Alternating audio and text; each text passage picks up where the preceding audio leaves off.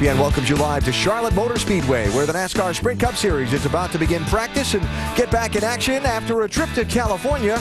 That was a dream for some and a nightmare for others.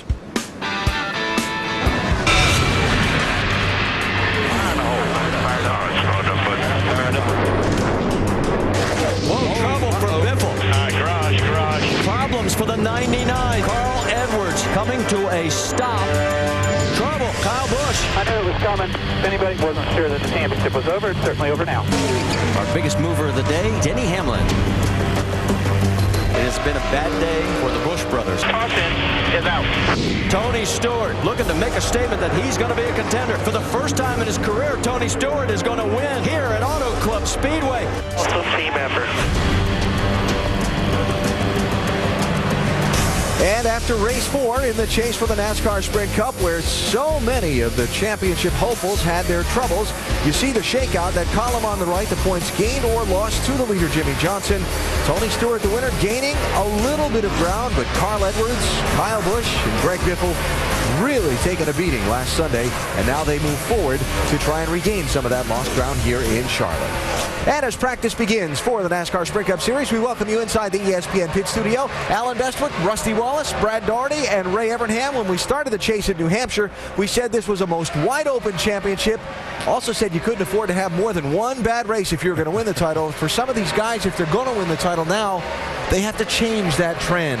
Can they? I think they can. I mean, the guys that can afford to have one bad race are only about the top 3 or 4 guys. I think everybody below them, if they have a bad race, they're out of it. And some of the ones that have already had the bad races, for sure, they're out of it. So it's a tight championship, and you can't screw up much, that's for sure. Well, yeah, you're absolutely right. I mean, if you're looking at it at the top 5, you know, theoretically, you can gain 160 points during a race, but you've got to jump and leapfrog some very good race teams, so that's not going to happen. A guy like Tony Stewart, he can get right back into it, but you can't have another mistake. Well, if you look at Tony Stewart, he had 1.5 bad races. I think you can have 1.5 bad races. It just depends on when they come. It gives you enough time to make it up, but you've got to win. Yeah. You know, Tony's got to win some more races if he wants to get out front. A guy like Kyle Busch, his bad race came last week. He's got to win 3 or 4 of these things to get back up front.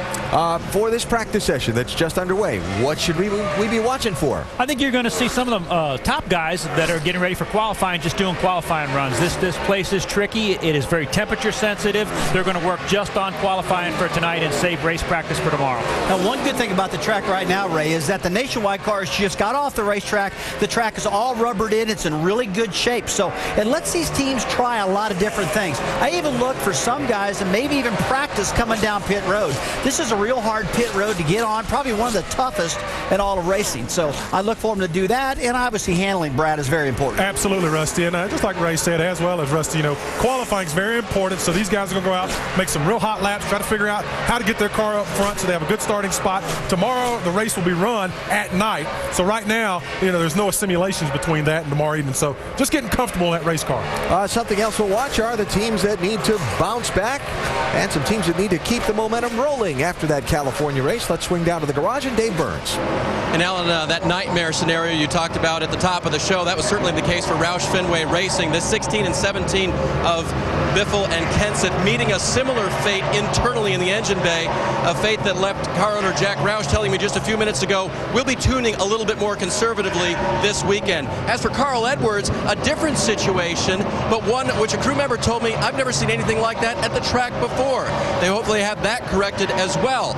All 3 crew chiefs told me they wouldn't do anything different this weekend, starting with this practice session. Same number of laps, same number of miles on our race cars, and hopefully the engine department has everything figured out from last week. Jamie Little? Well, Dave, perhaps the man riding the biggest wave of momentum coming off California is Tony Stewart. Not only did he upset the field last week with his first win there, he was the biggest gainer in the points. He ended up jumping up 5 positions to 5th. And then on Tuesday, he announced a new sponsor, Mobil 1, for the team next year. However, guys, that momentum could be on hold right now.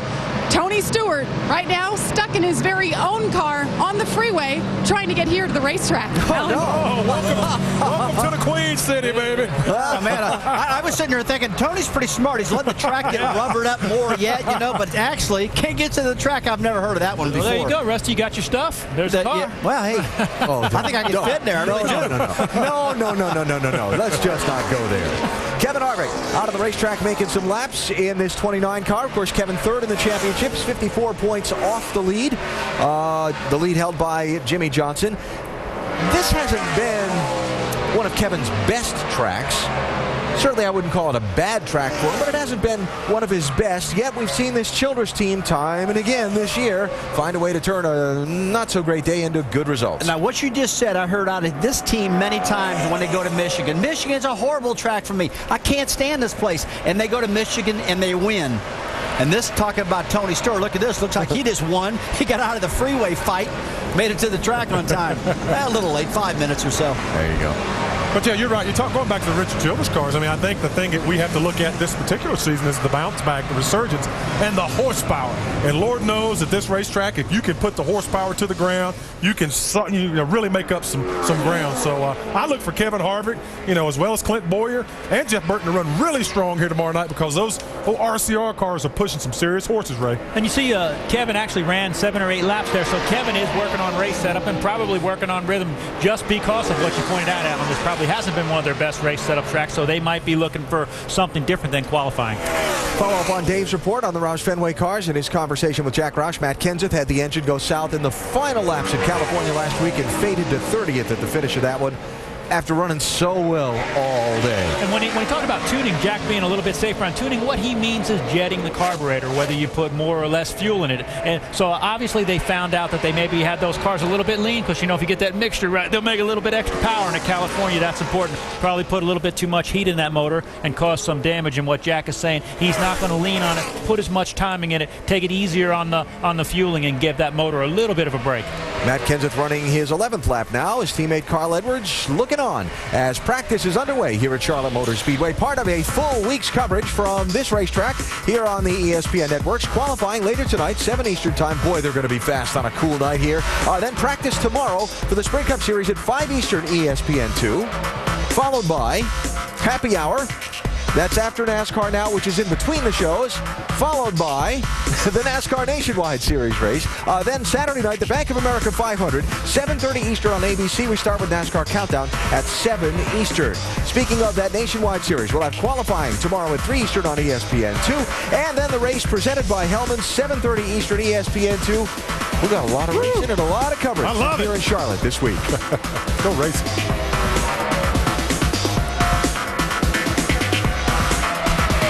Sears Days, lowest prices start Friday. Get 50 to 60% off coats for the family. Plus, get the lowest price ever on this mechanics tool set, just $189.99. And get this RCA 40-inch 1080p LCD TV, only $499.99. Sears. Your soup and sandwich combo. Enjoy. For when you want your favorite cafe to be your own kitchen. New Stouffer's stuffed melts and soups like creamy tomato bisque, served with a 3 cheese and ham stuffed melt. 2 cafe favorites now in one package. New from Stouffer's. It's time to take matters into your own hands. AutoZone's got the advice and expertise you need to take on any job, because do it yourself doesn't mean you have to do it alone. Get in the zone. AutoZone. In today's cars, there's self-adjusting cylinders, self-deploying spoilers. Why not a self-cleaning engine? Next generation Pennzoil motor oil cleans out up to 40% of sludge. So turn your engine into a self-cleaning engine and feel the clean. I think everybody's interested in saving money. It's just making yourself do it. Sometimes we're just complacent. Because we're afraid of change. The fact that Vonage does not require an annual contract, I'm definitely going to make the switch. No contracts with Vonage sounds like how business should be done. What more can you ask for? For just $14.99, get unlimited domestic and international calling, now without an annual contract. Now I can talk however long I want. My mom wants me to call her every day. The sound is terrific. It's like they're next door. I switched to Vonage, and I'm never looking back. ESPN has a brand new channel, Goal Line. Every Saturday, we'll be your remote control, taking you around the country to see all the big moments live. It's a fake. Bates is going to throw. ESPN Goal Line, Saturdays noon to midnight. Hey fans, to find the largest selection of my gear, log on to NASCAR.com Superstore.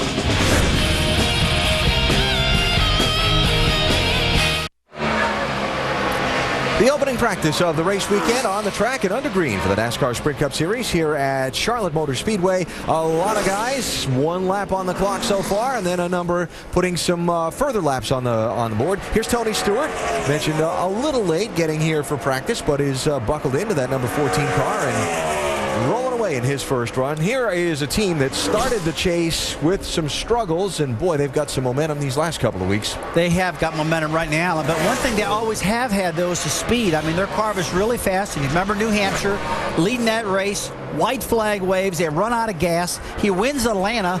I guess it was a week later, a week before, I can't remember the exact date of that, but he does have momentum. Won the race last weekend, got a new sponsor Monday. I mean, this guy is in good shape right now. He loves this track. I expect this car to really run good here. It's going to take him a while to get up to speed, though, I would think, after getting stuck in that traffic after a little while ago. Yeah, absolutely. You know, I spoke to Tony on Tuesday, and we were talking about his year, and he just said, he said, Brad, our race cars have a tremendous amount of speed in them right now, and it's a good problem. We're so fast. If we can continue that on, we can win multiple races going forward, and that's after already winning 2. So serious threat to the championship without question. Let's check downstairs with Dave. Hey guys, speaking of winning multiple races, Casey Kane has done that here at the Charlotte Motor Speedway, has 3 wins to his credit. So you think he knows what he wants in the feel of his race car. Well, he, along with Clint Boyer, had crew members inside the cockpit of that race car working on their steering wheel right before the start of this practice session. I asked him, was it the position of the wheel? And they both said yes, a side-to-side movement that they got more comfortable with once they made that adjustment. Let's go to Tim Brewer in the Craftsman Tech Garage. Tim, how do they adjust that steering wheel, and why is it so important? Dave, everybody that holds on to these race cars has a real sensitive feel. But what we can do with the steering box itself, most of the time when we put a new steering box in the car, we'll set it right here where this flat is top dead center. The relationship between this point and the idler arm, that's what you're looking at. But right here in this area, it's a really delicate movement, but it's got a little tight spot. So what some of the guys like to do, they like to rotate this right about there, then they'll put the shaft down, align all the steering gear. What this does right here, when the guy turns the steering wheel, it moves really smooth. But we call this the top side of the steering box. It's got just a little bit of a firm pull on it right there. Some guys, when they go off in the corner, they don't want to have to feel that little bulge in that steering system right there. So what they'll do, they'll just simply set it off to the left side, makes them more comfortable getting in these high-speed corners. Alan? Rusty, you were someone who was very particular about the interior of your cars and the way things felt to you. Yeah, I mean, there's many times that you'll run a race in that car and go back 2 weeks later in the same car, and it just doesn't feel right. And a lot of times the guys take the cars apart and put them back together, and they get the steering column location off just a little bit, or change what Tim was talking about just a little bit, and it doesn't feel good. So the driver has got to get in there, get that thing in the perfect position, or else it's just something that drives him nuts as he's practicing. And that's all drivers go through that. They all got the little nuances inside the car. And I'll tell you, something else I've noticed about the steering wheels in these cars, guys, they're getting smaller and smaller, and the steering box ratios are getting faster and faster. And I asked, why is that? You know, you used to want a big steering wheel and slow box and everything. They're using faster boxes and smaller wheels for a couple of reasons. They're not turning these cars a lot, and they run them hard, sliding around. You see the guys sliding. The other thing is, it's the driver's shoulders were getting tired with the big wheels, so they're going to smaller wheels and faster steering, just like Indy cars. Yeah. The one thing I noticed, though, guys, did you notice that Tim Brewer walks around with a wrench in his slacks pocket? Well, he's in the Craftsman Tech Garage. He better have a wrench nearby. What else you got in those pockets? You got, like, pliers and screwdrivers and stuff? Yeah, anything's possible. Yeah, they're Craftsman wrenches, I might add. There you go. Greg Biffle on a race run here. This is his 12th lap on the racetrack in this practice session. His fastest lap puts him 12th overall in the line, and Biffle, one of those guys who has some ground to make up. Of course, after the big win in Kansas, went to California with a lot of high hopes, and left there with an engine that had holes in it, and a 41st place finish, and lost 130 points to the lead in the championship. I talked to him before that race started in California. He said, man, he said, Rusty, I've got a really good car. I said, did you bring the car you had last week that you won Kansas City with? He goes, no, it's a sister to it. It's every bit as light. I think it's just as fast. And you talked about a monumental blow to this team last week when it blew that engine. I don't think any of these Roush guys anticipated any engine problems whatsoever, because they have been pretty bulletproof all year long. And I was talking, I spoke to Jack Roush, and he had said they had stumbled upon some stuff not really stumbled, but discovered some stuff in their engine program that created a little extra horsepower and was doing some good things before we got to California last weekend. So I think what we'll see, I would not be surprised to see Greg Biffle in that 16 car in victory lane tomorrow night, simply because they're going to dial it back a little bit. But they do have something in their back pocket, so to speak, motor-wise. It's going to give them a little more power. Oh, I'm sure they do. The cat in the hat. You know, he knows how to win these races. But I'll tell you what I find is an interesting strategy. His teammate Carl Edwards right now is the fastest, so he'll only run one lap. Yeah. You know, Greg Biffle ran 11. So, you know, again, Jack's using the best of both worlds. He's got the 16 car probably working on a race setup with 11 laps and looking at his qualifying stuff with Carl Edwards. Kevin Harvick back out for another go in the 29 car. You saw Gil Martin leaning in the window, having a chat with Kevin back in the garage there a couple minutes ago. There goes Jeff Burton as well in the 31 car. What was the word in the press room earlier today? The word he used to describe last week, was it horrendous? Whoa! what word is he going to use to describe that? You know, I talked earlier about in the broadcast, I said the track is already rubbered in because the nationwide cars ran today. You know, a lot of these teams, when he just got loose right there, he'd come back and say, hey, don't really worry about it a lot because the track's going to rubber in more. Well, it's already rubbered in. I'd be worried about that right now. I'd be working on that car to get it handling better at the moment because that's too loose right there. Let's take a look at this replay. See Jeff down the bottom of the racetrack. He's going to the corner there. She's sliding a little bit right there. Look at that steering wheel. Woo! Just caught it real quick there. Great driving. You do not want to rub the right rear of those cars against the wall. With this new car, it seems like the guys that touch that quarter panel, once you touch that quarter panel, it takes all the side force off of these cars, and they just don't run as well. I bet you don't want to hit either side of this. and Rusty, for those of us who've never driven a race car, put us inside that car. We saw Jeff Burton's hands. He was holding that wheel absolutely straight until that back end broke loose. Like he's, you know, the car's supposed to be turning left on its own. Yeah, and one thing I want to point out about that, Alan, that was on the exit of turn 4. That's exactly where that happened. And we're going to see a lot of spins and crashes on Saturday night, I do believe, in my opinion, because the banking off of turn 4 really flattens out real fast, and it really plays havoc with these cars. They don't have as much downforce as the old car they used to run. And we saw last year Jimmy Johnson, or in fact it was the 600th this year, I believe. Jimmy Johnson spun off of turn 4, went flying down through the grass. We're going to see a lot of problems on that corner. Oh, Bruton Smith kind of likes it, throws a little excitement in the game. But when that banking comes off, it's a problem. All right, so Jeff Burton out on a 10-lap run, survived the first couple. Carl Edwards has posted the fastest lap so far. Burton's still working on his Chevy. Alan, I see what you're asking. That is, if we look at that again, he wasn't.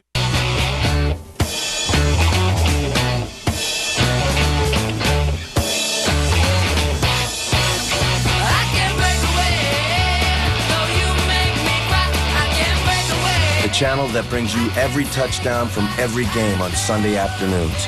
Watch the most exciting moments like never before, live in HD. Every touchdown from every game, live on one channel, NFL Red Zone. You want the NFL? Go to the NFL. If you were going to create the ideal NASCAR driver, how would you begin? How old would they be? How tall? What color would you make their eyes, their hair, their skin? Would English be their first language? O su segundo? How long would their hair be? The definition of ideal has never been more wide open. The NASCAR Drive for Diversity ensures the only barrier drivers have to cross is the finish line. For Tony Stewart, when you're hot, you're hot. You find yourself doing donuts at a place where you've never won before. You walk with a certain swagger. You start believing you can catch the champ. Come Saturday night, Jimmy better watch his back. 'Cause where there's smoke, there's fire. The chase continues with the Bank of America 500 at Charlotte, Saturday at 7:30 Eastern on ABC. Electricity. I fell in love with it. This is what I want to do. It's my thing. WildTech. If this is what you want to do, this is the perfect place for you to be. You learning everything that you have to know in the field. It just clicked. Before you look, it's over. I got the training to secure a nice paying job. I look at something and I say, yeah, I wired that house. I did that. I have a career. My name is Keon, and my school is WildTech. Get in the fast track to a career. Turn pro at WildTech. 1-800-819-4951. In today's cars, there's self-adjusting cylinders, self-activating wipers, even self-deploying spoilers. Why not a self-cleaning engine? Introducing next-generation Pennzoil, which cleans out up to 40% of engine sludge that lesser oils can leave behind. The best cleaning Pennzoil conventional motor oil ever. Feel the clean and turn your engine into a self-cleaning engine. On Saturday, ESPN and ABC team up to bring you 2 college football games at 3:30 Eastern. You'll see either Nebraska try to keep their BCS championship hopes alive and avenge last year's Big 12 championship loss to Texas, or Denard Robinson lead Michigan against Iowa. Both games available nationally on ESPN or ABC. Check your local listings. College football presented by Buffalo Wild Wings. 3:30 Eastern, 12:30 Pacific, ABC, Saturday. It is the opening Sprint Cup Series practice of the weekend at Charlotte Motor Speedway, leading up to Saturday night's Chase race number 5. Denny Hamlin, second in the standings, out of the racetrack for what looks to be a race run. Jamie? That's right. They're working on this setup of this car for Denny Hamlin. He's had a problem with lack of grip, but they said the adjustments they made early have made it better in 2 and 3. He said he thinks that when the tires heat up, there's just too much pressure.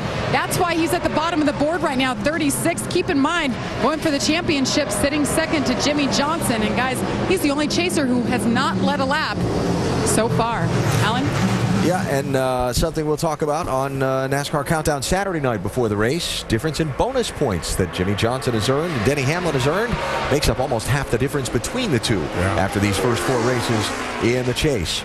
Well, you talked about tire pressure. That's one of my pet peeves. That drives me completely crazy. At this particular racetrack, the recommended pressures are higher than most tracks. And a lot of guys do their simulations. The simulations that tell them that those pressures got to get up. They got to be higher.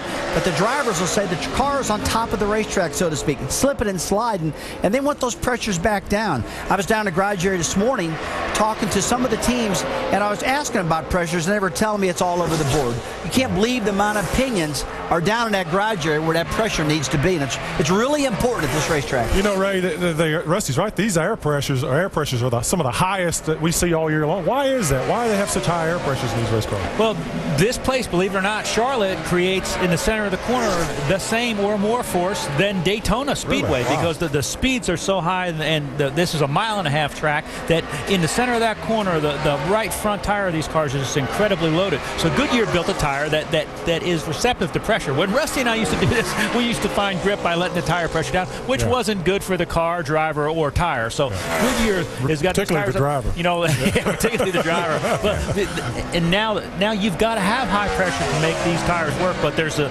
same amount of force in the center of the corner here at Charlotte as there is at a place like Daytona. Some of the things I see right down there talking to these engineers are that, hey, they'll look at the numbers, and they're supposed to believe their numbers, and they tell you that this is exactly what it is.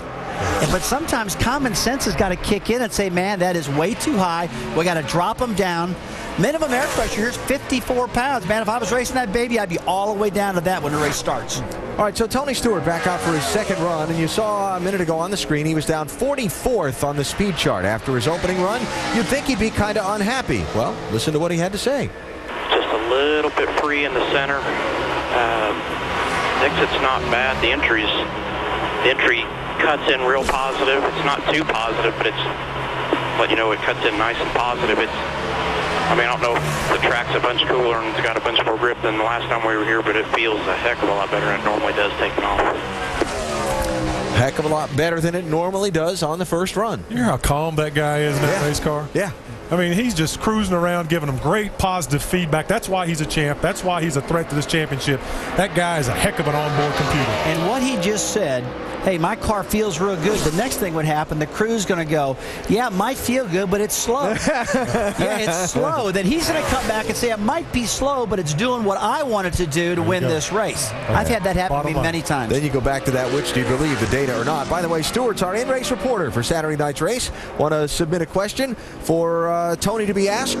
Go to ESPN.com, keyword ask the driver, then tune into the race Saturday on ABC. See if your question was chosen for the telecast. Stewart headed back in after his second run. Jeff Gordon is back on the track for his second run. Gordon made 1 lap earlier. It's the 8th fastest lap of the session. And here he comes for another go. All right, Ray, what's this guy going to have to do to get to victory lane this weekend? I mean, you've been with him for a number of years. You guys won a ton of races here. What's going to have to happen for that 24 to get back to victory lane this weekend? They've got to keep the speed consistent. They have had the speed, but they seem to either have a bad pit stop, a pit road speeding penalty, or make an adjustment during the race that they have to come back and get out.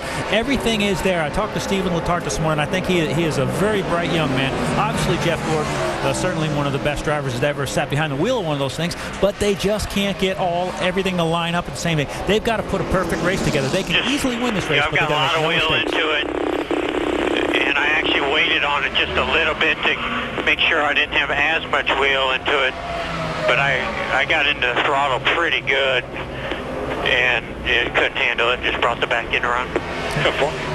We'll secure it up here. And what he's saying there, and again, part of the problem, when Jeff went out from his first run to his second run, he lost speed, okay? His teammate Jimmy, he went out from his first run to his second run and gained speed. So right now, Jimmy's car, to me, would be better than Jeff's. When you go out on sticker tires, they're always a little bit quicker here, okay? Well, most times, quicker here. And then, so if you make a gain on your second run, you've actually made your car a good bit better. Yeah. Casey Kane just made another run. You heard the report earlier, adjusting the steering column after the first effort. And, boy, talk about a guy you better keep an eye on as a threat for Saturday night's race. Casey Kane awfully good at this racetrack. Now, here's a guy who's been getting better and shown some flashes at times during this season. Paul Menard. This racetrack's got a history of first-time winners over the years. Now, I'm not saying anything about whether or not Paul Menard is going to be a first-time winner Saturday night, but this sure could be a place. Absolutely, and I would not be surprised at all. Paul Menard has had a really strong season. Started out extremely well, ran in the top 10, stayed there for multiple weeks, and as the season's gone on, he's fallen back some, but still, he's had some really strong runs throughout races over the past 10 weeks, and he could get to victory lane, there's no doubt. Currently third on the board right now, so he has shown speed. The other thing is his crew chief, Slugger Labby, is a gambler. Yes, and those guys are dangerous. The guys you got to watch, the guy's got a little bit of speed, and the guy that's willing to gamble, he'll jump up and win a race. Yeah, that's right. Second run there, another short qualifying run for Menard, and not quite as quick as the first, but again, third fastest lap overall in this practice for the 98. Now here's Martin Truex Jr., who, agree or disagree with this, but speed has not been the problem for this team lately. Luck has been the problem. Yeah, absolutely. I'd say luck has been not real good. They got a fantastic crew chief, Pat Trice, and one of the smartest there. And Martin obviously knows how to drive the car. And the car is a great car. They just haven't been able to put it all together on a consistent basis week after week. And just like you said, Alan, they've had some bad luck, and everybody has that. Got the fenders knocked in on pit road. Yes, he did. Last week in California. Yes, he did. And just kind of indicative of the way things have been for this 56 team. Martin looks like he's on an extended run here. He's got 14 laps on the board in this one, and he already made what looked like a practice qualifying run earlier. That's easy for you to say. Obviously it wasn't. Carl Edwards with the fastest lap so far.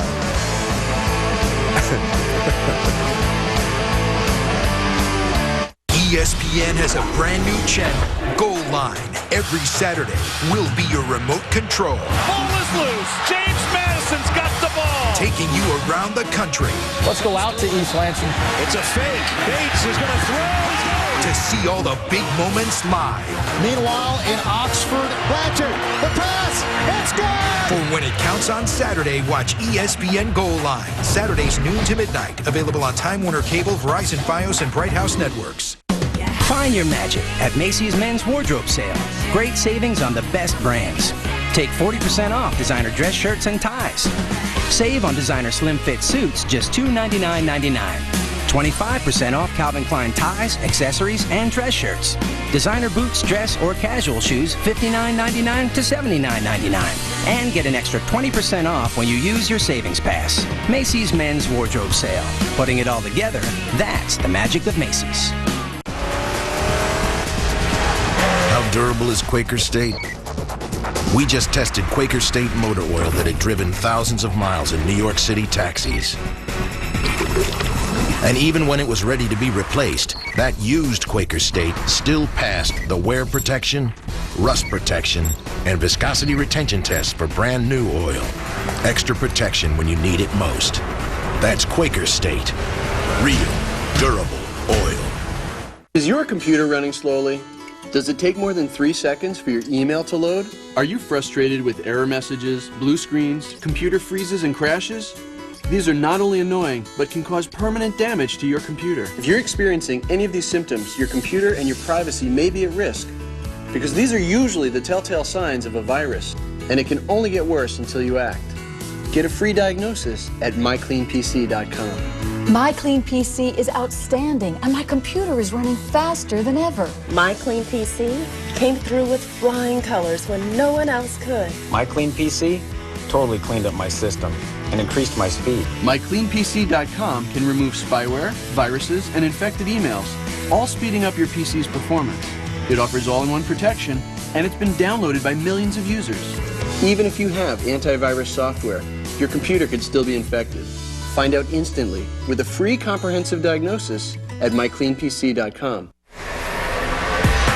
Opening practice of the NASCAR Sprint Cup Series weekend leading up to qualifying tonight at 7 Eastern here on ESPN2. NASCAR Sprint Cup Series practice tomorrow also covered on ESPN2. That's at 5 Eastern time. Then after NASCAR Now, we'll have the final practice for you as well later on Friday from here in Charlotte. Saturday night, the Bank of America 500 is on ABC, 7:30 Eastern. Coverage starts with NASCAR Countdown at 7 Eastern time. And we'll also be all over the Nationwide Series action this weekend. Qualifying tomorrow at 3 Eastern ESPN2, and the race, our coverage presented by Hellman's. That's at 7:30 Eastern on ESPN2. Busy weekend here in Charlotte. Busy down in the garage is Dave Burns.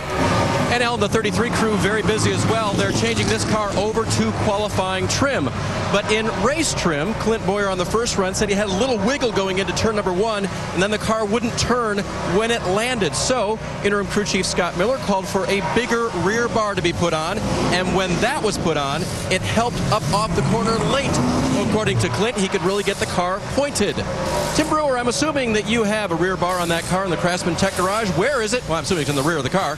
And how do you use it to tune for your driver? You're exactly right. And what we do, the front of the car has an anti-roll bar. Everybody calls them sway bars. But the rear of the car, we have an anti-roll bar right here that literally hooks the left rear wheel to the right rear. But when you increase the size of the bar, what you're trying to do is make the car set up and rotate through the center of the corner. A lot of guys use these things for tuning instruments, but the roll rate and the circumference is what dictates how the car responds. And if you put a big bar in it here, that's going to be really great because it's going to make the car turn really well in the center of the corner.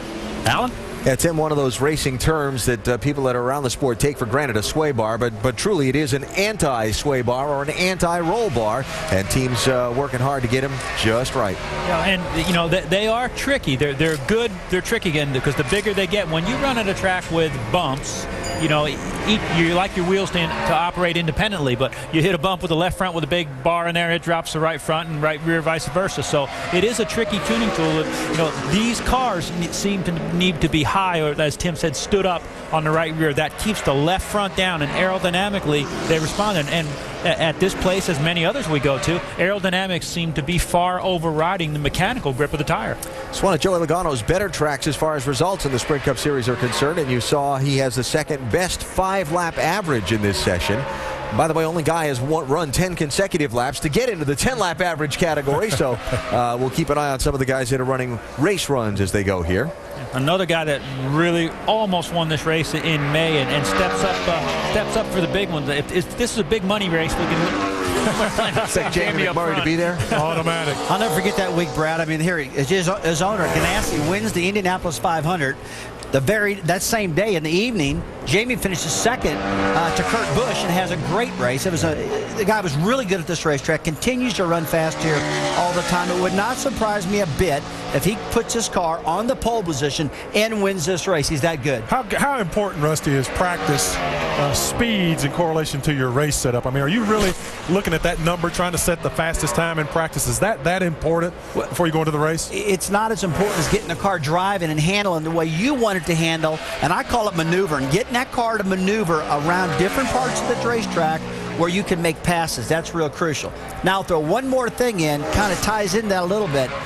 These guys are practicing during the day right now. Yeah. This is going to be a night race, and things are going to change a little bit on the handling. So they got to do the best job they can now, but it will change when it comes to racing. Like what Tony Stewart was saying makes a lot of sense. Yes, it does make sense. One of the things that might be helping them a little bit right now is we're fortunate enough to be a little bit cloudy, and it's a little bit cooler. The sun's not beating right on this place. But, you know, Rusty is we talked about the tires before, and I've talked to a lot of crew chiefs, and they talk about how important it is to get the air pressure build up to kind of go the way they want on these 4 tires. You know, even though the speeds probably aren't the same as they're going to be running at night, they might be just trying to get those tires to build up the pressure the way they want them to. Well, it could be. I mean, it's a tuning device, no doubt about that. If they come in and the right front's building a lot more pressure than the right rear, that means we just got way too tight of a race car. Or if the right rear is building too much air over the right front, we got too loose of a car. So the crew chiefs can really look at those pressures and tune these cars with that.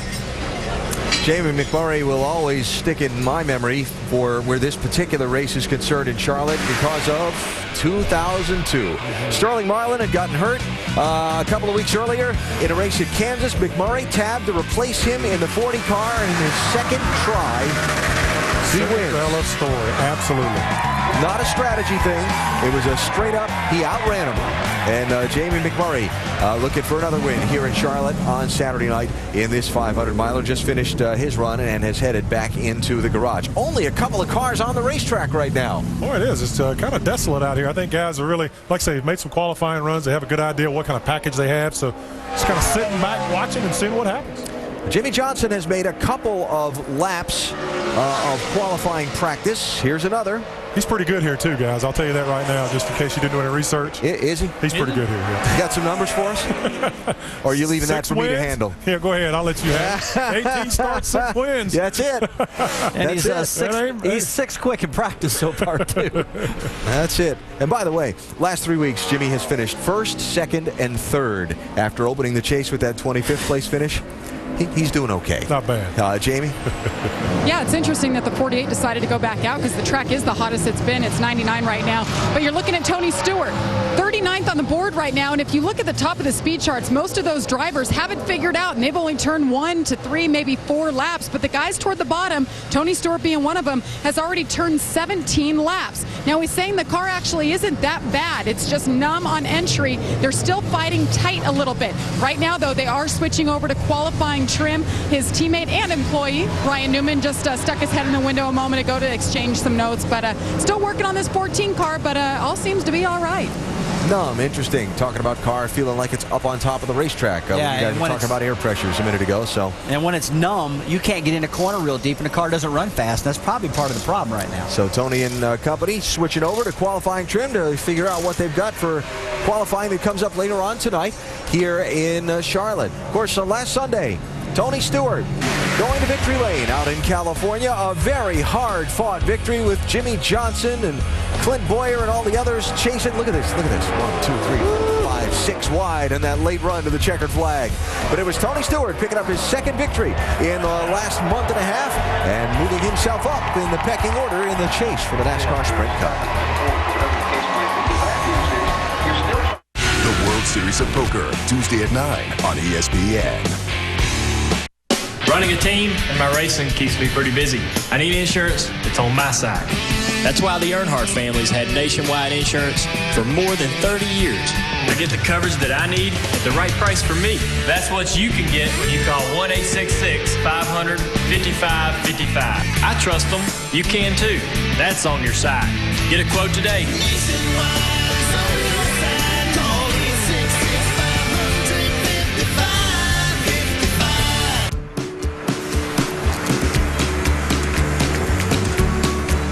When it's your meal ticket. When it's your escape. When it's your social lounge. When it's your statement. Protected with Prestone. Engineering lasting relationships between cars and owners since 1927. When you own it, Prestone it. It's the Fusion Pro Glide Challenge. How's your shave? I can feel it pulling the stubble. See how shaving can cause irritating tug and pull? That's why Gillette's introducing Fusion Pro Glide. It's like it's gliding down. Turn shaving into gliding. New Fusion Pro Glide. Nivea for Men Active 3. Nivea's first 3-in-1 shower, shampoo, and shave. It's almost everything men need for grooming. Almost. Active 3 from Nivea for men. What men want.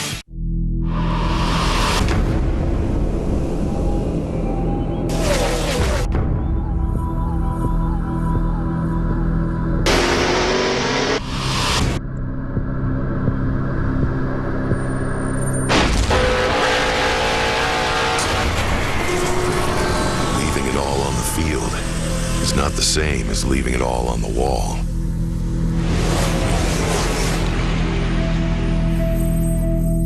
Monday, Chris Johnson and the Titans meet Maurice Jones-Drew and the Jaguars for the AFC South League. ESPN Monday Night Football, Titans-Jaguars at 8:30.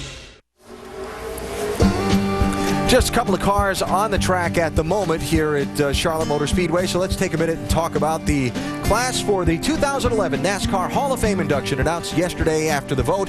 David Pearson, 105 race wins, second all-time, 27-year career where Pearson was a factor every time he buckled into the car. Lee Petty got into the Hall of Fame. Yeah, absolutely. Lee Petty, a great champion, very deserving, and it's good to see his name amongst the inductees yesterday. Winner of the very first Daytona 500, 54 wins, still 9th all-time. How about Bobby Allison? Oh, man, Bobby Allison, my hero. When I was growing up a short track racer, I could call that guy up. He would give me all kind of help, and he was one of my heroes and still is. I just love that man.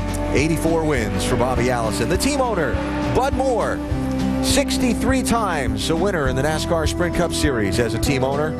Really proud to see Bud Moore recognized for everything he's given to the sport. So many guys have driven his cars. Ricky Rudd, Dale Earnhardt, Buddy Baker, helped develop a lot of the Ford products. What that man brought to NASCAR in its early days will go on forever. Really great to see him in there. And gentleman Ned Jarrett, the two-time champion, the 50-time race winner, also getting into the NASCAR Hall of Fame in its 2011 induction ceremony that will be held during the May race weekend just before Memorial Day next year. So 2011 inductees.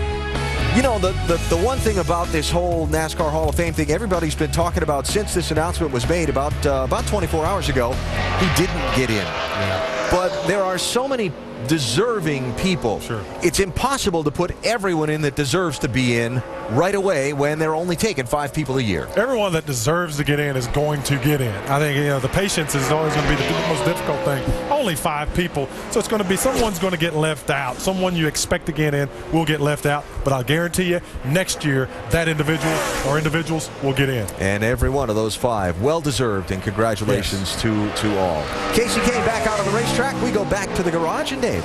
And Alan, I was thinking as you were saying that, those guys you're sitting with there someday possibly quite as well, I would think. So for Joey Logano, right now, it's interesting. He's out of the car, and he was in race trim. They're cooling it down now for some qualifying runs. And Ray, I want to get to you on tuning to this track and the top of the track and the bottom of the track, because Joey's comments to Greg Zipadelli and the challenge he's presented to him is that last run he was good on the bottom, but the run before, the car was a little bit tight when it landed, and that was better for the top. So you have to adjust to both sides or both grooves on this racetrack, don't you? Yeah, you really do. And over the years, it used to be you would run down on the bottom of 1 and 2, and then you could run the top in 3 and 4. That was the way to get around here. But as the years have gone on, you see the guys way up top in 1 and 2, and they'll be down in the bottom sometimes in 3 and 4. So they've got to adjust their car to be able to move around the racetrack during the race, because during the race he's not going to be able to choose his line unless he's of course leading. But what they've got to work on now is getting ready to qualify. He does have to pick the line that he wants to tune to for qualifying. That's going to be important, because he's not going to be able to move around doing that. Ray, you know what we're looking at right now, buddy? We're looking at a problem. and during the race, you're going to see a lot of guys spin right. Do you see how the banking coming off of turn 2 is all banked up, then all of a sudden just falls off, that wall does, to a real flat portion right there? That's turn 4. Yeah. And what happens when you're on the bottom of the track, Brad, you're trying to pass a car, and you get underneath of a car, and your right side gets right against their left side. Yep. Man, you don't have any air on that car, and that thing gets really loose, and you're going to see a lot of spins right there. And it's because of the way the track is shaped. It's kind of exciting to watch, but as a driver, you got to be aware of what you're about to encounter right there. When you said we were looking at a problem, you were looking at Brad. You know that. You're looking at a big problem. But look, that's a little better shot right. You can see how extreme it is. Yeah, you really can. It almost goes out, and you can see where it almost falls away from you a little bit there. I can see exactly what you're talking about. All right, so starting to see a little trickle back out of the garage area, but some people sitting on pit road and waiting for others to go to keep some clear racetrack and get a good reading on what they're going to have for qualifying that comes up at 7 o'clock tonight Eastern time. Here's Bobby Labonte. Now, this is the car and the team that his brother Terry and Billy Stavola are putting together, and Bobby aboard the car for this weekend. Yeah, excited to see Bobby in this race car, and so happy to have his brother and Billy Stavola both back into the sport as owners, and they're building a race team here. They're really trying to put the pieces and parts together, put Bobby in the car this weekend to give it a good ride, and wish those guys a lot of luck as they continue to build their organization. And a pretty good lap there, by the way. He's 12th fastest overall. Yes, sir. With his speed, and of course, Bobby, one of those guys that will be trying to qualify the go-or-go-homers later tonight. Of course, Bobby, though, with the former champions provisional to fall back on. Look at the best non-chasers at Charlotte as far as their average finish is concerned. Those are pretty strong numbers on all those guys. I mean, all of them well inside the top 20, so they're all very competitive anytime they close the window net here. Bottom line, guy second from the left in that picture has been very good at this racetrack over the years. I mentioned first-time winners at this racetrack, right? Bobby got his first win at this racetrack. In fact, Bobby got a bunch of wins at this racetrack. How about this one? October 8th, 2000.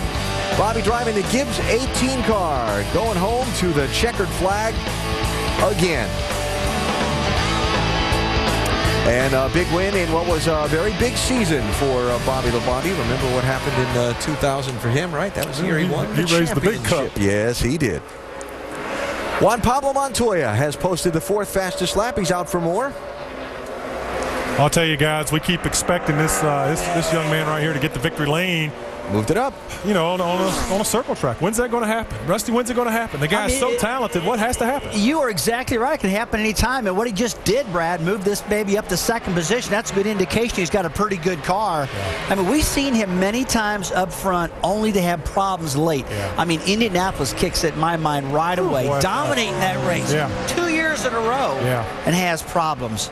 He's just got to stop all the problems. He's got a fast car. Well, he's very aggressive and very talented, Ray. I mean, what's it going to take for this guy to get the victory lane? He's obviously world-class talent, but he just hasn't been able to get there. I think, again, no different than what we talked about the 24. That they've just got to put it together on the same day. He's got a great crew chief. He does a great job, and there's certain tracks he just excels about. It just seems like the higher difficult factor of the track, the better he goes.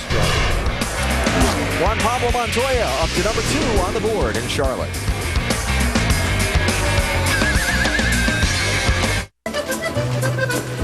Your soup and sandwich combo. Enjoy.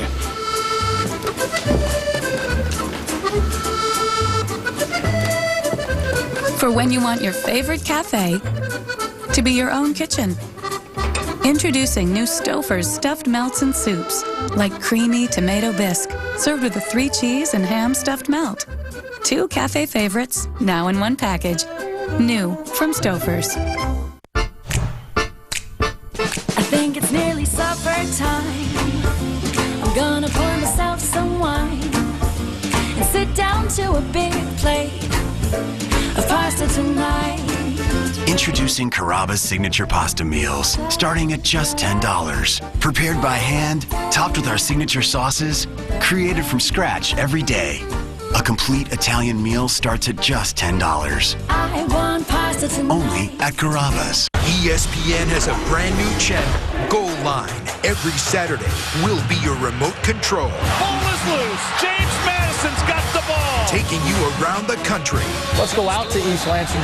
It's a fake. Bates is going to throw. To see all the big moments live. Meanwhile, in Oxford, Blanchard, the pass, it's good! For when it counts on Saturday, watch ESPN Goal Line. Saturdays noon to midnight. Available on Time Warner Cable, Verizon Fios, and Bright House Networks.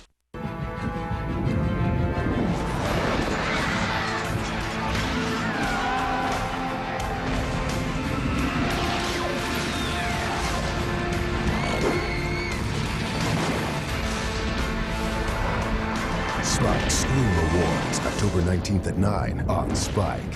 Brought to you by Halloween Haunt at California's Great America, 7 p.m. till midnight every Friday, Saturday, and Sunday in October. With NFL Red Zone on Xfinity, you see the big plays as they happen. Every touchdown from every NFL game every Sunday afternoon. It's live, non-stop football action. You never miss a key moment because you're seeing the highlights as they happen.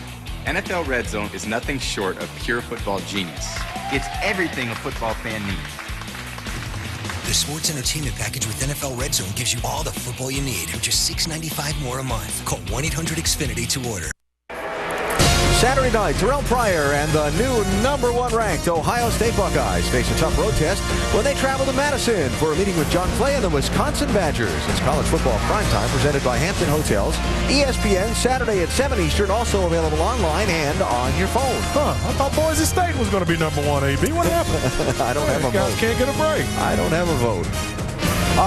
Practice ongoing here at Charlotte Motor Speedway, and a new fast lap has just been posted.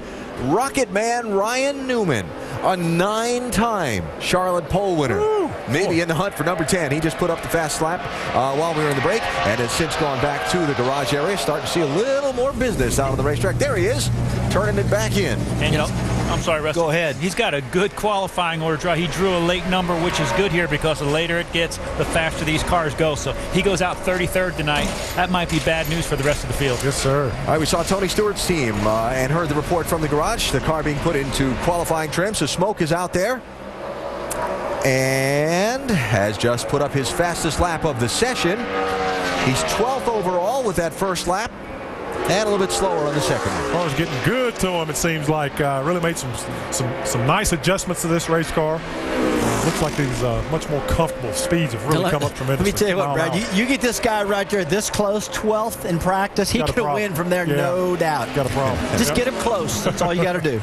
Here's Carl Edwards on the racetrack. Was the leader as far as fast laps are concerned in this practice for a while. 1, 2, 3, 4. I think this is his third run in qualifying trim.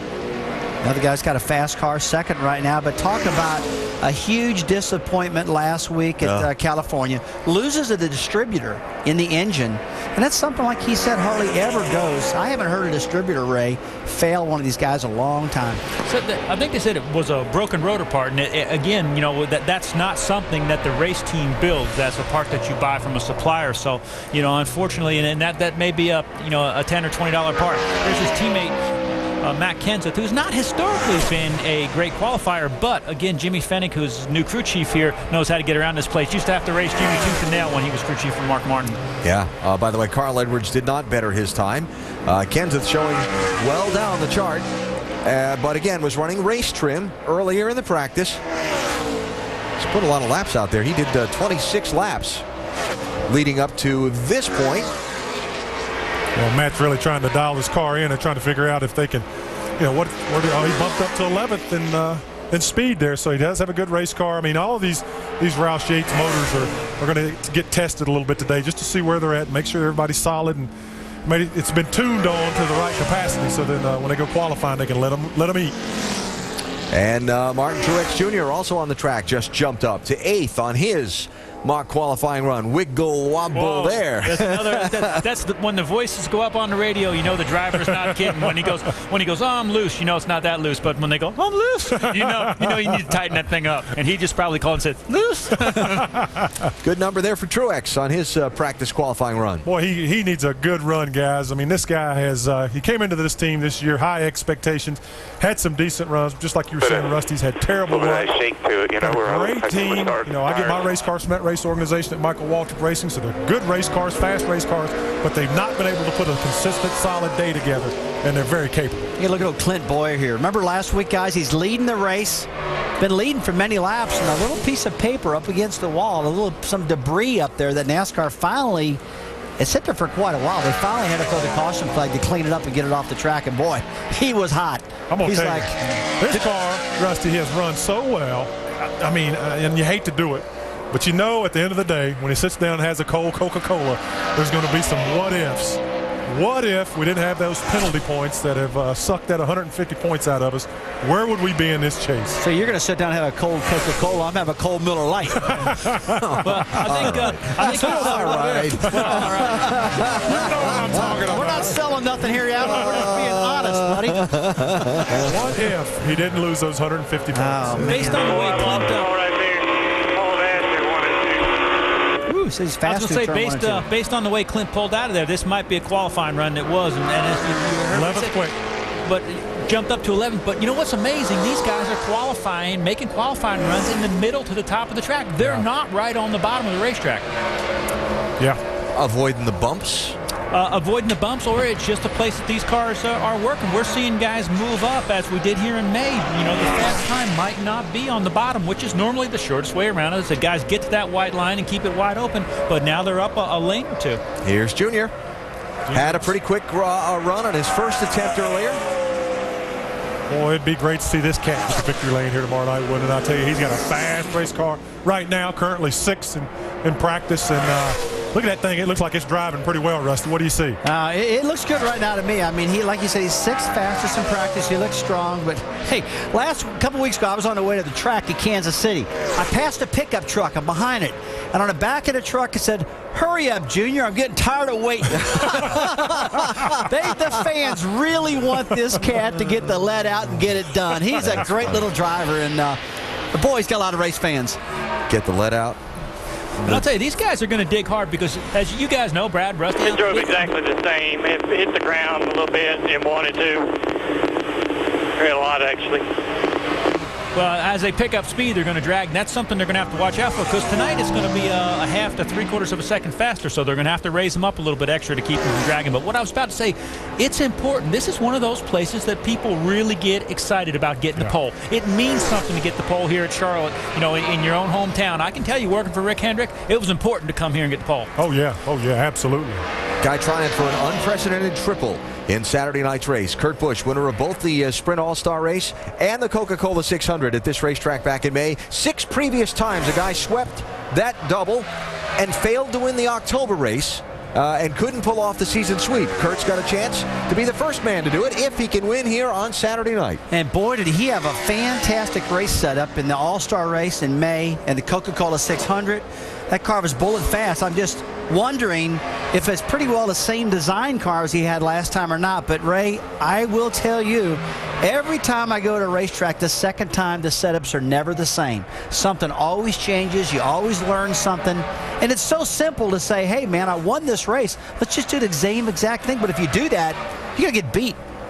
Well, it has been a very good year at this speedway so far for Kurt Busch. Remember the wild finish to the All-Star race? Look at this, knocking around 3 wide behind him. He got away just enough by the time the traffic shook free to take the checkered flag and do the reverse victory lap around this racetrack. That's got to be hard to do for a mile and a half. That's got to be hard to do. Well, one thing is, that thing was making some serious steam. Let's see if he can do it again.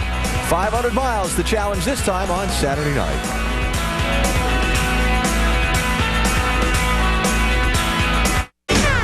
Saturday on ESPN College Game Day. Chris, Lee, Kirk, Dez, and Aaron roll into raucous Camp Randall as the Badgers eye an upset against the top-ranked Buckeyes. You guys smell an upset? Plus, see how Iowa's Julian Vandervelde flexes his pipes off the field. The word is fight, fight, fight for Iowa. And the science behind Nebraska's electrifying QB. ESPN College Game Day, built by the Home Depot. Saturday at 9 a.m. on ESPNU, continuing at 10 on ESPN. What a beautiful place to drive to. Especially on new Fuel Max tires. Right.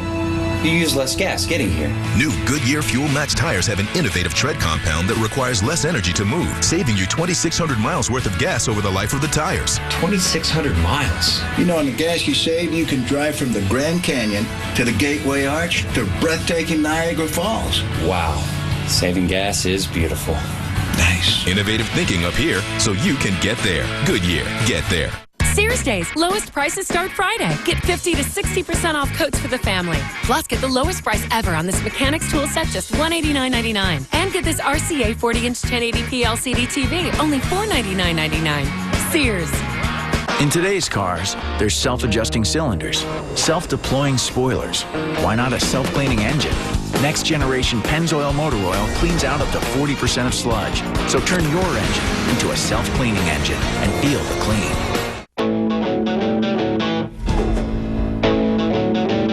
Show your spirit with Skinit.com. We've got your school, your team, your style. Pick your favorite skin or create your own. or choose from sports, entertainment, fashion, and more.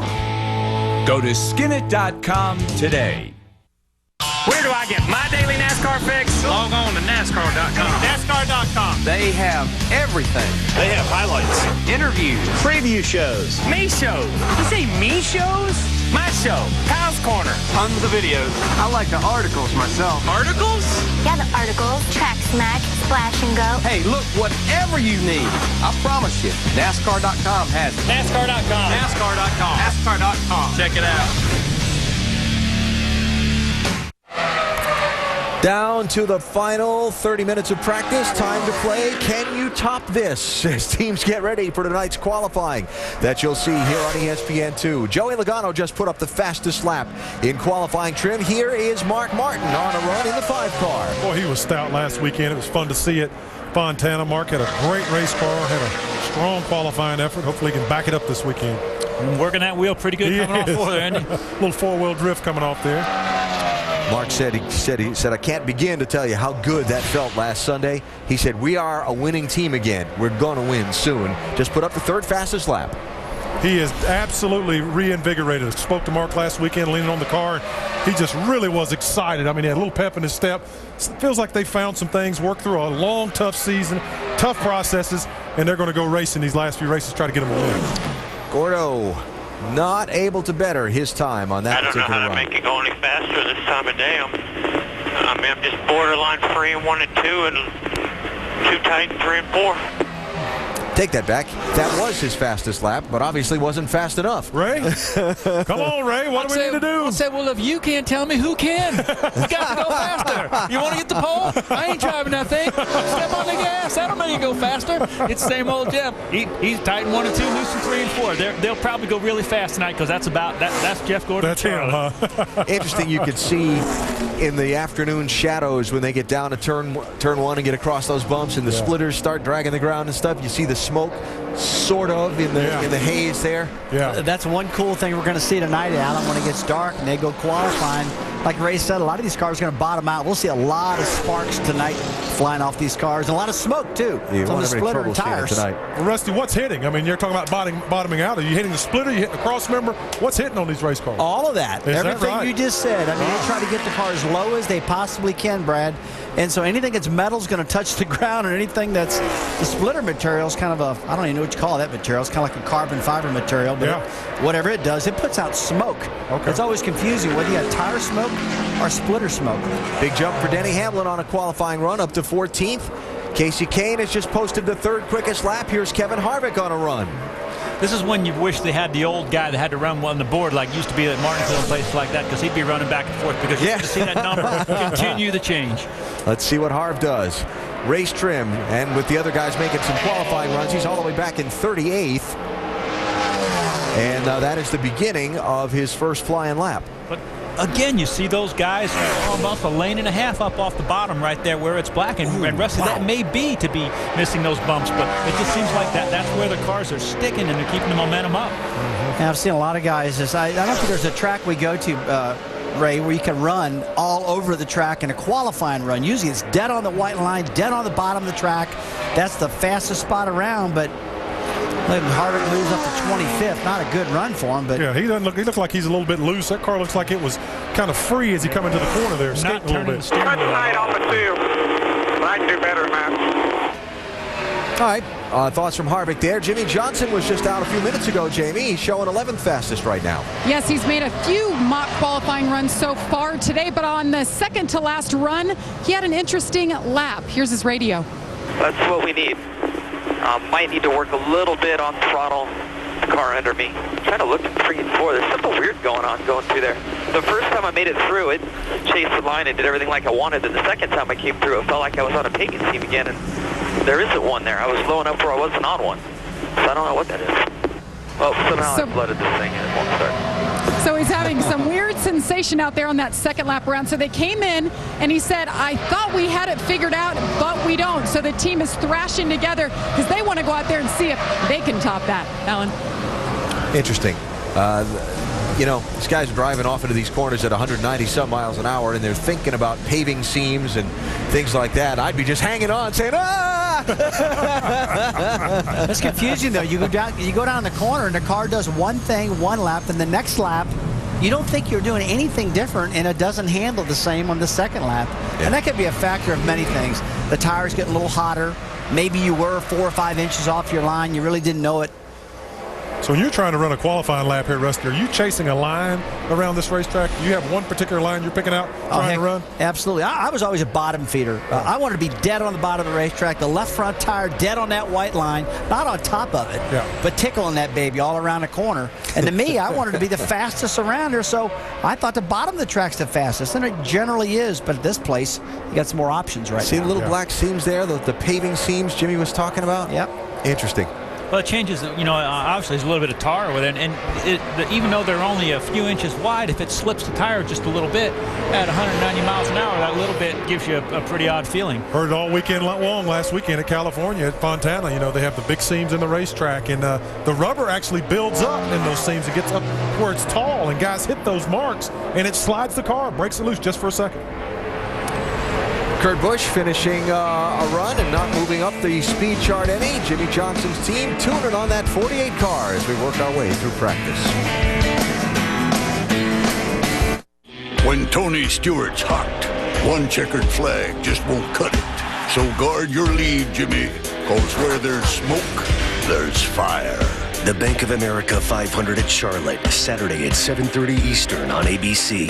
ESPN has a brand new channel, Goal Line. Every Saturday, we'll be your remote control, taking you around the country to see all the big moments live. It's a fake. Bates is going to throw. He's going. ESPN Goal Line, Saturdays noon to midnight. If you're looking at a home security system, or even if you already have one, ADT can give you so much more. Like our new keychain remote. Now you can easily arm and disarm your system with the touch of a button. Even turn on your lights. You can also count on fast alarm response from our advanced network of monitoring centers. Plus great local service, ADT's exclusive theft protection guarantee, and a money-back guarantee if you're not completely satisfied. And you can get all this and more for as little as $1 a day. A single ADT system can help protect your home from burglary, fire, and carbon monoxide. When an alarm is received, ADT can respond quickly, calling local authorities for help. You can even add new technology like Safe Watch Video View. Now you can know what's happening in your home by actually seeing it on your cell phone, computer, or TV.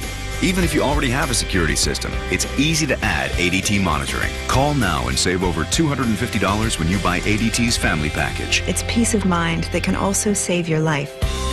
ADT, always there. Are your credit cards maxed out? Just making minimum payments or even behind on your bills? Freedom Debt Relief's mission is to help you get rid of your credit card debt. I had over $25,000 in credit card debt. Then I called Freedom Debt Relief and got my debt cut in half. I was debt-free in less than 24 months. This is a unique program that will get you relief and on your way to being debt-free. Make the most important call of your life today. Call Freedom Debt Relief now at 1-800-324-8991. That's 1-800-324-8991. Get your career cooking. Literally. With Le Cordon Bleu training.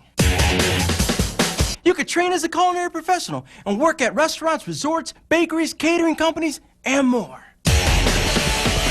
Call now for a complimentary career guide. Call a Le Cordon Bleu school at 888-573-5888. 888-573-5888. Call now.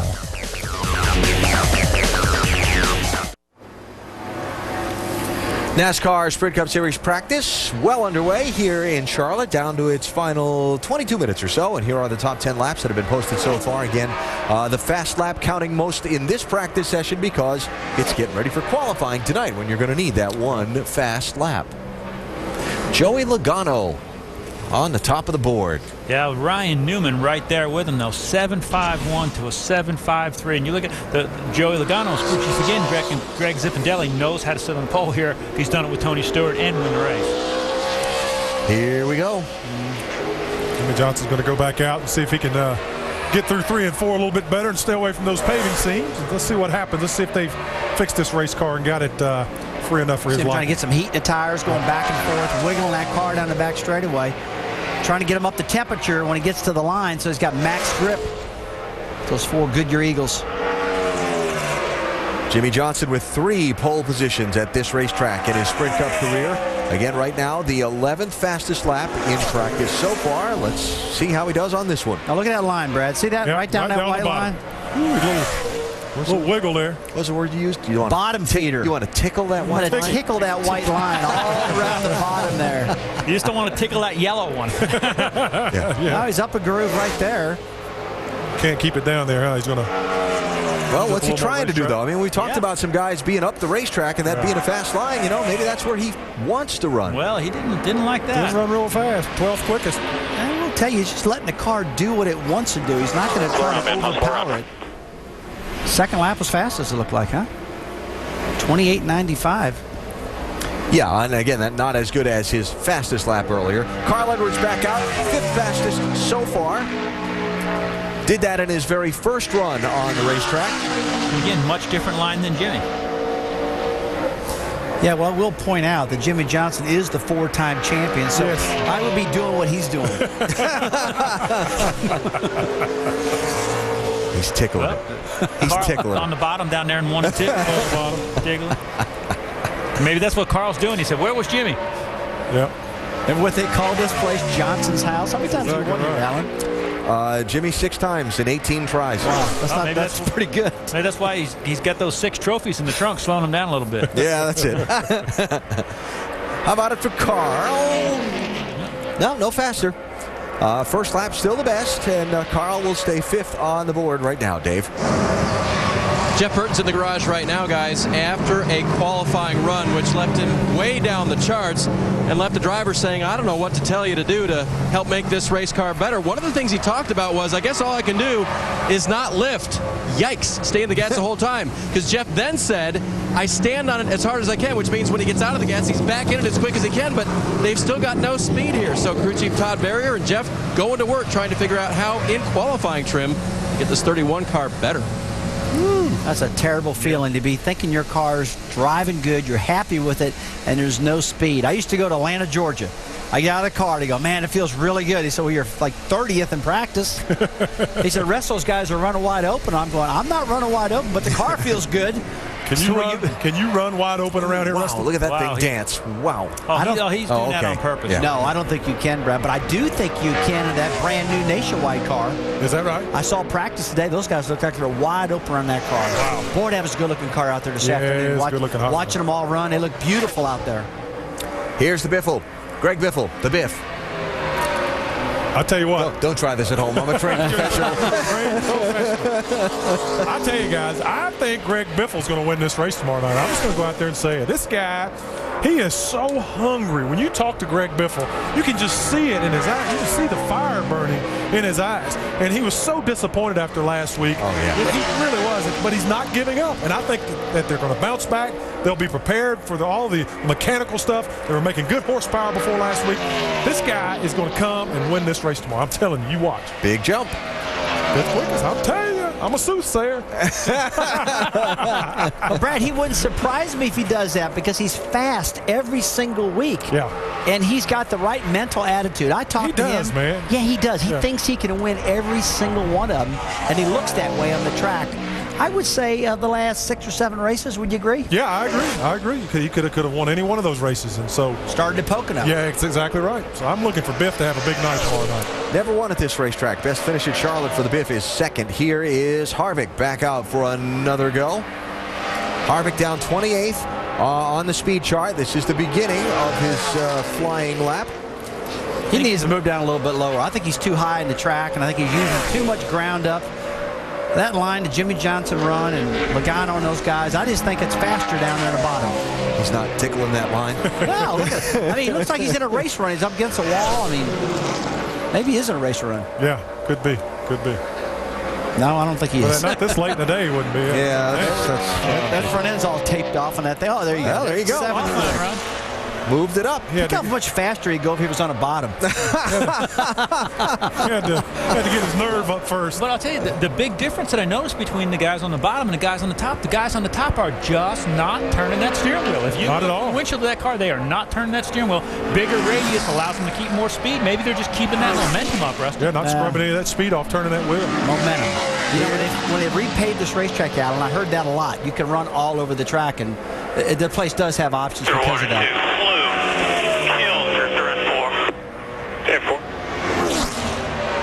Jeff Gordon's feedback to Steve Letarte. Jamie? And Jeff Gordon was 13th, I believe, actually 14th after 7 laps before this mock run.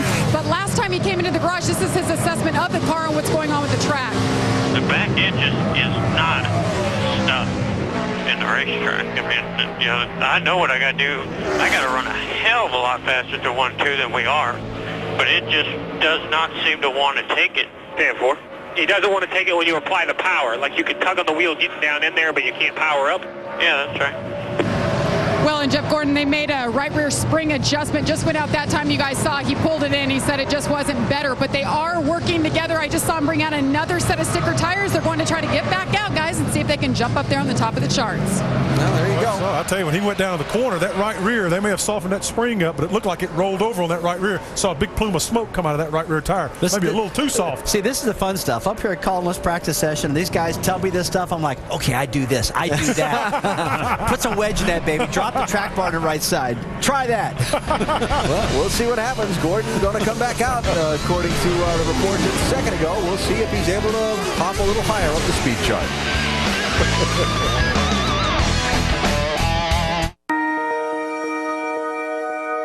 It's a symbol of confidence, honor,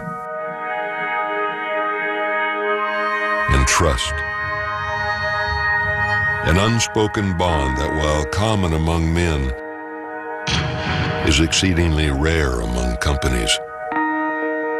The Ram 60-Day Handshake. Ram. To find the largest selection of my gear, you can log on to the NASCAR.com Superstore.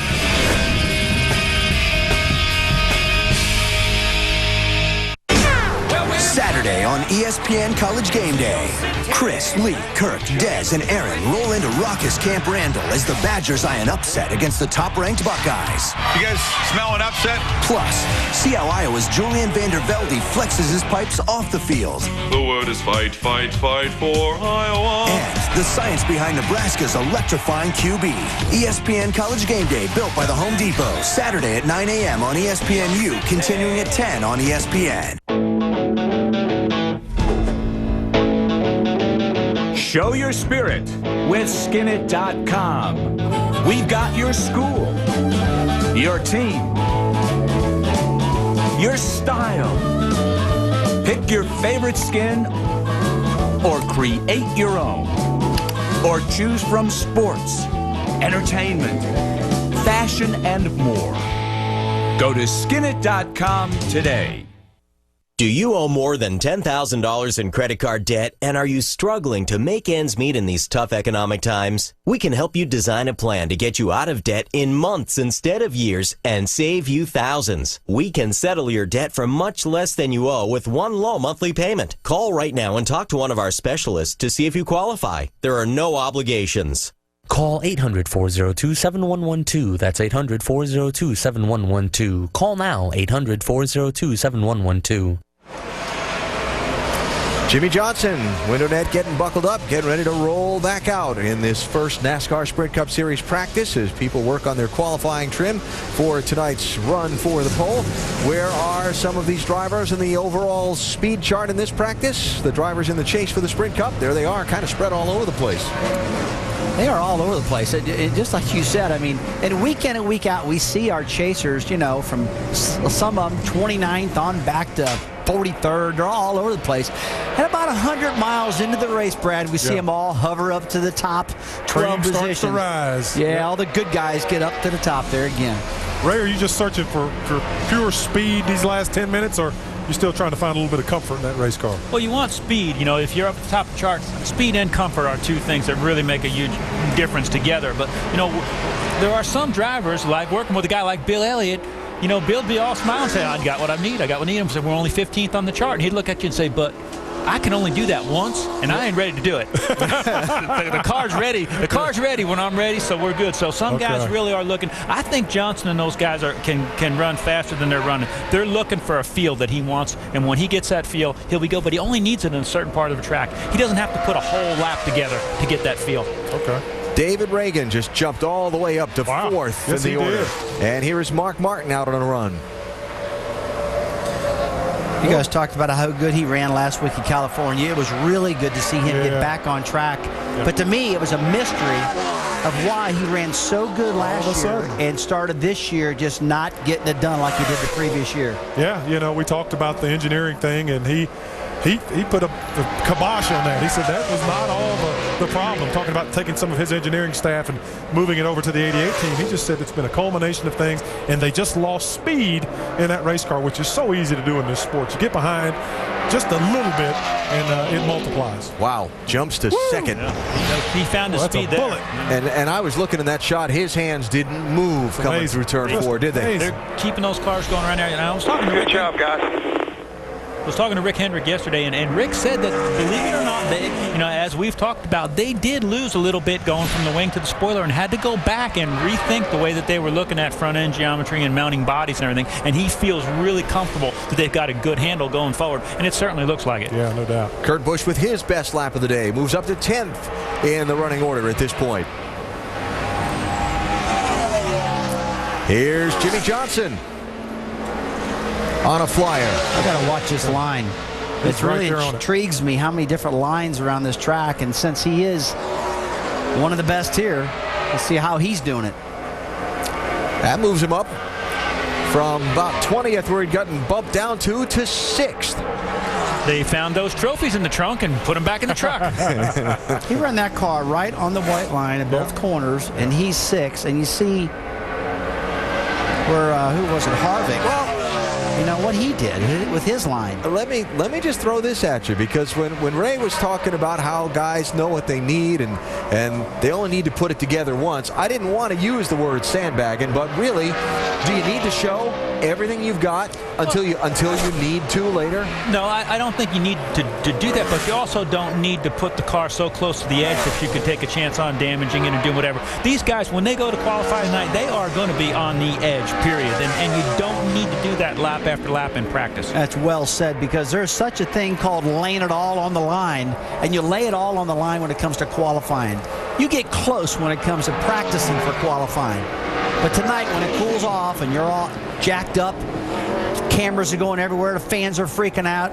Let me tell you what, that gets you up in the wheel a little bit. So when we go to, go ahead, Alan. I just new fast lap, by the way. Tony Stewart up to 5th. Ryan Newman just set the new fast lap again, back to the top of the board. Let me ask you a question, Rusty. So when you go out this evening and it's cooled off another 10 degrees and you jump in that race car, is it a totally different race car than you finish up practice with when you run that lap? Unknown? At this track in the evening, it's always got more grip and it always runs faster, and the adrenaline is flowing like mad. I mean, your heart's pumping like crazy, and it's not pumping right now. Yeah. It's time to go lay a qualifying lap down, but I'm telling you, all the influences around you, Brad, the people in the grandstands, your crew guys, that has a big effect.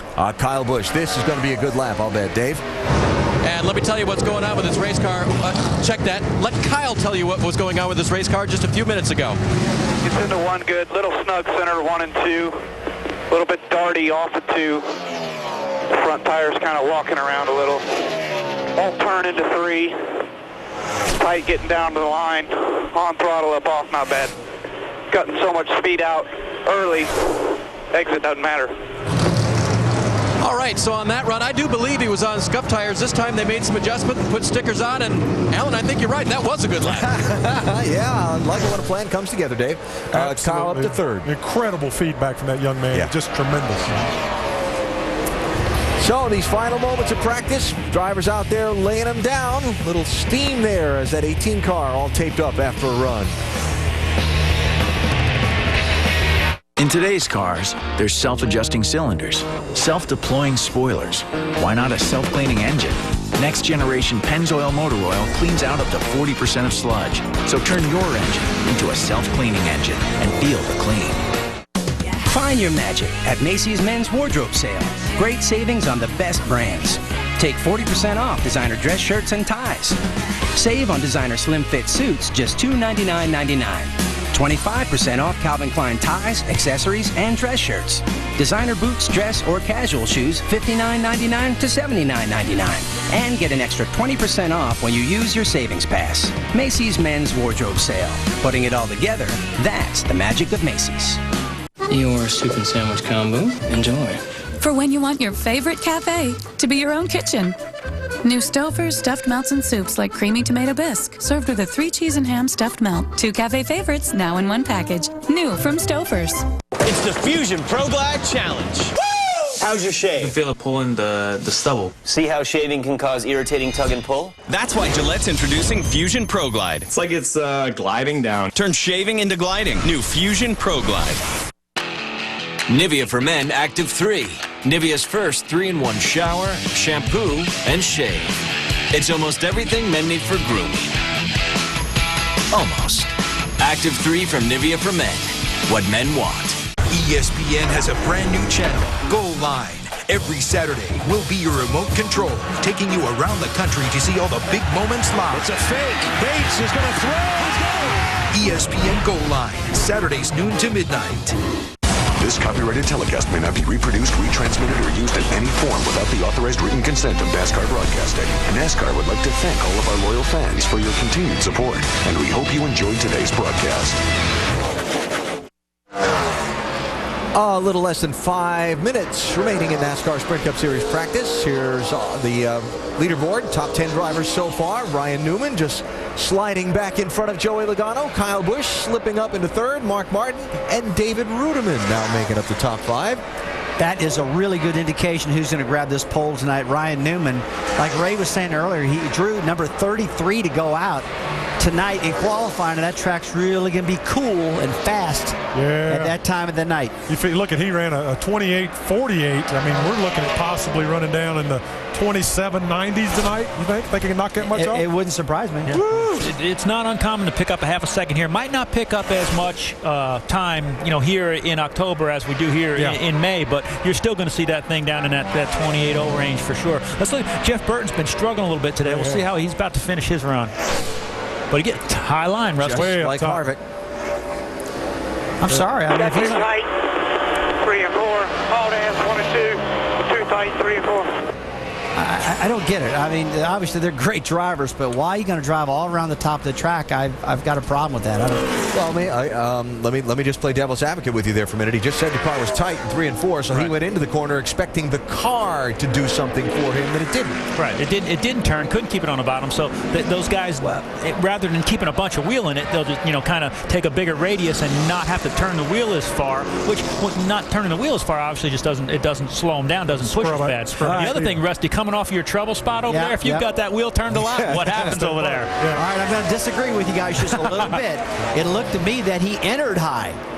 It's not that he entered low and it started getting tight. He entered that corner high and stayed high. Yeah, good discussion there. Yeah. A couple of different ways to look at the same thing. Here's Denny Hamlin. He needs to get going. He's 32nd quickest, and let's see what he's got this Q run here. See if he can pick it up. He's on the bottom, Rusty. He's tickling it. He's tickling it.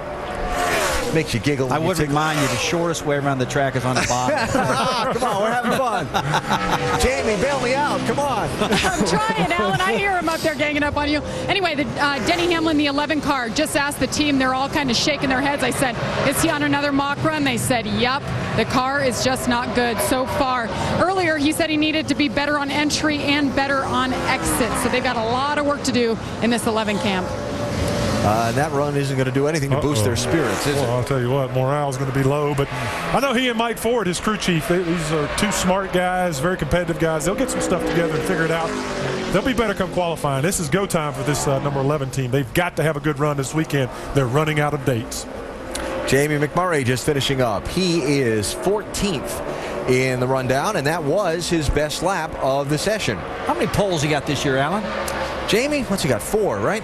Leads the series with 4. Well, he is two or three in a row, something like that? He has an unbelievable year. What a hot commodity he's made himself. If you think about it, last year was basically got to where he was out of a ride.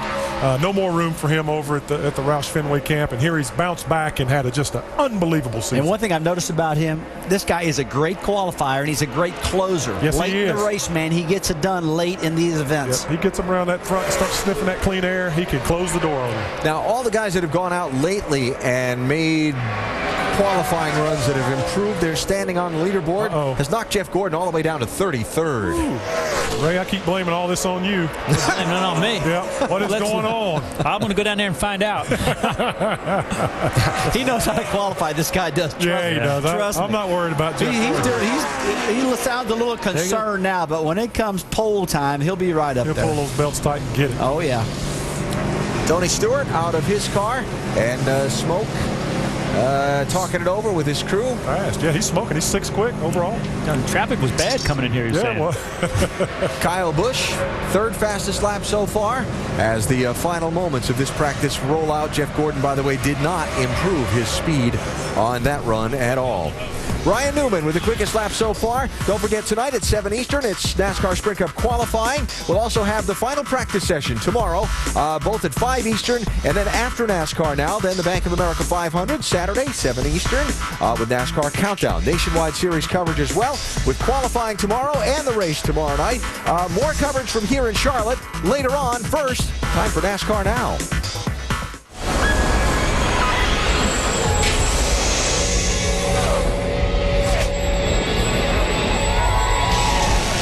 Coming up on NASCAR Now, qualifying for the Bank of America 500 is tonight. Who's got the best shot at the pole? We'll show you how practice went today. Jimmy Johnson doesn't need much practice in Charlotte. Why his track record there could make the challenge of chasing him down even more difficult this week. And Kurt Busch joins us. Hear what he says about being on the verge of doing something many of the sport's greats failed to do.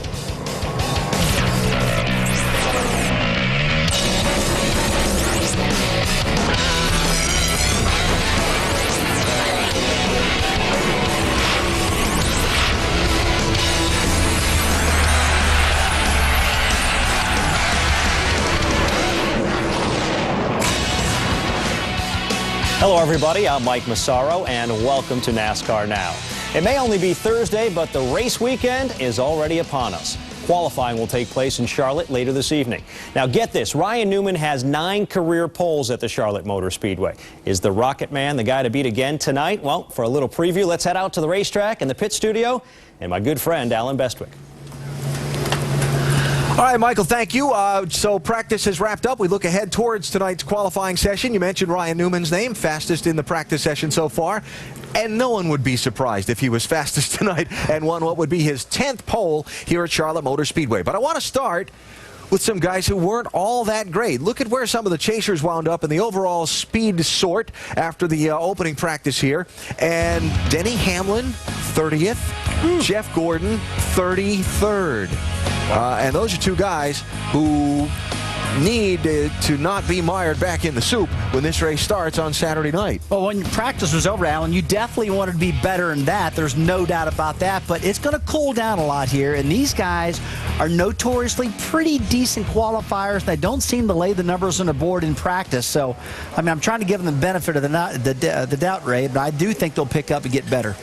And I think both those guys absolutely need to pick up and get better. You know, the track is going to get cooler, but it's going to get faster for everybody else, too. And you're right, both those guys are still very much in this hunt for the championship, so they don't need to be in the back of the pack because this is a place where something can happen and get some damage to your race car. Well, go ahead. No. I was just going to say, now let me change the direction of the conversation. There's some guys who are good in practice, who have some ground to make up after having troubles in California last week. Let's start with Kyle Busch. Of all the chasers, the best lap in practice just a moment ago. Here's a guy who, because of the ground he lost in the last 2 weeks, the incident with David Ruderman and the engine last week at California, he's only got one 3-letter word in mind for these final 6 races. He needs to win, and as we've seen with Tony Stewart, you can overcome those 2 mistakes by getting a win. So he needs to get back into victory lane. He looks really strong at the end of practice today. Very quick. I think he's going to have a super race car, and if he could win this race, he's right back in it. And let's talk about Ryan Newman for just a minute. Team didn't make the chase, but man, have they been on a roll. Yeah, strong. And as you said, he's got 9 poles here. This guy knows how to get the poles. They feel confident in their race car. He may well be due for a win and be a non-chaser that upsets the apple cart here. He drew number 33 tonight to go out and qualify, which is optimum track conditions, but he looks really good, and this is a guy that if he does get the pole, not a big surprise to me. So of the guys who posted the fast laps in the practice session, most of them have pretty good draws for tonight. Joey Logano is going to go out the 11th. He's kind of the earliest of the real fast cars. Kyle Busch, Ryan Newman both have late numbers. Be a lot of drama in this qualifying session as it unfolds. And again, our coverage at 7 Eastern time of the run for the pole here at Charlotte. We're going to see some fast speeds. We're going to see some sparks fly as they head down into the turn. And it'll be interesting to see where Denny Hamlin and Jeff Gordon shake out in the whole rundown of things, Michael. 2010 Chase contender, Jimmy Johnson. Checkered flag in the air, and for the 5th time, Jimmy Johnson is a winner at the Auto Club Speedway. Great job, Jimmy. I'm very proud of you, buddy. Way to go, Roy. Make it down at the end. Hell yeah. The chase is on. And it's been on for some time. This is how it's gone. Jimmy Johnson started off with a bit of a clunker, finishing 25th at New Hampshire. He fell 4 spots to 6th in the standings heading into race 2. But he would rebound in Dover. He won the pole, led the most laps, and cruised to a victory. It was his record 19th Chase win. More important, it moved him to 2nd in the standings. And then Johnson continued his roll at Kansas. His 2nd place finish marked his the 29th time he finished in the top 2 spots in a chase race. He also took the points lead from Denny Hamlin. And Johnson returned to his home track in Fontana, California last week, where he had won 3 of the previous 4 races. And Johnson didn't win this one, but he did finish 3rd and extended his lead to 36 points. It's no surprise that the chaser with the best average finish at the 6 remaining tracks is Jimmy Johnson, 10.2. Don't count out Jeff Gordon, Denny Hamlin, and Tony Stewart. All 3 have strong records at the tracks, coming up with multiple victories. And all 3 are within striking distance of Johnson in the chase standings. Now, wrestling the lead away from Jimmy doesn't get any easier this week. After all, Johnson does have 6 Charlotte wins. On the championship beat this weekend for us is NASCAR Now reporter Shannon Spake. And Shannon, what are the drivers saying about the way the chase is shaping up?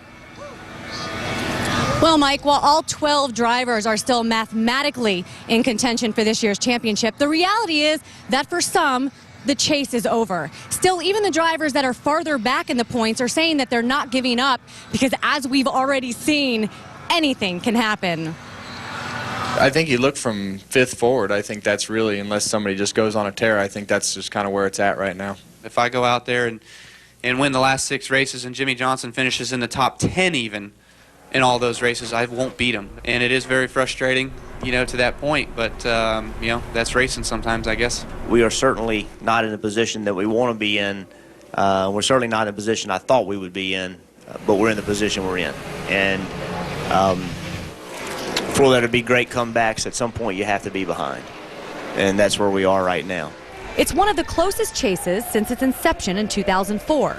And with major movement in the points happening on a weekly basis, drivers admit no one is safe from falling out. Here's my motto through the whole thing is you don't have to win it in one week, but you sure can lose it in one. I just don't want to worry about it too much. I want to consider everyone as a threat and stay on my toes and make sure that I do the best job that I can. And of course, most, if not all of the chase drivers name Talladega as the wild card where anything can really happen. They say this is the way they're going to approach the rest of the chase. Get through Talladega and then see where they are in the points. It'll really be the turning point for a lot of drivers, and it sounds like they're anxiously awaiting that race. And Mike, that's really just a nice way of saying they are dreading it. And that's nothing new.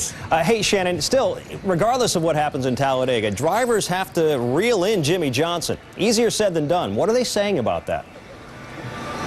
Well, obviously, it's very hard to ignore what Johnson has done. We remind these drivers every single week and ask them about Jimmy Johnson.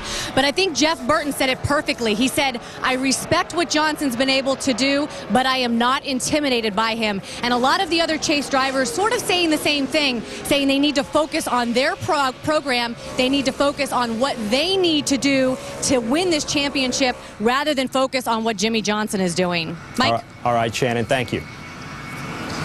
Folks, don't go away. Still under the hood, he won the 600 and the All-Star race. Now Kurt Busch is trying to make history. Hear what he has to say about trying to complete the Charlotte sweep. Jimmy Johnson has already made plenty of history, but are his winning ways turning off the fans? Johnson reacts to critics who say his dominance is hurting the sport. And NASCAR's second Hall of Fame class was announced Wednesday, and there were surprises. Hear what today's drivers are saying.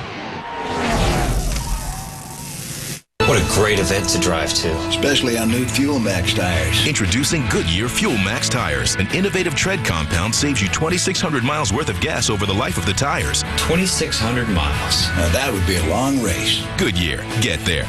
Sears Days. Lowest prices start Friday. Get 50 to 60% off coats for the family. Plus, get the lowest price ever on this mechanics tool set, just $189.99. And get this RCA 40-inch 1080p LCD TV, only $499.99. Sears. Kings of Leon, come around sundown. The most anticipated, available October 19th. When it's your meal ticket. When it's your statement. Protect it with Presto, engineering lasting relationships between cars and owners since 1927. When you own it, Presto-own it.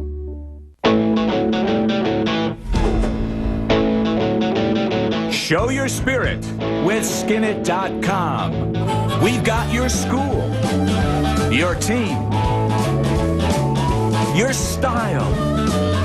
Pick your favorite skin or create your own. Or choose from sports, entertainment, fashion, and more. Go to skinit.com today. Nivea for Men Active 3. Nivea's first 3-in-1 shower, shampoo, and shave. It's almost everything men need for grooming. Almost. Active 3 from Nivea for Men. What men want. Scarlet's a good color for us. Coach Tressel will be proud. You guys look ridiculous.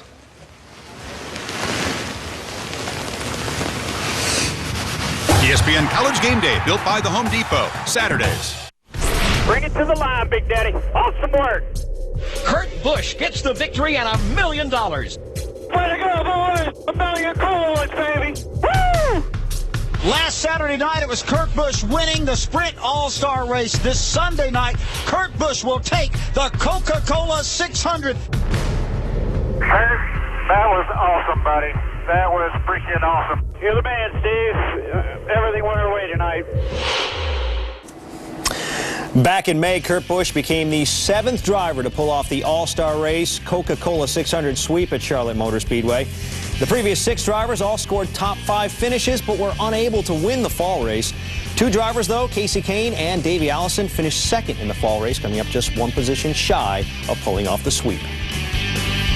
Kurt Busch is looking to make history this week and become the first driver ever to sweep all the Charlotte races in the same season. Kurt joins us now. And Kurt, it seems like there's one big carrot right out in front of you this weekend. What would it mean to you to sweep the races in Charlotte?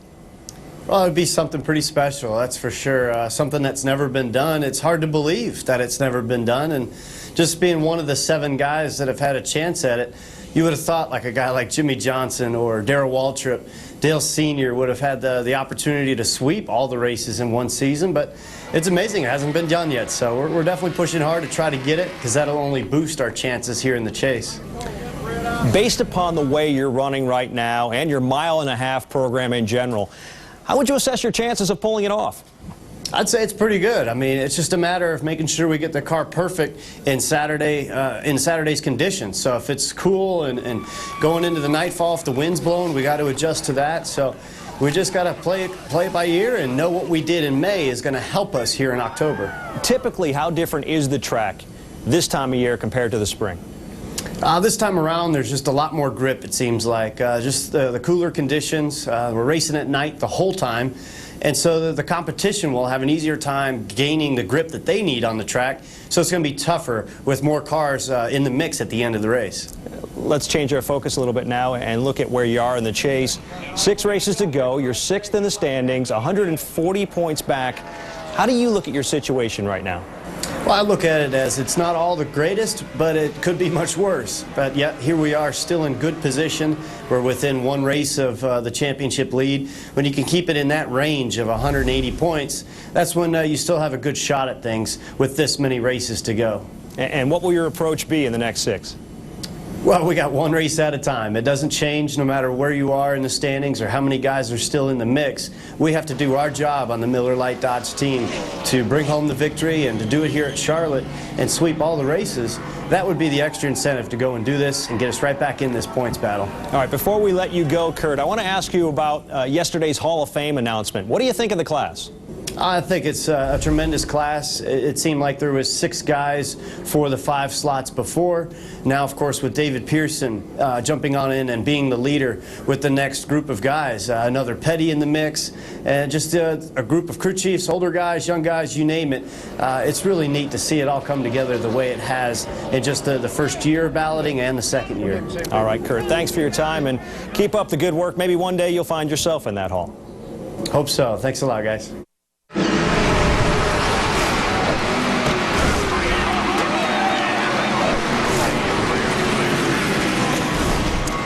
Last week, Comedy Central's animated television series South Park featured a NASCAR episode. And while it was a complete parody, one thing was close to reality. The 48 car won the featured race. Some people, though, don't think this is funny. The reality part, that is, some fans are simply tired of seeing Jimmy win. And for more on this story, let's head back out to the racetrack and bring in NASCAR Now lead reporter Marty Smith. And Marty, as we've read on Twitter and in various blogs, the fans are pretty hard on Jimmy these days, going so far as blaming him for declining television ratings. How does Jimmy respond to this? Well, that's exactly right, Mike. Waning television ratings and race attendance have certainly become a hot-button topic in recent years, and no year more than this year. One reason is definite, that being that the National Football League ratings are up. Therefore, as a result, naturally, ours in NASCAR are down. And one of those hypotheses is that Jimmy Johnson is dominating the sport. He was asked about it today here at the track, and quite frankly, he begs to differ. We have an amazing television package and people aren't tuning in to watch. We don't know why. And it's not just our sport, it's all sports and it's all television. So it's not me. And I sure as hell know I'm not vanilla. I think it takes anybody some time to get comfortable in their shoes and their sport. And with where I went from being like a C-level driver and nationwide and through all the other things in my career to driving for Hendrick Motorsports to having success early, I mean, at the end of the day, I wanted to be a professional and do my job. And people formed opinions then that, it's unfortunate that if it still lingers around because I think I've done plenty to show that I'm far from vanilla.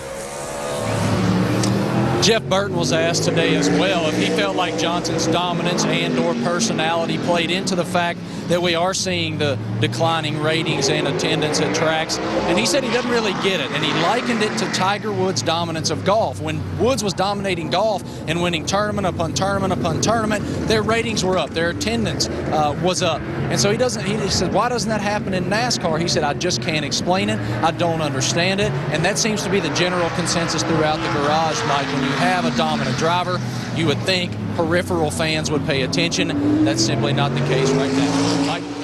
Marty, let's talk a little bit about that dominance. What are Jimmy's competitors saying about the way he has dominated the chase over the years and is doing it again this year?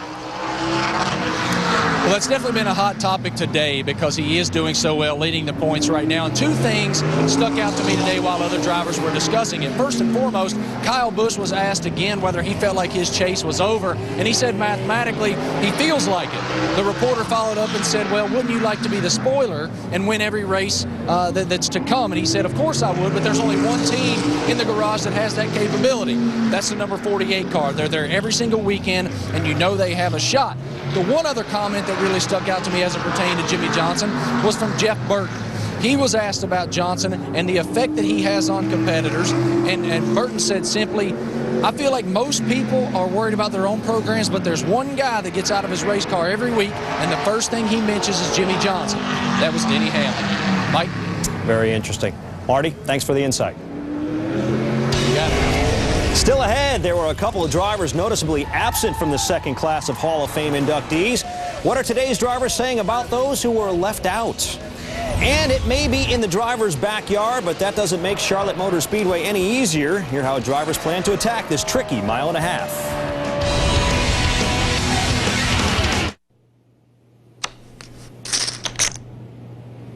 Come on, make it happen. You can do it. Come on, take it down. Watch out, watch out. No, no. Yes! Booyah! Beautiful. What are you doing? The night is still young. That's what I'm talking about. Don't do it, don't do it, don't do it. Stupid! Such an idiot.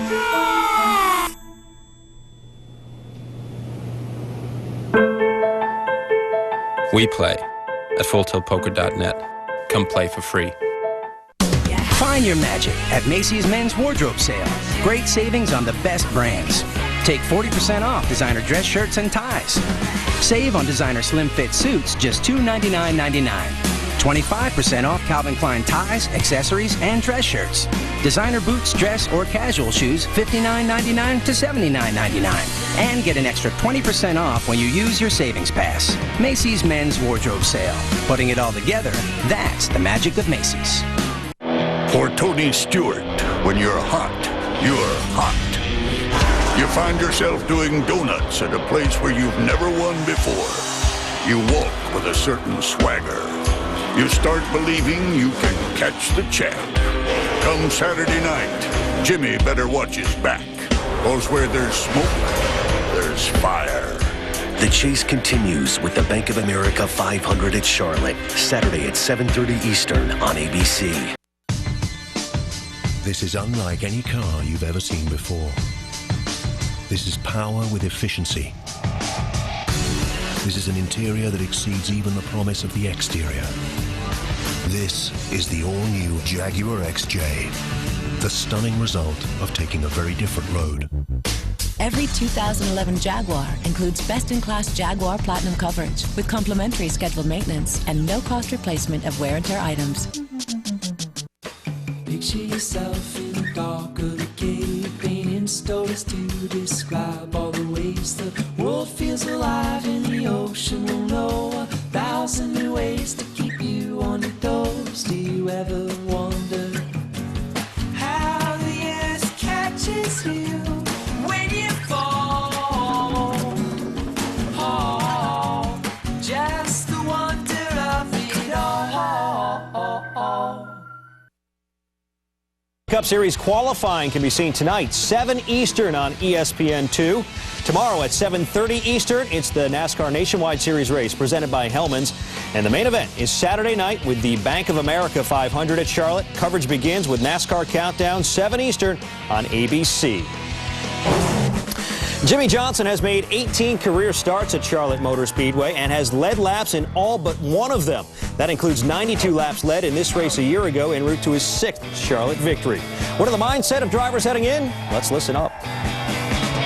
I think last year we were much more confident with our mile-and-a-half setup, and we have a lot of good races leading up to now to where I should be confident, but I just don't want to get too far ahead of myself and be too optimistic. I like to be in a spot of concern. It keeps me on my toes and stay focused on doing my job. So believe me, I'm excited that we're at this racetrack, and I know what we've been able to do here in the past, so it helps me sleep well. I think no matter what happens this weekend, we're still going to have a good shot at a championship. I feel like this week in particular, you know, I talked to Mike, and this is the most excited track we've been wanting to get back to since the spring. We felt like we had the field well covered here in the spring based off of lap times before Jimmy got in that accident and I got caught up in it. So we're looking at this racetrack to gain points, not lose any. Based on the first race, don't see any big red flags. Obviously, there's not a win in the column at this particular racetrack for us, and statistically, it hasn't been our best racetrack. But statistically, none of the chase tracks that we started at have been very good for us when we've been in the chase either. So we just got to keep doing what we're doing and stay close enough to keep pressure on and capitalize on the days when you're running good. No active driver has shined at Charlotte more than Jimmy Johnson. In 18 starts, his average is 10.2, which ranks him second best all time. Recently, though, Casey Kane has started to flex his muscle. He's won 3 of the last 9 Charlotte races, while his career average finish is 11.6. Our experts now weigh in on what to expect in Charlotte. The track. Charlotte Motor Speedway is a 1.5-mile tri-oval, the first one I raced on, and I think the first one that was built in this country. The neat thing about Charlotte is it was repaved in 2006 in the spring, which means it's had time to season and cure. Great racing at the bottom, at the top, all over, but it looks like the middle groove is a fast groove, especially for qualifying. And you got to remember, Humpy Wheeler had those infamous humpy bumps, they're still there, so watch out for them coming off of turn 4. And finally, it's the home race. It's the race that all the friends and families come to. So a lot of pride on the line to make your performance and do well. Winning setup. Wow, the winning setup for Charlotte. Charlotte's a racetrack that's been good to me. It's very racy, one of my favorite racetracks. Also, she's a tricky track, slick. You've really got to have a good chassis balance. Going down into turn 1, it's a little bit tight. Early in the race, you're going to want to get on the bottom of turn 1. Later on, as the tires move off and wear out a little bit, you can move up. You need to get off of turn 2 good. Have something solid in the front end, a big sway bar to keep that car flat. Down the back straightaway, a lot of horsepower is important. As you get to turn 3, the track drops away a little bit. Car has a tendency to get loose getting in. You want to make sure that you have your car tight enough on entry, and then your front end geometry has to work really good through the center of 3 and 4 because there's a lot of bumps there, and tire wear, camber, caster, things like that are critical. Then you want to have a good amount of left rear drive to get the car up off of turn 4 and down through that quad oval front straightaway. Oh, and by the way, whatever you do in turn 1 and 2 usually does the opposite in turn 3 or 4, so have fun adjusting on it. Prediction. My pick to win Charlotte this weekend, a driver who really needs it. Kurt Busch, 140-point deficit to Jimmy Johnson. Kurt needs to replicate what he did in May, where he swept the All-Star race and the Coke 600. If he can do that, he can close the deficit and gain some momentum with only 6 races to go. 2 drivers in this decade, Jimmy Johnson and Casey Kane, have swept May. No driver has ever won all 3 races in the same year at Charlotte. Kurt Busch makes history this weekend. It's created quite a buzz, not necessarily because of who's in, but rather because who's out. Stay tuned. We'll be right back. Sears Days, lowest prices start Friday. Get 50 to 60% off coats for the family. Plus, get the lowest price ever on this mechanics tool set, just $189.99. And get this RCA 40-inch 1080p LCD TV, only $499.99. Sears. What a great event to drive to. Especially on new Fuel Max tires. Introducing Goodyear Fuel Max tires. An innovative tread compound saves you 2,600 miles worth of gas over the life of the tires. 2,600 miles. Now that would be a long race. Goodyear. Get there. When it's your social lounge. When it's your escape. Protect it with Prestone. Engineering lasting relationships between cars and owners since 1927. When you own it, Prestone it. In the air, I claim my victory. On the ground, I suffer defeat. My story is written by the fury of my followers. May death take me before my mask is taken. My joy lies in my opponent's decimation.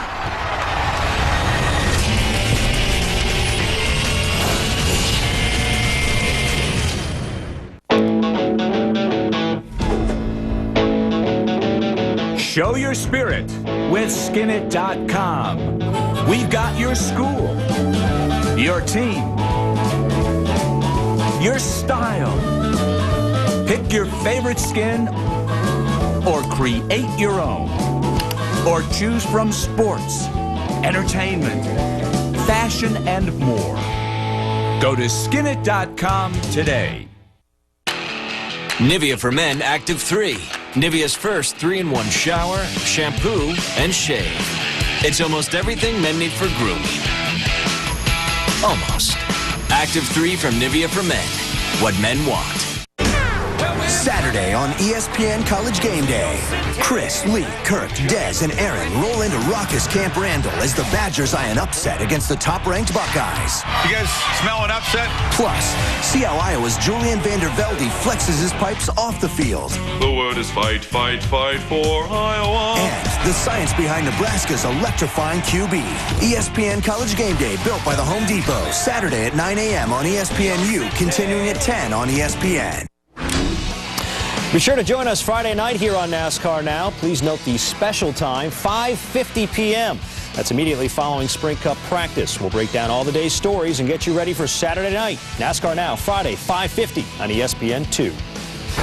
With 105 wins and 3 championships, many believe David Pearson was a first-ballot Hall of Famer. Instead, he had to wait until year 2. It was announced Wednesday the Silver Fox was one of 5 people elected to NASCAR's Hall of Fame. He'll be enshrined this spring.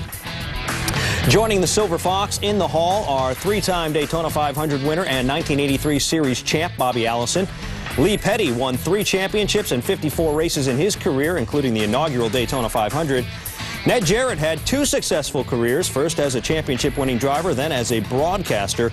And then there was the surprise choice. Bud Moore was a championship-winning owner and crew chief for 37 years. Today, Jeff Burton weighed in on the election. I think it's good that there's a lot of talk about who didn't get in, because when we get to the point where we're only talking about who's in and who didn't get in, then maybe we're putting too many people in. The fact that there's a lot of candidates is a good thing. The reality of it is that it's a great thing that the 5 people that got inducted. Every one of them is a rightful member of the Hall of Fame. If you're honored enough to get into the Hall of Fame, you shouldn't lose sleep about when you got into the Hall of Fame. For those that didn't get in it, that, you know, express disappointment, I guess I understand that in some ways, but it's a hell of an honor to be considered to be in the Hall of Fame, and I think the emphasis should be placed on the people that did get in it, because there's no one that got in it that didn't deserve to be in it. Well, that does it for us tonight, folks. We'll be back tomorrow at 5:50. Coming up at 7 p.m., qualifying from the Charlotte Motor Speedway. Can Ryan Newman claim his 10th Charlotte pole? Wait and see. Good night.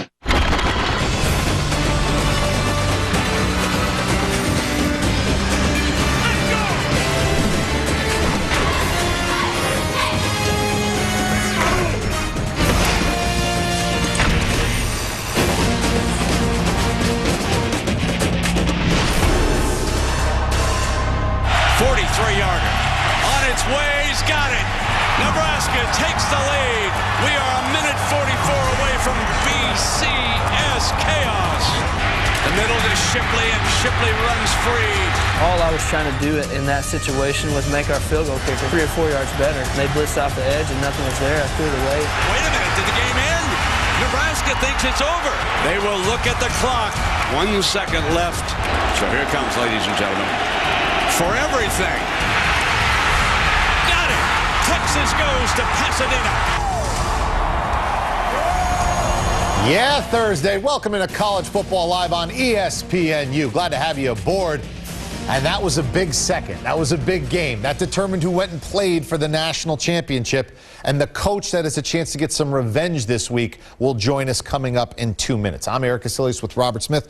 Robert, we also have important football tonight. We're going to find an awful lot out about a BCS conference. What has you motivated today? Are you kidding me? This is finally the week that it happens. My top 10 doesn't count. The AP top 10 doesn't count. The only rankings that matter are coming out for the first time this weekend, the BCS. And we'll have them 8:15 Eastern on ESPN, so make sure you watch our BCS Countdown show. As you saw, 1 second decided the Big 12 title and who earned the right to play for the national championship. Saturday, Nebraska and Texas going to rematch in the DirecTV Mobile Studios are front and center in beautiful Lincoln. Now, Bo Pelini's the coach of the Huskers, and he spends a few minutes with us.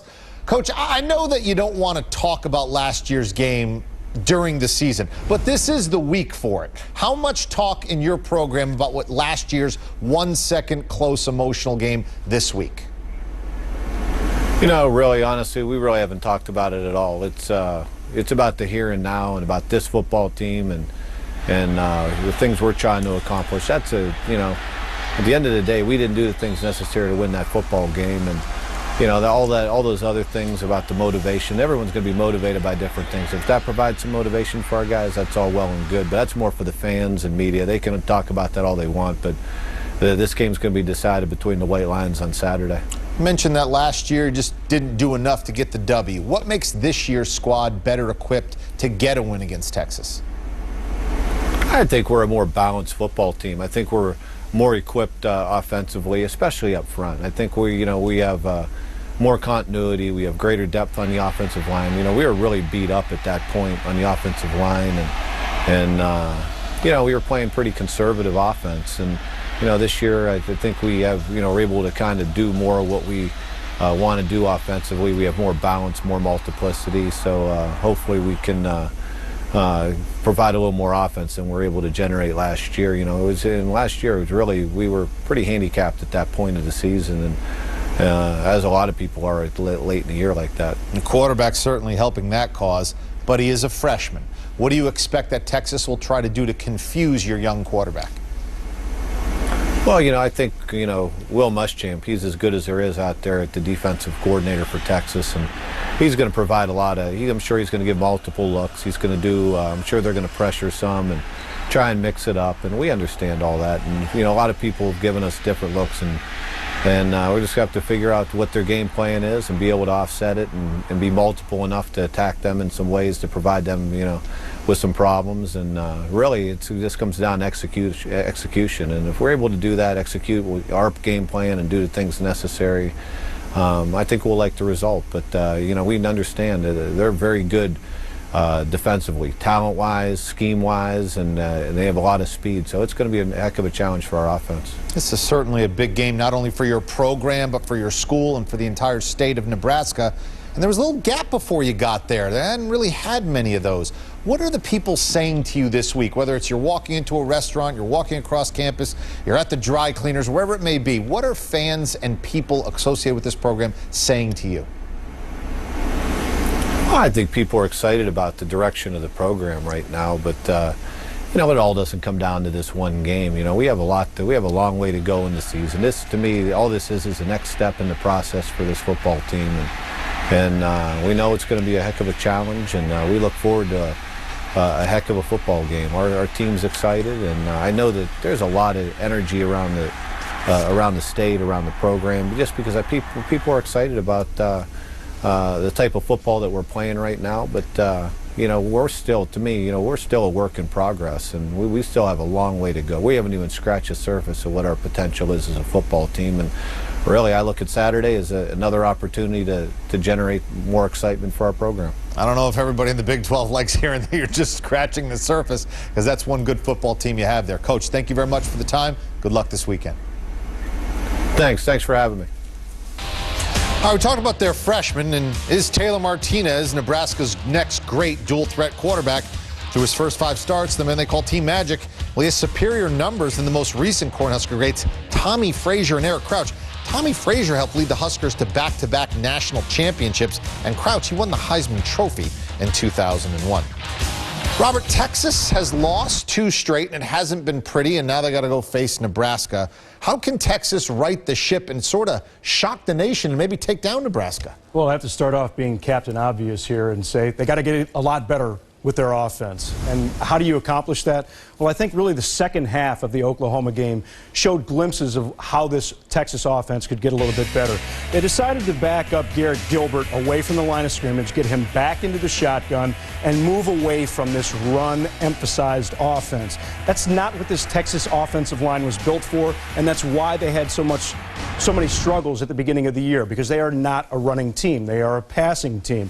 Now, of course, that becomes difficult against a team that has such great cornerbacks like Dennard and Amakamara, but certainly they have to get better offensively, and they're going to have to try and produce some turnovers and get the offense on a short field. They really wasted some opportunities with that earlier this year, not only by not making turnovers where they had the opportunity when balls were on the ground, but also with bad special teams play. You know those RVs are getting parked in Lincoln now, today. They are ready to go. They have been waiting since last year to see Texas come to town. It's going to be fun. But you don't have to wait till Saturday. You have football tonight on ESPN 7:30. It's the Big East. Skip Holtz and South Florida are going to travel up to Morgantown to face West Virginia. Some people think West Virginia, the class of that conference, they're the only ranked team in the conference right now. But you don't really know. The Big East has only played 2 conference games, so we'll find out about this conference tonight. Jesse Palmer's in Morgantown. He'll have the call of the game. Jesse, let's start with West Virginia. What makes them so difficult to stop? Well, offensively, West Virginia has a lot of athleticism and a lot of speed with players like running back Noel Devine and wide receiver Jock Sanders. But I think sophomore quarterback Geno Smith has really provided an added dimension to this Mountaineer offense. Geno Smith is the best passer the Mountaineers have had since Mark Bolger, and because of him, he provides a lot of balance for this offense. West Virginia likes to spread the field with 4 and 5 wide receiver sets, and Geno Smith does a great job distributing the football accurately downfield to his playmakers to allow them to make good things happen in space. I think Geno Smith is one of the best young quarterbacks in college football today. He's really made a big difference for West Virginia this year. All right, now let's expand it out to the conference as a whole. West Virginia has been known as the speed team in the Big East over the last few years, but who's the fastest team in the conference, in your opinion, right now? We're going to find out tonight, Eric, because if there is one thing USF has, it's a lot of speed, particularly on defense. And while West Virginia has really been the cream of the crop over the last 7 years in the Big East Conference, USF has been a very difficult puzzle for them to solve. USF has now won 3 of the last 4 games against West Virginia, and in that period, the Mountaineer offense has never scored more than 19 points against USF defense. USF matches up perfectly with West Virginia because of their team speed, their ability to run with those playmakers, and they have a quarterback in B.J. Daniels that provides the big play with his athleticism. So we'll find out who's faster tonight. This will be a great challenge for West Virginia. Should be fun. Thank you very much, Jesse. Enjoy the game. You got it, man. When it comes to throwing the football, Geno Smith likes to have a lot of options. This season, Smith in West Virginia, a lot of success by lining up 4 or 5 receivers. He's completed 17 of 18 for 242 and 2 touchdowns whenever the Mountaineers go 5 wide. So I'm going to see that this evening. That gets us off and running. Here's what else we're rolling out. If Wisconsin wants to take down number 1, they'll need to contend with an obstacle that has only surfaced in the last 2 weeks, we explained. Plus, the most dangerous stat of the weekend comes out of the SEC. You'll get that next. It's College Football Live.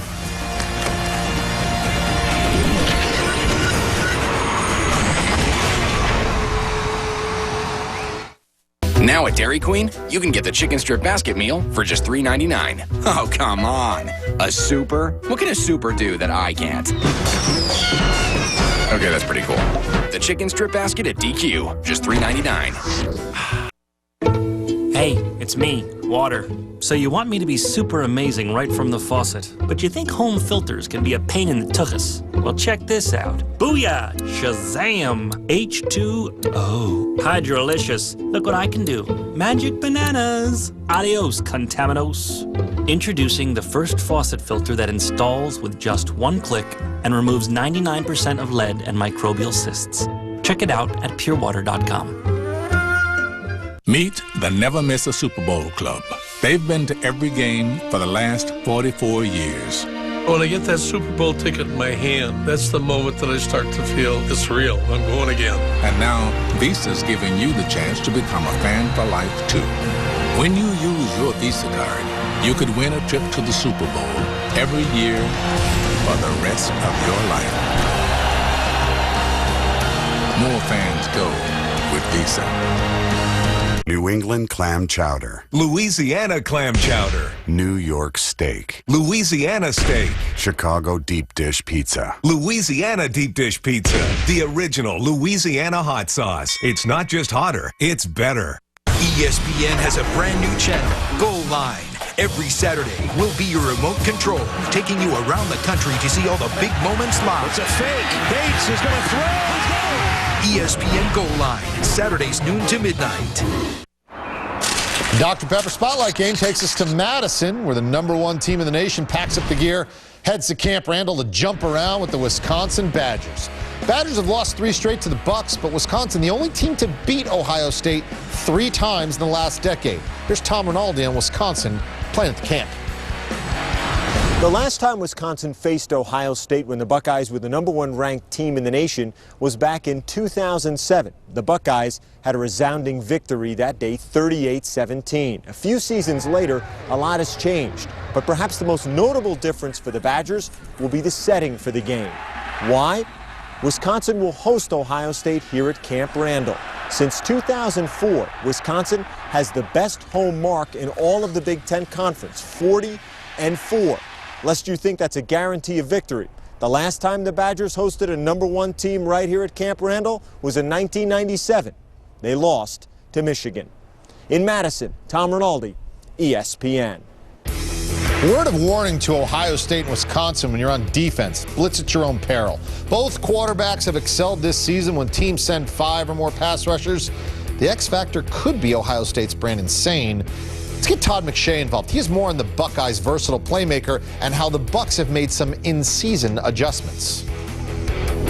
Self-evaluating in season is never an easy thing to do. That's why I give Ohio State offensive coordinator Jim Bollman a lot of credit. He went in, watched the tape from the first few weeks, and realized you know what? Maybe Brandon Sane isn't getting the job done at running back. The biggest thing I question with Brandon Sane is the decisiveness and instincts. I just think something's missing here. Watch here. Should make a quick cutback and go. Pick up 3-4 yards. Instead, tiptoes behind the offensive lineman. It's a short loss.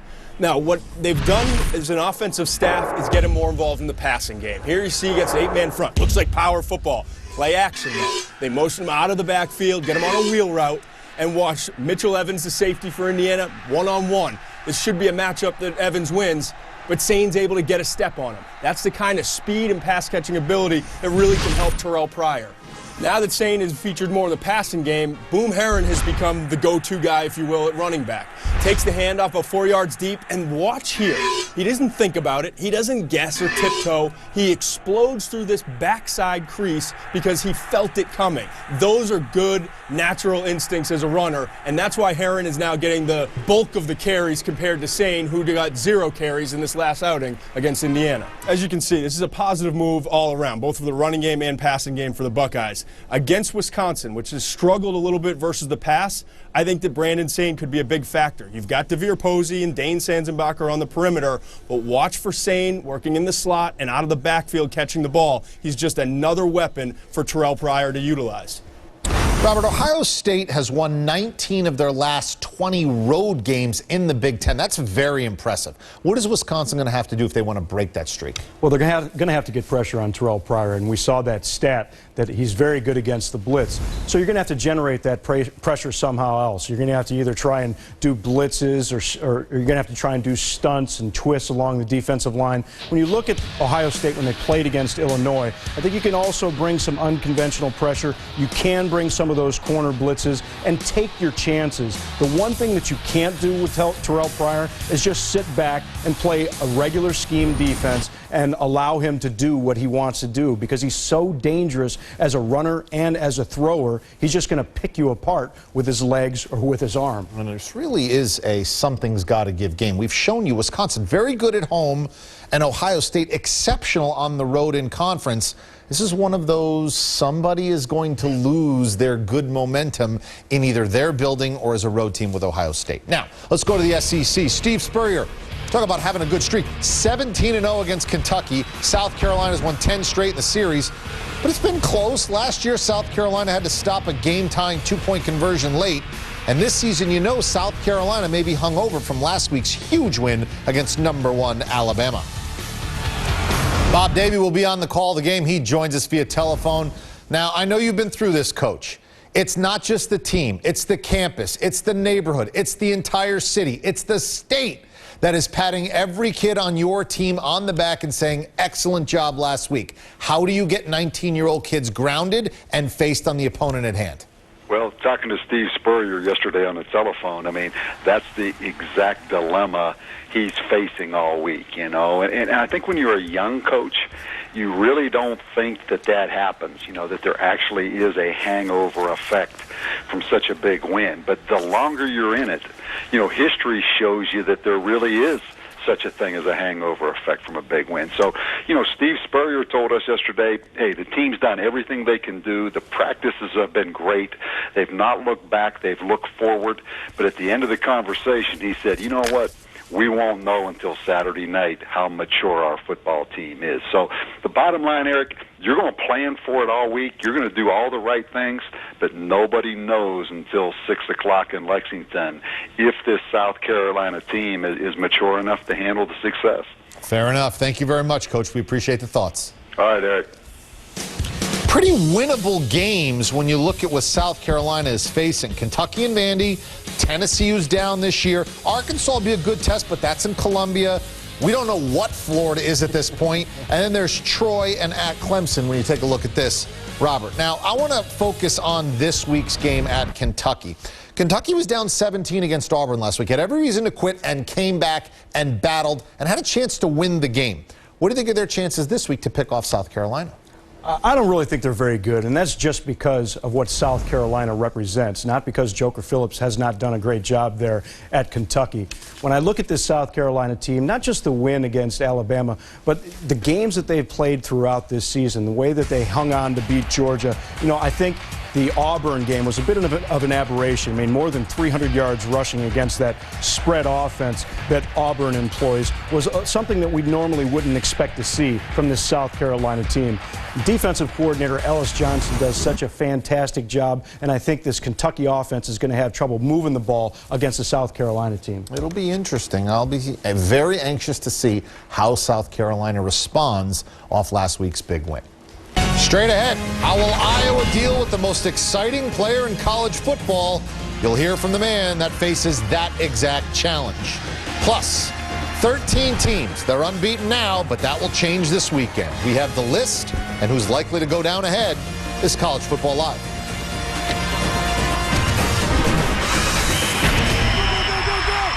100 potato chips or 100 Pringles. Both cost the same, but only the Pringles Super Stack can makes everything pop. Same cost, but a lot more fun. Everything pops with the Pringles Super Stack can. Our breakout session is going to be great. Got the Gecko t-shirt, 4 million drivers switched. Gecko water bottle, notebook, chamois. Sir, I feel a little bit uncomfortable with all this. I mean, it's not about me. It should be about how Geico's the third largest car insurance company in the nation. Things like that. Oh, of course. We're not going to get carried away.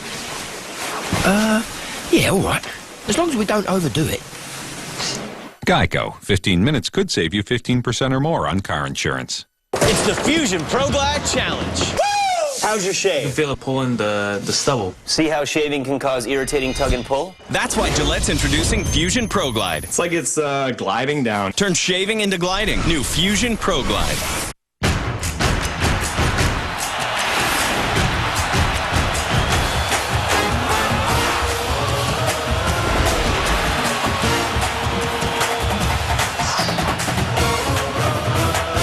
Martinez leads the undefeated Cornhuskers in a Big 12 championship rematch with Texas.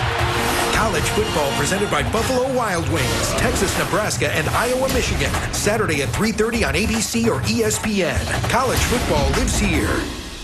Attention Medicare recipients. The following is important news from Hoveround. With Medicare and your supplemental insurance, a powered chair costs you little or nothing out of pocket. That's true for most powered chairs. But when you choose Hoveround, you get a better powered chair. How is it better? Just ask these questions. Is it round? Hoveround is the only round powered chair. That makes it easier for you to get around the tight spaces in your home. I love how easy it is to maneuver. Is it reliable? At Hoveround, we make your chair, deliver your chair for free, and service your chair right in your home. No one else can say all that. Last question. Is it affordable? Here's what most Hoveround customers pay. $0. I paid nothing for the unit at all. Call Hoveround today and you'll receive a free phone mobility consultation, a free DVD information kit, and free delivery to your home.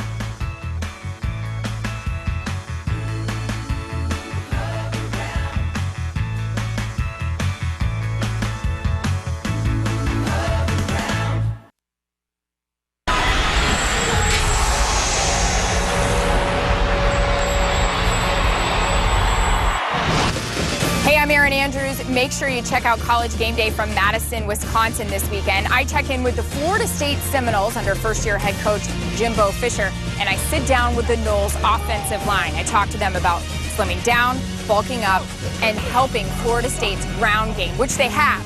Entering their matchup against Boston College this weekend, they're averaging more than 220 rushing yards. The last time they've averaged more than 200 yards, back in 1995, behind all-time rushing leader Work Dunn. So make sure you check us out on College Game Day from Madison, Wisconsin. Starts up at 9 a.m. on ESPNU, and then we move over to ESPN from 10 to noon. Here's what else to watch for this weekend. Iowa, Michigan, each just have one single loss, and Iowa undefeated in the conference. Key here, Denard Robinson looking to run wild and get some revenge for the Wolverines, who lost a heartbreaker last season in Iowa City. Chris Fowler talked with Kirk Ferentz on the challenge for the Iowa D. We try to play good run defense and try to play good defense in general. It starts with stopping the run, and we're going to face a tremendous challenge this week. Their quarterback is extremely explosive, very, very dangerous on every play, and can hurt you with his feet or his arms. So the key is playing great team defense, and certainly Michigan State did a very nice job of that last week. And that's what it's going to take, because he is just such an explosive performer, extremely fast, extremely quick. going to really require, I think, great discipline for our guys during pass coverage, and the guys up front have got to really be cognizant about playing in the right areas, and it's going to be a great challenge for us. It's been a very good year so far for quarterbacks in the Big Ten. Your guy, Ricky Stanley, has been very efficient, avoiding the kind of mistakes that plagued him at times early in his career. What's been the most impressive thing about his development as a decision maker, Kirk? Chris, I think it's just what we're seeing right now as a result of his experience. He's a fifth-year senior. I don't think we have anybody on our team that's worked any harder than Ricky has, both on the field and, more importantly, off the field. He spends an awful lot of time studying tape, and sometimes you almost worry about him putting too much pressure on himself, but he takes a lot of pride in doing a good job. He's also a tremendous leader, and that's what you hope for from your quarterback. Ferentz's defense has been downright stingy this season. First in the nation in scoring defense, second in rushing, fourth total. All this has come with defensive coordinator Norm Parker missing the last 4 games. Defense has had an extra week to prepare for Michigan and Denard Robinson, who is second in the nation in total offense. Now, those teams aren't unbeaten, but 13 unbeatens do remain in FBS. And let's start with top-ranked Ohio State going to 18th-ranked Wisconsin. The Bucks have lost 2 straight games overall when ranked number 1 in the AP poll, both of those back in 2007. We'll find out about Ohio State this weekend. Also, we have 5th-ranked Nebraska. They have revenge on their mind as it hosts Texas. Cornhuskers lost 13-12 in the Big 12 title game last season. Texas, though, 8-1 against the Huskers since the Big 12 formed back in '96. Nebraska just 1-4 all-time at home against Texas. That win came back in 1993. 7th-ranked Auburn, another big game at home when they host 12th-ranked Arkansas. Tigers have lived dangerously all season long, winning all 4 of their games against teams from AQ conferences by single digits, including 3 wins by 3 points each. 20th-ranked Oklahoma State, they're unbeaten, 5-0 for the second time in the last 3 seasons. They're second in the nation in scoring, 4th in total offense. But they got to go to Texas Tech this weekend, and the home team has won the last 8 contests in the series. 9 other unbeaten teams in FBS remain. 8 of them play this weekend. Oregon is off. 4 at home, 4 on the road, and all of them against unranked opponents, so you expect them to be okay. 3 of the 4 road games involve schools from non-AQ conferences: Boise, Utah, Nevada. So let's get Robert in the mix here. Which undefeated team that you see is most likely to go down this weekend? I think it's Sparty. Such an emotional month with the win over Notre Dame, and then Mark D'Antonio has the heart attack, and then the win over Wisconsin, and then the win over your big brother. Classic letdown game against Illinois, an Illinois team that's playing some really good defense. Illinois may have done them a favor, though, smacking Penn State in the mouth, so you're not going to take them lightly, and you know they'll show up. All right, straight ahead. The most controversial mascot in college football has been replaced. We have the details and the pictures straight ahead. This is College Football Live.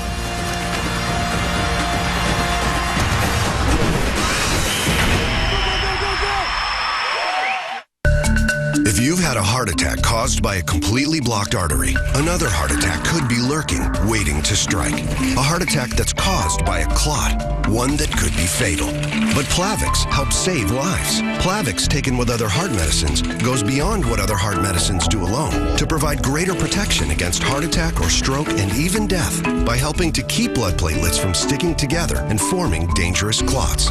Ask your doctor if Plavix is right for you. Protection that helps save lives.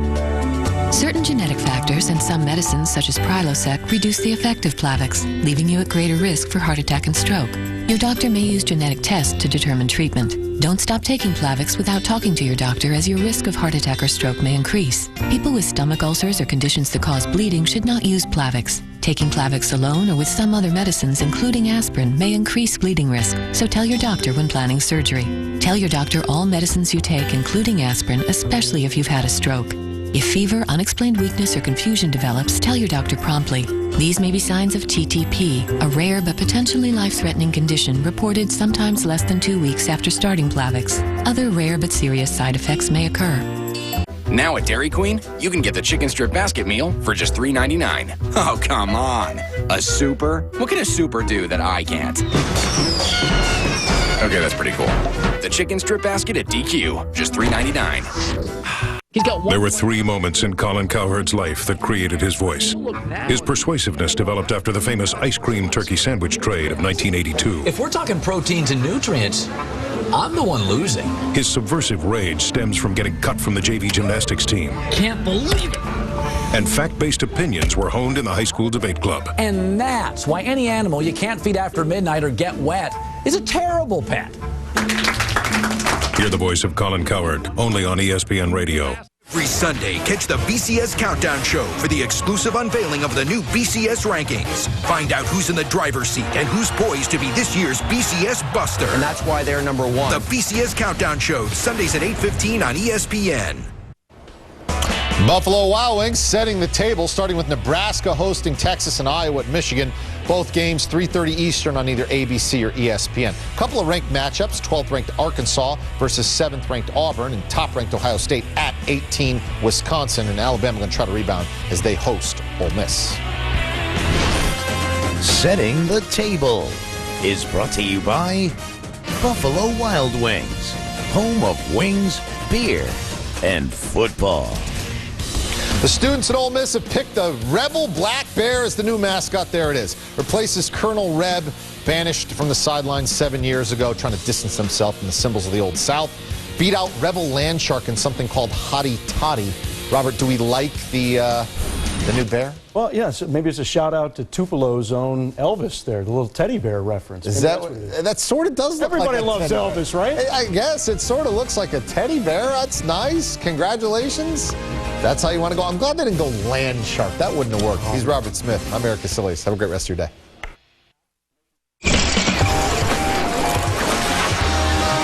Sports Nation is presented by Toyota. Hello, Nation. I am Sal Massacala filling in for Colin Cowherd. That means I get to sit next to Michelle Beadle.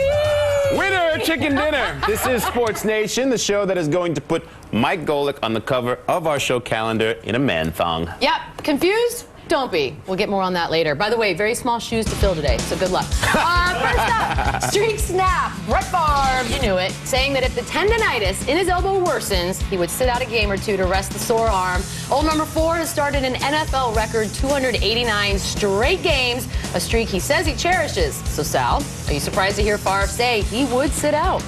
Surprisingly, I am not surprised, really? Michelle. If this was 5 years ago, I would be surprised. But given the fact that he is old, 41, he's dealing with some mental, physical, emotional situations. Drama. Take a break, man. Take a break. You know what? I'm still believing that streak is a big deal to him. We've seen him go through his right elbow, his groin, his hip, concussions, thumb injury. He's been through a lot in a very long... By the way, the streak started, I was in high school when he started this streak. So for me, I don't see him sitting down that easily. That means I was in 5th grade. Okay, we get it. You're younger than I am. I don't see Favre sitting down. This team needs him. If he sits, then basically I think the Viking season's over. So I don't think he's going to do that to his teammates. That's what I think. That's what she thinks. I would be surprised. Brett Favre says he may sit out games. We asked the nation, are you surprised or not surprised? What do you say? I say I'm surprised. I say I'm super. Feel the surprise. Not surprised. Not surprised. 55%. Really? We've given up on Brett? Wow. I have not yet. All right, let us talk some hoops. Fake for a friend. Gilbert Arenas has been fined for faking an injury, a sore knee, to allow teammate Nick Young to start against Atlanta on Tuesday. When asked about the knee post-game, the artist formerly known as Agent Zero did the exact opposite of deny.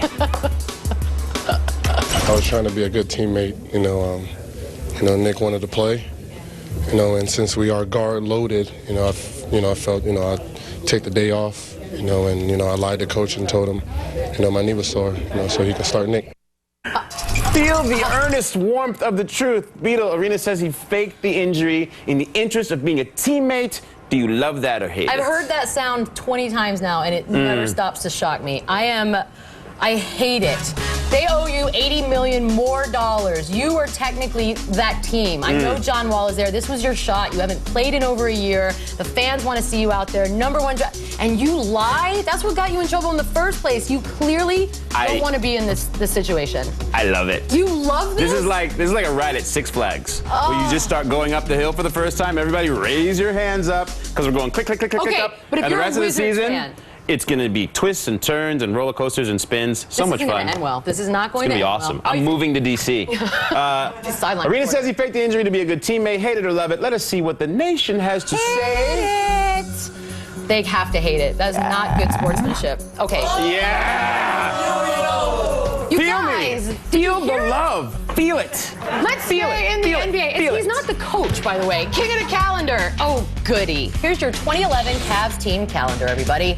That's right. I said 2011. A printing company aptly named Perfect Timing made LeBron the cover boy before the King quit the team. They tried to right the wrong by making new team calendars featuring Mo Williams, of course. So, Sal, if you're a Cavs fan, who do you want on your calendar, LeBron or Mo? I'm going to take LeBron. Come on. You know why? No. Because in 3 weeks, that's the only thing remotely good you'll be able to associate Cleveland with was when LeBron used to play. You'd be like, oh, remember the good old days? No, first of all, no one in the Cleveland area is touching this calendar for good reason. It's like having pictures of your ex all over your house. Why would you want to do that to yourself? The minute the relationship even looks like it's about to end, rip all the pictures down, move on. That is salt in the wound. Really? It's hurtful and it's painful. I feel this relationship going south already. I've already said quietly that I would like Colin to come back. All right. ASAP. I just broke up with you. I broke up with you first. We have Sports Nation. If you're a Cavs fan, who do you want on your team calendar? LeBron or poor Mo Williams? Give me Mo. Give me LeBron. Give me LeBron. I got one right today. They felt bad for you. Nice beginning for you. right. Oh, jeers. Yep, let's do this. NBA's first. One cheer for Matt Barnes and Carl Landry, Kings and Lakers. They're fighting for the rebound. That's all fine and good, but this poor Laker. Oh! She only makes $25 a game. I know. That's just sad. That actually looks bad. I bet you she's represented by Gloria Allred as we speak. Guarantee She will it. Get paid, girl. Guarantee it. Get your money. Those happen a lot, but that one looked painful. I hope she ducked in time. 2 cheers for 2 Devils. Devils and Sabres. Watch Dinas Zubros and David Clarkson run right into each other. Oh, hockey. It's such a graceful sport. That's why everybody watches it. What are you doing? Wait a minute. saying, You don't like hockey either? Everybody watches hockey, Well, clearly. can we get someone on the set that likes hockey? Just one. That was amazing. Come on. Doesn't happen very often. I want to go to a hockey game right now. You know what? We're going to go. We're going to go as a giant group of nerds, and we're going to cheer. 3 cheers for Dinas Zubros. If you're paying attention, same guy. He's getting jeered twice in one show. Here he is skating behind the net. Completely takes out. Oh! I saw that same move in Blades of Glory. Far more entertaining than hockey. What are you doing right now? I'm telling the truth. This is a conspiracy. I like hockey. That's just not a good example of how it's awesome. This is Sports Nation, friends. Sports Nation is presented by Toyota. That's a lot of MPGs. Sure is. Know what else you get with every new Toyota? Wow. What is it? Peace of mind. The complimentary maintenance plan with roadside assistance. It's called Toyota Care, and we're the only full-line brand to offer anything like it. We look so happy and worry-free. You are. Introducing Toyota Care, featuring a complimentary maintenance plan with roadside assistance for every new Toyota. Do you have any idea what this is used for? You can do whatever you want. My team is going to come busting through that door.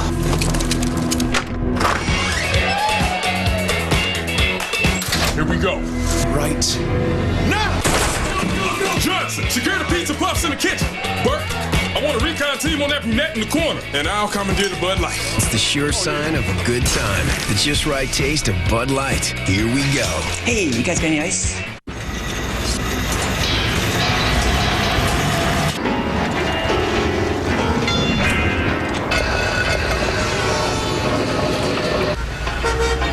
With deposits in your engine, it can feel like something's holding your car back. Let me guess, 16. Yeah. That's why there's Castrol GTX, with superior protection against harmful deposit buildup. Don't let deposits hold your car back. Get Castrol GTX. It's more than just oil. It's liquid engineering. It's the Fusion Pro Glide Challenge. How's your shave? You feel it pulling the stubble. See how shaving can cause irritating tug and pull? That's why Gillette's introducing Fusion Pro Glide. It's like it's gliding down. Turn shaving into gliding. New Fusion Pro Glide. At Pizza Hut, everyone loved our $10 any pizza deal, so we've made even bigger changes. We've lowered the price of every pizza on our menu. Now, a large pizza with up to 3 of your favorite toppings is just $10, or any medium specialty pizza is just $10 too. Only at your Pizza Hut. Rated M for mature. This is the unknown elite. Hunting in silence, until it's time to go loud. This is force multiplied. Relentless, exacting, precise. These are the most elite operators in the world. A new breed of warrior for a new breed of warfare. This is Tier 1. Medal of Honor, developed in collaboration with U.S. Special Operations soldiers.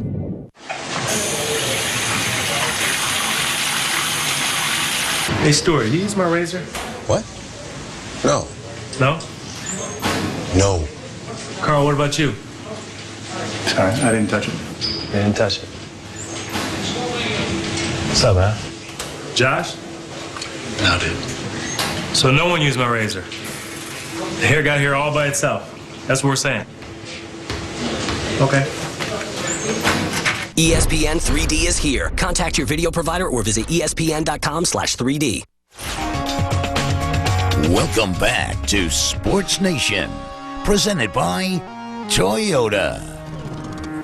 Midnight Madness, ESPNU Friday, 4 whole hours of coverage from 7 different sites, everything getting started at 9 Eastern. That's going to be long. Power rankings time, college football's top running backs. You logged on, you voted. Here we go. Number 5, Marcus Lattimore. Feel the power. Stud freshman, 9 touchdowns in 5 games. 3 touchdowns versus Alabama when they were still number 1. Last person to do that, get 3 touchdowns against Bama, was in 2003. Nice. And he's had a touchdown in every single game. So, yeah, super stud.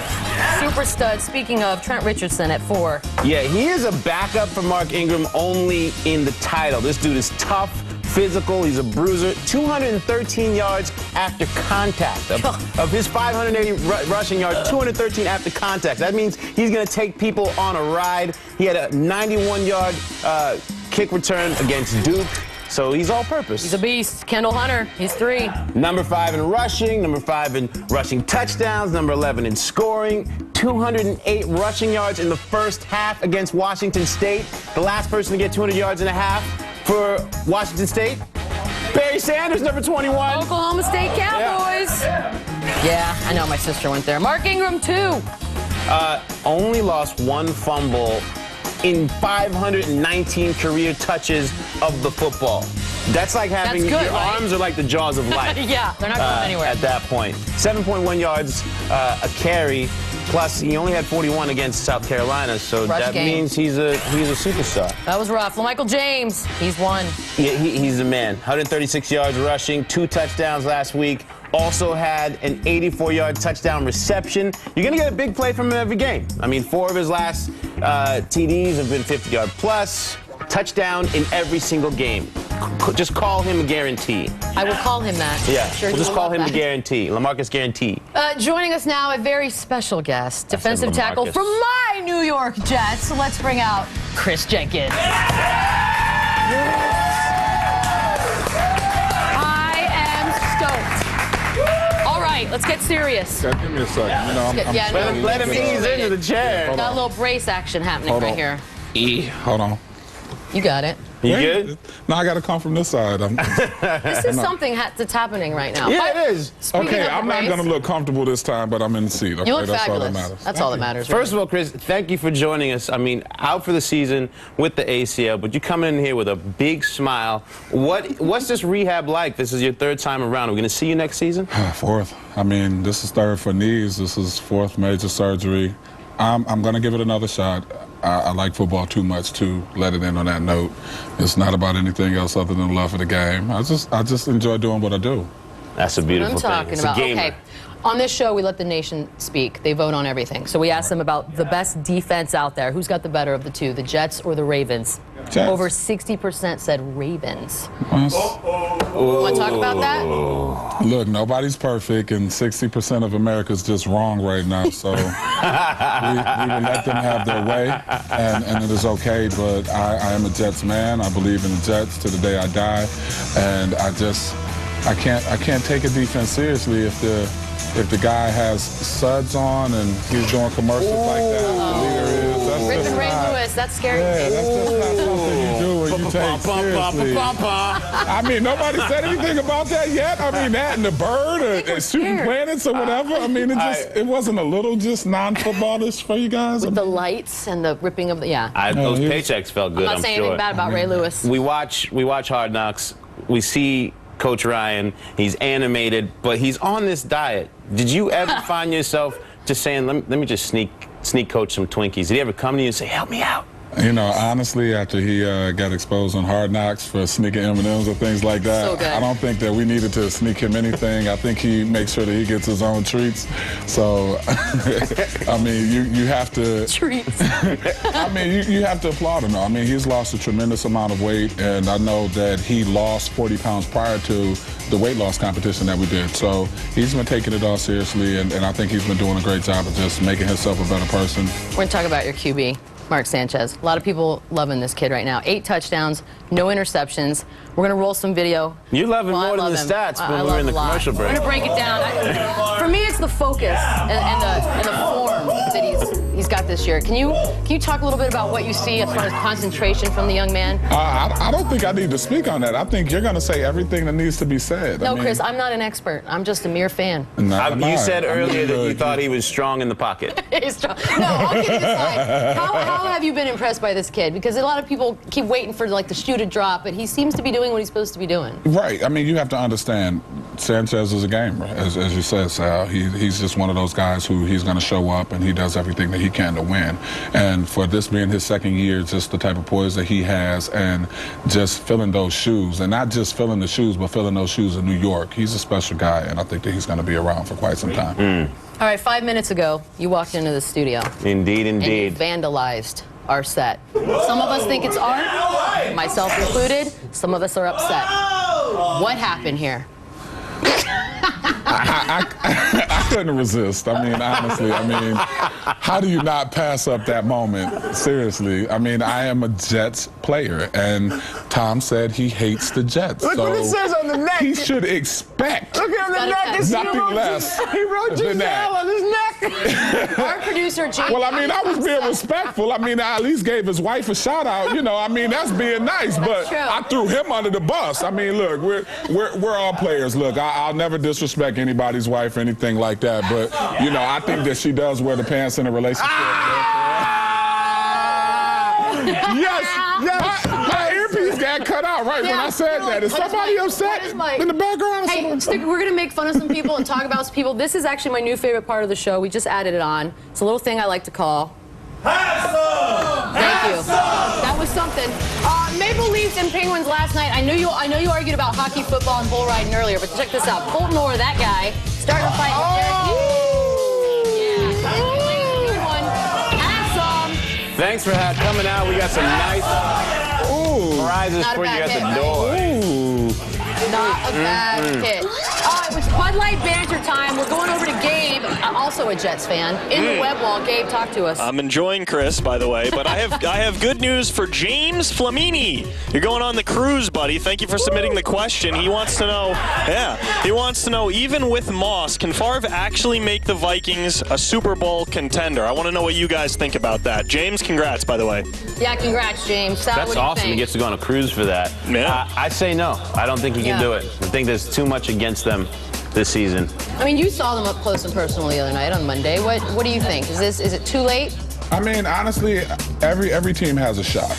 I mean, just asking as far as Brett leading them is another thing. I think that with him having this elbow injury this early on in the season, it's going to make it very, very difficult. All right, Facebook time. It's our status update. We are all over the place, as you can't tell. Okay. You met with Coach Herm today. Talked to him a little bit. Yeah. We love talking about his style choices because he's obviously the coolest dude in Bristol.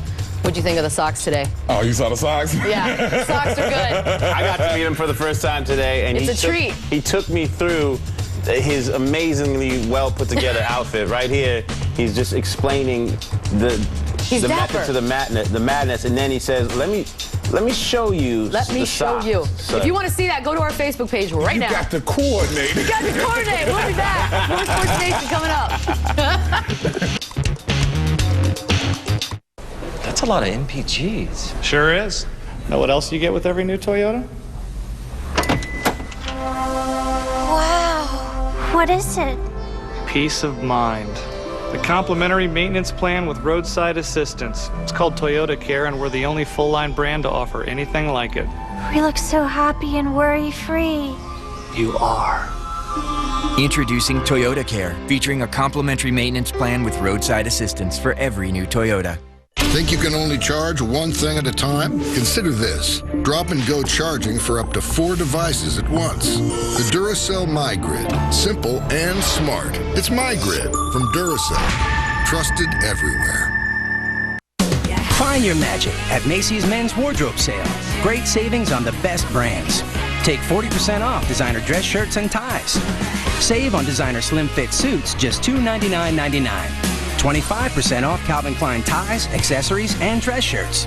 Designer boots, dress, or casual shoes, $59.99 to $79.99. And get an extra 20% off when you use your savings pass. Macy's Men's Wardrobe Sale. Putting it all together, that's the magic of Macy's. We are building a website by ourselves.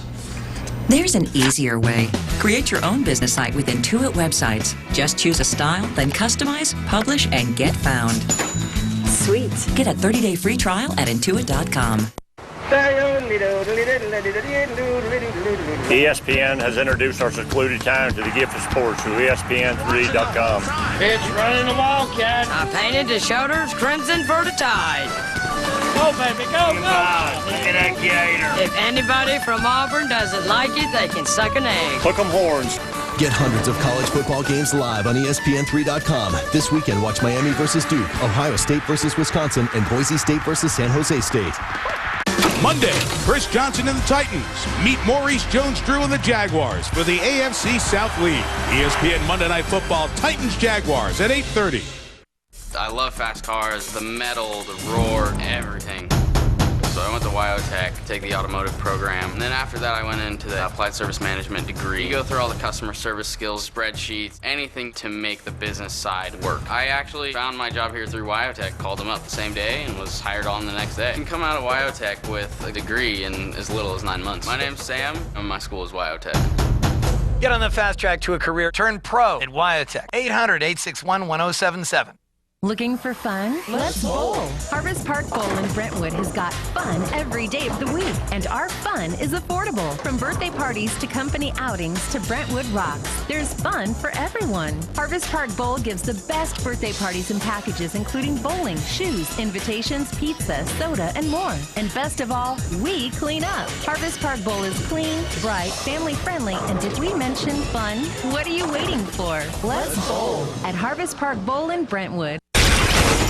Sports Nation is presented by Toyota. Great news for everyone. We're going to do some cheers now. Yay! Paul Pierce is getting our first. A little NBA preseason. Celtics and Knicks. Final seconds of the game tied at 101 until Pierce does that. Yeah, he had an 11 p.m. Dinner reservation for his birthday, so he said, no OT for me. I'm going to make it rain on you. Yeah. 30 is the new 20. Right? It's the new 20. That's what Jay-Z said. He's a youngin'. Poor Knicks. Happy I feel like there's going to be birthday. a lot of those. 2 cheers for Roger Federer. Shanghai Masters tournament in China. John Isner hitting the ball over the head of Federer, who turns away from him and goes between the legs. He does make this shot look easy, doesn't he? Yeah, but John Isner, like, oh, you forgot that he can do that? Yeah. Like, you've never seen him do that before? That's not the first time you weren't going to be ready with your 8-foot arms? Right? That is a tall, tall man, John. He could probably beat us standing backwards in a regular match. He should have known he was going to do that. You're right. 3 cheers for Craig Brackens. Back to the NBA. Sixers, Raptors. DeMar DeRozan goes way up to block. Oh! Yeah. Get that out of here. Wow! You can't stop Brackens. Oh, yeah. I love that. He's like, oh, really? Incoming. Incoming. That's actually, it's a little violent on that dunk face, not gonna lie. Time for Pulse of the Nation, presented by Toyota. Sal's first ever pop culture game. So excited. I wish you luck. I'm filled with excitement. I've been very strong this week. Okay. Jamie. Tougher week. Is it Denard Robinson or number 4, Brett Favre? Beats her up. After 5 weeks of fame, Denard Shoelace Robinson's having a tough one. Last Saturday, the Heisman contender threw 3 picks in Michigan's first loss of the year. Michigan State held him to under 100 yards rushing for the first time this season, and things might get worse this week. He faces Iowa. Their defense, well, it ranks 4th in the nation. But has his week been as tough as Brett Favre's? He's the topic of blog rumors. He lost to the Jets on a costly pick on Monday. He revealed he's suffering from elbow tendonitis, and he may not be able to play this week. And then that happened. He got hit in the crotch. From a series of figurative kicks to the groin to how's a real football. that song go? Had a bad day? Yeah, that's Brett Favre. I would be very hard-pressed to argue against the fact that Brett Favre might possibly be having the worst week ever, because we don't even know what it's like at home right now. But I would venture to say not pleasant. Yeah, I would agree with you, but you know, Denard, everyone was talking about him, Heisman. Yep. Now all anyone remembers is 3 interceptions on Saturday. He's got a tough Saturday coming against him. However, you know what, Denard? You could change all that this Saturday and just put in a good performance. So You could have a big game against Iowa. I'm giving it to Brett. I'm obviously going with giving it to Brett. Let's see it one more time, because I can't get enough of this video right here. God, it's almost fake. It's so awesome. It's just insult to injury. Poor Brett. What a week. Oh, I don't even have those parts, and I know that's not fun. All right, so we're both going Brett Favre. Nation? Yeah. That was an easy one. That was an easy one. Take that, Brett. All right. Jamie. Let's For shockingly awesome. Is it by Tua for Nevada or Steve Nash for EA? Now it's my turn. Yes. Get to know by Tower of Power of the 19th ranked and undefeated Nevada Wolfpack. He's 3rd in the land in rushing yards, tied for 2nd in rushing TDs with 11, and has 7 total touchdowns in the last 2 games, creeping into the Heisman conversation thanks to these shockingly amazing stats. But is he as shocking or as awesome as Steve Nash in these new FIFA Soccer 11 ads with Landon Donovan? This is the newest installment of a series of ads. Comes out today featuring Nash in a Speedo, taunting and embarrassing Landon Donovan. So cute. Nash in a Speedo superhero status. What say you? I mean, how do you go against it? By the way, that's the whole, this EA Sports Pro Player Challenge. It's going to be athletes playing the video games. Look, I said it yesterday. I'm going to say it again today. In the world of athletes, for me, Steve Nash is amongst a couple handfuls of guys that are a pleasure to deal with. And he just gets life. I love the guy. Yeah, you can't not like him. I like the Tower of Power story, especially since he was ineligible heading into the Hawaii Bowl last year. Didn't play, didn't know if he was going to make the team. Nice. I'm happy for him, but I got Speedo getting 2 votes. I mean, look at the chest. Yeah. I mean, how are you going to say? Yeah. I wish that I had Steve Nash's abs. Good call. More beloved dog. Is it AJ Green or Uga the 8th? Beats. You take this one. Well, after sitting out 4 games for a suspension, AJ Green has quickly reminded Georgia fans why they love him. He's got 13 catches, 215 yards, 3 touchdowns in 2 games back. He's a projected first-round pick if he goes pro after the season, but Georgia fans obviously would love to keep him around for his senior season. Is he more beloved than Uga the 8th? The real-life Bulldog mascot's been a tradition for over 50 years at Georgia. This weekend, a new dog takes over the Uga legacy.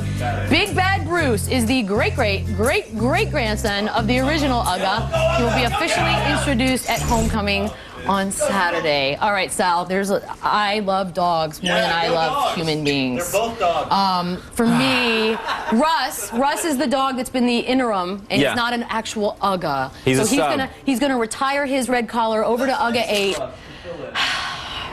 And he's got a little air-conditioned place, and he's just so cute, and he's 10 months old. You know what? I would go with look at that face. There, look at the face. But you know what? AJ Green is going to be a first rounder. He would go in the first round today, very, very high. And these stats that he's putting up right now, he's doing so with a hamstring issue. This is it. We're tied. This is for the win. So I'm going with Green.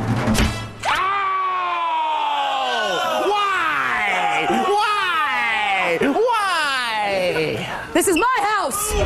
Tears. Here we go. 1 tear for Stephon Lasme, preseason NBA, Celtics Knicks. By Ronnie Turiaf. Oh, boy. Yeah. I've always wanted to be facialed by Ronnie Turiaf, just like that. That's just an explosion of joy.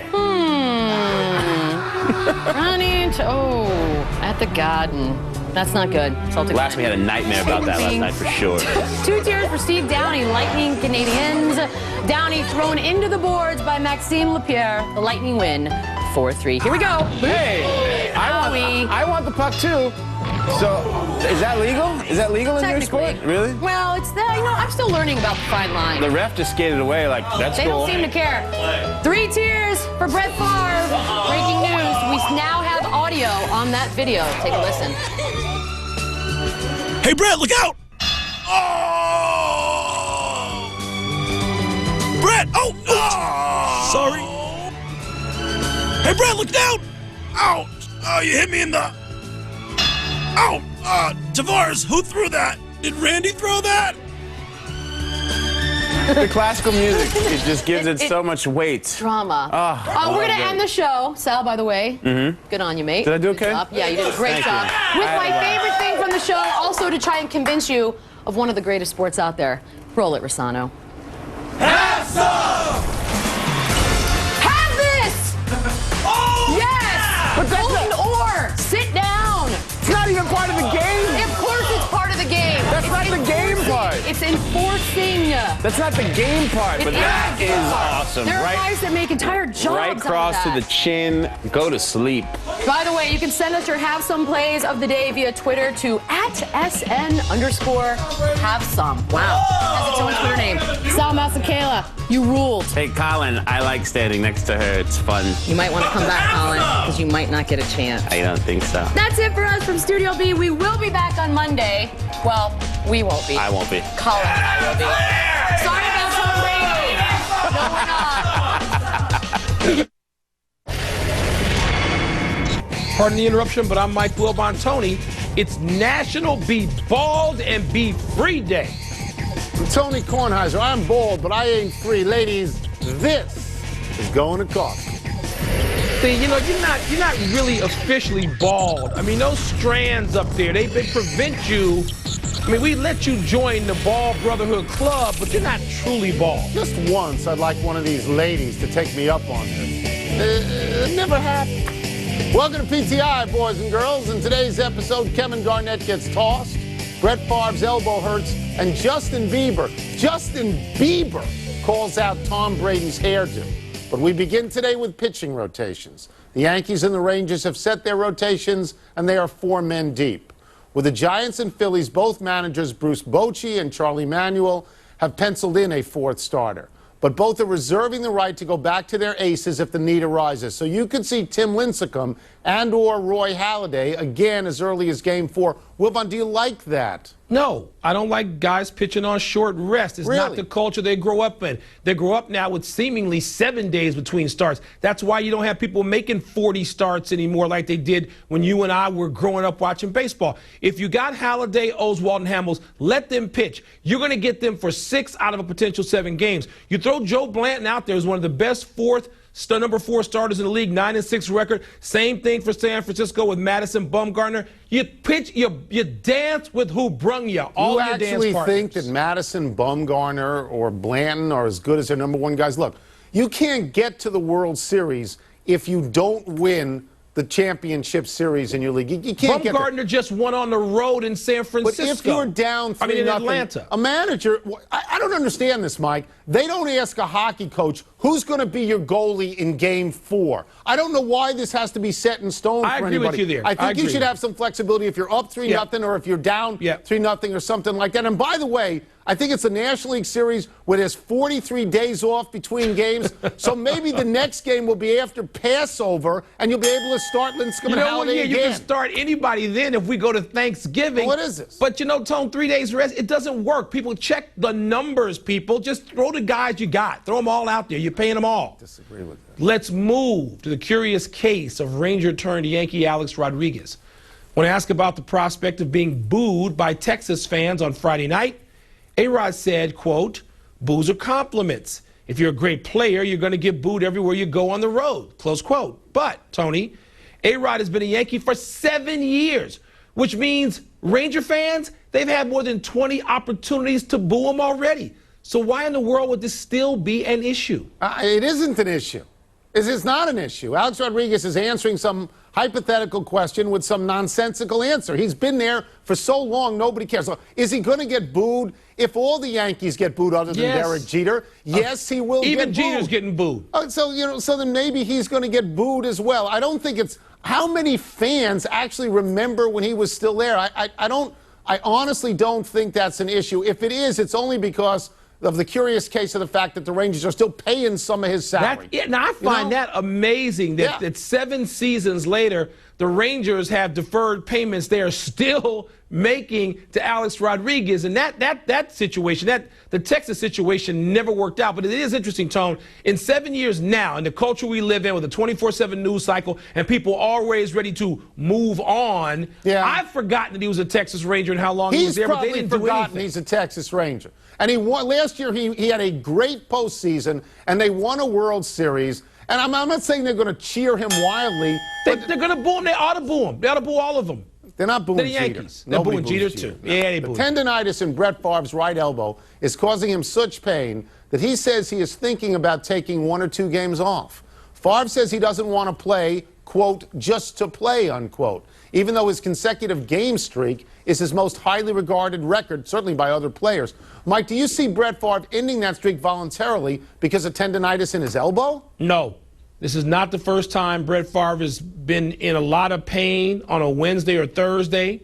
It's not, I mean, it's happened, I'm sure, dozens, if not, scores of times where Brett Favre has gotten into bed on Monday, Tuesday, Wednesday, Thursday, and perhaps a time or two on Friday and Saturday and thought, my goodness, I can't play like this. But the reason he is Brett Favre, he is John Wayne of the National Football League is when he gets to Sunday, Tony, he's going to be out there. They're going to have to shut him down. Now, I admire that about Brett Favre. I admire that about all football players. You know what I thought when I first heard about this morning? I thought it was sort of like one of those self-reporting things that college teams do, and they say, if I go out for a game or two, will you leave me alone on all of these other issues? It seems to me that by announcing this, and I'm sure he's had this tendonitis for 5 years. I'm sure of that. At least it seems to me by announcing this, he is looking for an exit strategy. You know how I feel if they're 2-7 or 2-8 or something like that. It's like he's preparing to get out. But then you know what? If he goes out, he ain't coming back. I mean, you're talking exit strategy means exit. It doesn't mean leave of absence. I don't see Brett Favre sitting down for a game or two because of any pains. What if in his mind he trades this for any finding in this Jen Sturger case? Well, then he's done. Then he's done. But I don't believe that. I don't believe any of that. I believe Brett Favre's going to be out there on Sunday. You don't have the conspiratorial feelings that I have about everything in the world. Okay. No. You've been watching too much of the event. The NBA's point of emphasis on conduct in the preseason continues to make players very angry. Kevin Garnett got kicked out of a game last night for picking up 2 technicals, and Jermaine O'Neal, who got a tech for the second night in a row, called these new draconian measures very excessive. Yahoo's Adrian Wojnarowski said Commissioner David Stern, famous for his own temper, has some nerve. Tone, how long will this go on? I don't think it's going to go on long into the regular season, and I'll tell you why. This is not a helmet league. This is not a face mask league. It's not a hat league. The charm of basketball is you can see the players, you can see their faces, you can see their emotions. And nobody wants Rasheed Wallace. Nobody wants somebody whining all the time. But you pay a lot of money to go to a basketball game. If they start tossing the best players in the middle of the first quarter, there's going to be an angry revolt among fans, and I don't think you're going to see this very long. Yeah, I don't. These studies they do, which are they're a joke. Yeah, fans don't want to see people arguing every single call, but they don't want to see Kevin Garnett tossed out when they paid somewhere between $250 and a couple of $1,000 for a couple of tickets. And on Tuesday night, October 26th, when in Boston, the Miami Heat debuted, the new Heat debuted there. I know I'm going to be there. And LeBron tossed. No, they don't want to see anybody tossed, or there ought to be a revolt because the NBA would be behaving moronically if they do this. They don't care that David Stern wants to be Louis the 14th. Yeah, I want to see the players. It's a players' league. Let's see the players. Students at Ole Miss have chosen the Rebel Black Bear as their new mascot. You'll recall that Ole Miss got rid of Colonel Reb almost 7 years ago. The Rebel Black Bear was chosen over the Rebel Land Shark and the Rebel Hottie Toddy, whatever that is. Interested lit majors have spoken of a Faulknerian connection, as Mississippi's own William Faulkner wrote, The Bear. That must thrill you. Wilbon, you buying the Rebel Black Bear? I don't care about any mascots. I don't buy it. I don't hate it. I don't love it. It doesn't register at all. Land sharks don't register to me in Mississippi, although we're talking about Gulf, so I guess it could be sharks. And bears don't either, though I've heard the Faulknerian theory. It doesn't matter. They're the rebels. In the University of Mississippi, they're the rebels. They're going to be the rebels. They don't wave the Confederate flag anymore. They don't sing some of the songs that they sang that offended people. I wasn't personally, but I know that people have been. So they don't need a mascot. Get rid of the mascot. I thought black bears were in Maine. I guess they winter in Mississippi when it gets really cold in Maine. They don't have to go to Faulkner. They could have gone another great author, John Grisham. They could have been the old Miss Pelicans from the Pelican Brief. They could have done that. The Pelicans? Or they could have been the Sound and the Fury. I don't get this on any level. The old and so Miss what would you Rebel get? Black What should will you tell us what their mascot should be? I have no idea. Keep who you had. Just give them another name. Let's take a break. Give them another name like Doctor. When we come back, Jaws joins us to explain what Deion Branch will do for the Patriots. And how much rust can we expect to see out of Big Ben? Just don't see bears in Mississippi. Pardon the interruption is presented by Jose Cuervo. Cue the Cuervo. Please drink responsibly. And in part by Taco Bell. Think outside the bun. Cue the tables. Cue the chairs. Cue the full count in the bottom of the ninth. Cue the crowd. Cue the lights. The other lights. Cue the bar. Cue the girl at the end of the bar. Not that girl. That girl. Cue the drink that brings it all together.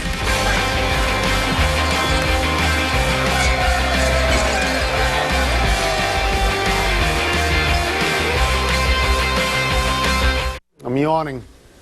I'm tired. No sleep? Insomniac Theater last night for you? No, I watched Mad Men, though.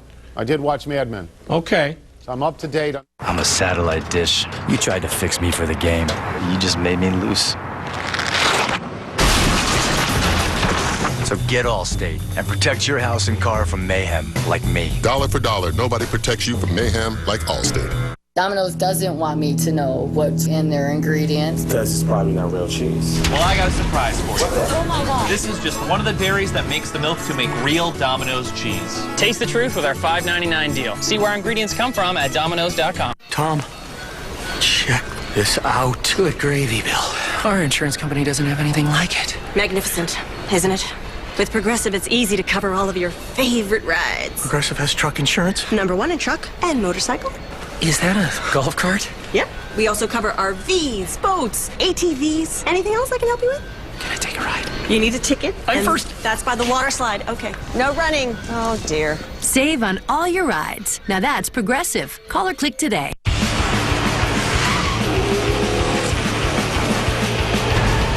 NASCAR Nationwide Series at Charlotte, Friday at 7:30 Eastern on ESPN2. The NFL is a much bigger business than it was back when I played, but the game is the same and the film doesn't lie. Isn't that right, Jaws? That is correct, Tony. Let's start with the Cowboys. They've been a very big disappointment. When you look at tape, is there one area of underperformance that you concentrate on? Yeah, I think there are a couple of areas. First and foremost, they become a passing team. 67% of their plays are passing plays. That's the most in the NFL. And they've lost their balance. And I believe they have to protect their offensive line to a certain degree. That is not their strength, pass protection. I think running the ball will help the offensive line.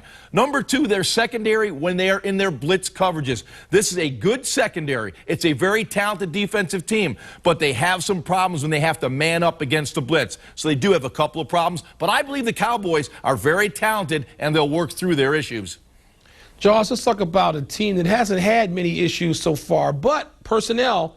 We talked earlier this week about Deion Branch not being able to replace Randy Moss, but in what specific ways do you think he'll be able to help Tom Brady?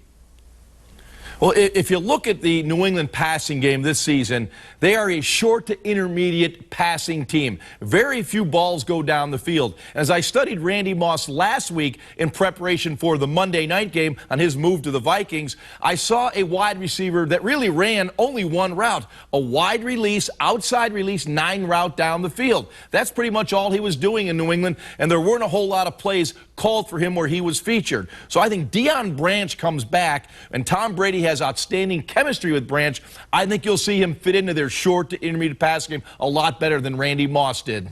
Deion Branch comes back to New England. Ben Roethlisberger comes back to Pittsburgh. He's been gone all season to this point. In what areas would you expect to see some rust with him? You know, quite honestly, Tony, I don't expect any rust at all from Ben Roethlisberger. And I say that because of the way he plays the game. Ben is not one of those guys who's real disciplined, 3-5-step drop, plant ball comes out. He's more of an extend-the-play quarterback, and his receivers react to his movement. So, you know, if he's a guy that missed a game or two, I don't think it affects him. In this case, obviously, he missed 4 games, but Ben's the kind of quarterback that will come out and manufacture plays. I don't think you'll see the rust. On the opposite side of the Steelers will be the Browns, and there's talk that Colt McCoy could get his first start. Wilbon and I think that is a total disaster. That is doomed. For Colt McCoy, what do you think? I agree with you guys. That doesn't always happen when we're in agreement, but clearly, you know, Jake Delhomme and Seneca Wallace are both nursing injuries right now. You may see Colt McCoy as a starter, and it's your worst nightmare. You're going up against a Steeler defense that has been tremendous through the first 4 games this season, and Dick LeBeau is one of the greatest designers of defense in the history of the National Football League, and he will create illusions of blitz for Colt McCoy. He will have a difficult time against the blitz schemes of the Steelers. You hope he doesn't have to go out there this week for your first start. Charles, the Chargers are 2-3 again. Does this look like the same old slow start that precedes a big finish, or are the Chargers, I think, in some trouble this time? You know, I don't think they're in trouble. I mean, it's amazing. They've started once again 2-3 with a very talented football team. Phillip Rivers is having just an all-world season. Antonio Gates, looks like a guy that's 22, 23 years old, and you consider his longevity and injuries, he's playing terrific football. But when I look at San Diego, I see correctable mistakes. Fumbles. The turnovers will kill you. Red zone offense poor. Special teams have been a disaster. I think those are all correctable areas, and I think Norv Turner will correct them, and they'll be a playoff team again. All right, Charles, we'll get you out of here on this. The big news is Brett Favre talking about tendonitis in his elbow. Have you ever had it? What's it like? I've had it, and it's horrible pain, and it's very difficult to throw a football when you can't even pick up a cup of coffee with tendonitis in your elbow. Do you expect him to take a game off? No. Are you kidding me? This guy's, he's an absolute warrior. If there's any way humanly possible Brett Favre can go on that field, he will. Thank you so much for joining us, George, as always. Thanks, guys. We're taking a break. When we return, Hockey Dude gets dropped. And what's the word for Justin Bieber calling out Tom Brady? Sounds like that word game's on the way, Tom. How about punk? How about that? That good word? Sounds good to me. Yeah. Let's just skip that game. Go to the next block.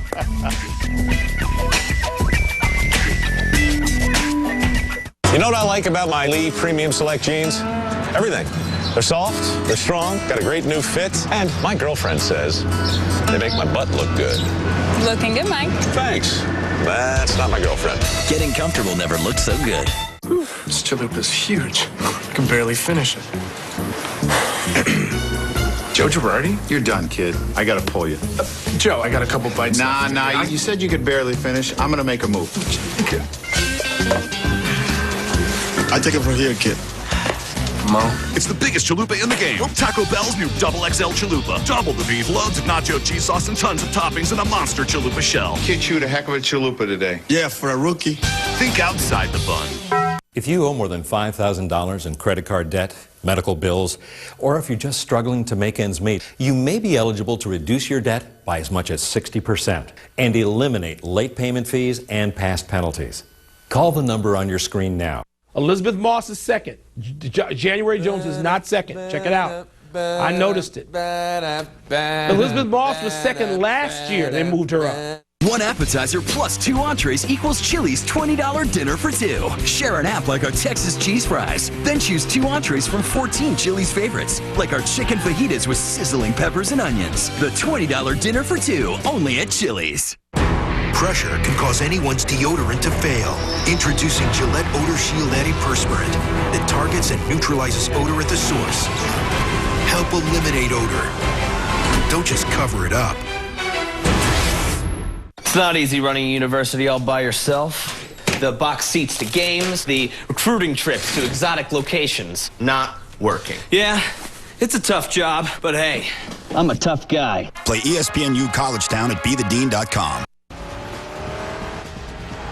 How durable is Quaker State? We just tested Quaker State motor oil that had driven thousands of miles in New York City taxis. And even when it was ready to be replaced, that used Quaker State still passed the wear protection, rust protection, and viscosity retention tests for brand new oil. Extra protection when you need it most. That's Quaker State. Real, durable oil. Attention, all students, let's get ready for a UFC showdown on Xfinity from Comcast. Throughout fighting history, there has never been a Mexican heavyweight champion. Cain Velasquez will try to make history and become the first Mexican heavyweight champion. But to do so, he must defeat the baddest man on the planet, heavyweight superstar, champion Brock Lesnar. Order UFC 121 with your remote on Xfinity from Comcast.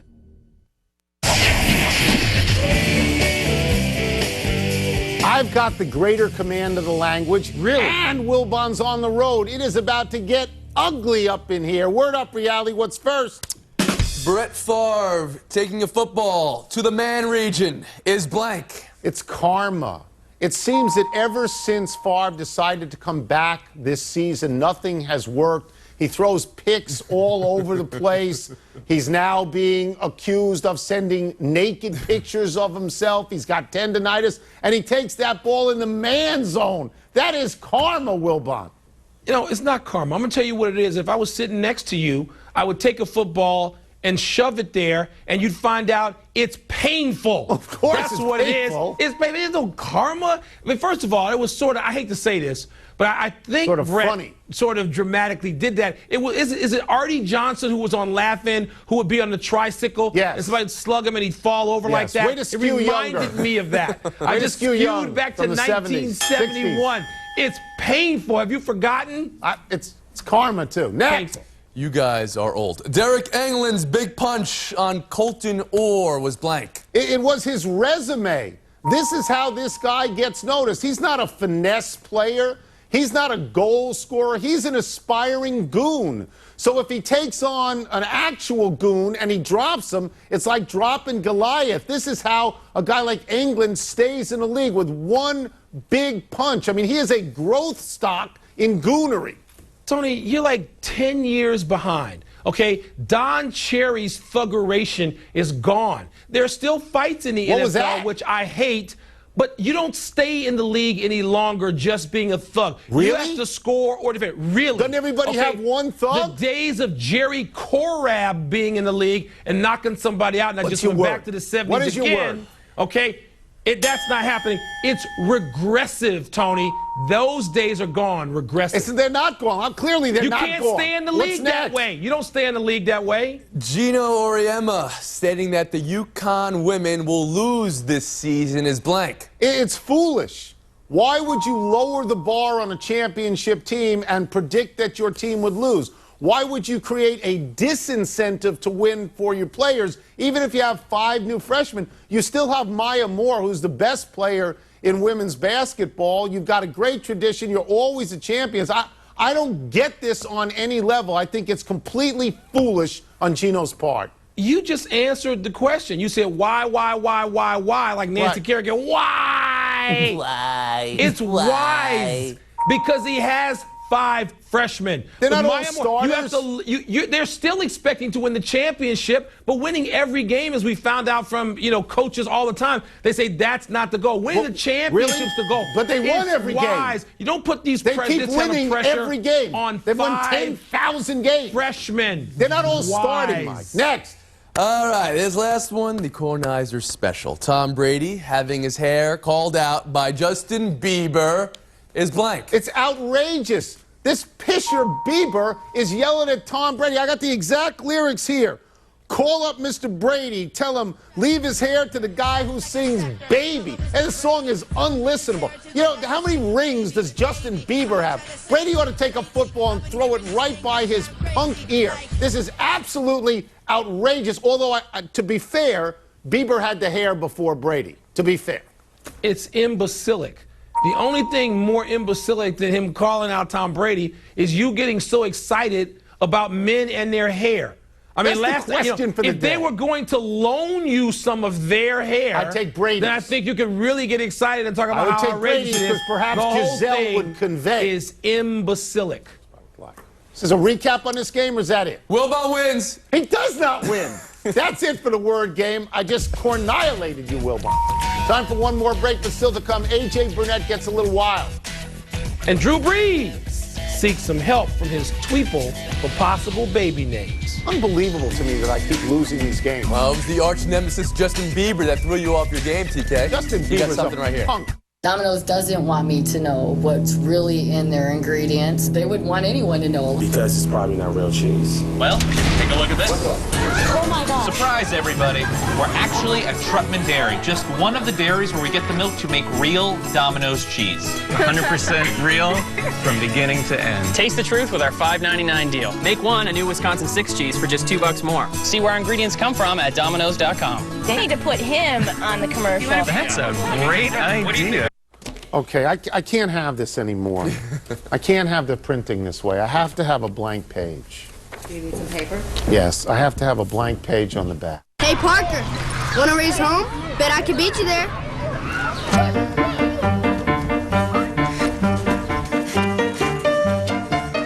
With its 43 safety features, like the Park View rear backup camera. Hi, sweetie, there you are. Electronic Vehicle Information Center.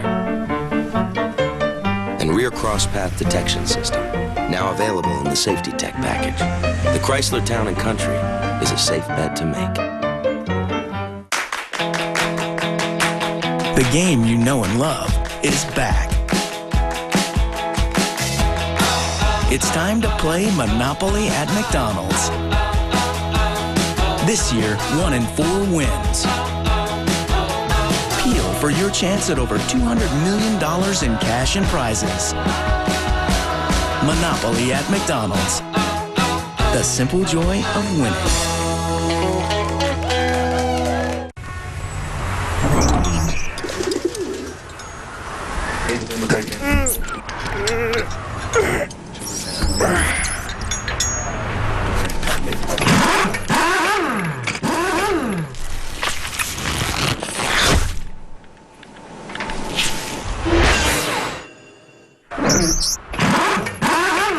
BF Goodrich, the first street tire to pull a 1G turn. Find your magic at Macy's Men's Wardrobe Sale. Great savings on the best brands. Take 40% off designer dress shirts and ties. Save on designer slim fit suits, just $299.99. 25% off Calvin Klein ties, accessories, and dress shirts. Designer boots, dress, or casual shoes, $59.99 to $79.99. And get an extra 20% off when you use your savings pass. Macy's Men's Wardrobe Sale. Putting it all together, that's the magic of Macy's.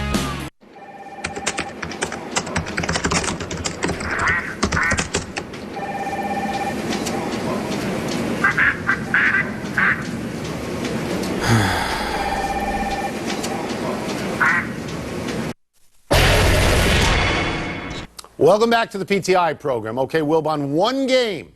Which of the big playoff pitching aces would you send to the mound? I'm very interested as to why it's reduced to 4 aces now. When of the 4 guys in question here, Tony, none of them has been a World Series MVP coming off being a league championship series MVP. There's no question Roy Halladay is the man right now by virtue of that no-hitter. There's no question about that. But if you're asking me who I would take based on World Series pressure and performing under it, I'm going to go with the guy who's got the hardware. World Series MVP, Cole Hamels. Why is he not in these conversations? This was not in 2001. It was 2 years ago. I realized he partied a little bit or took some time off, didn't do well in 2009. But now that Halladay's brought his workaholic ways to Philly, Hamels is right back in there competitive, pitching very well. I might take Hamels. The only one other person of what are considered to be the top 4 with a ring is Sabathia.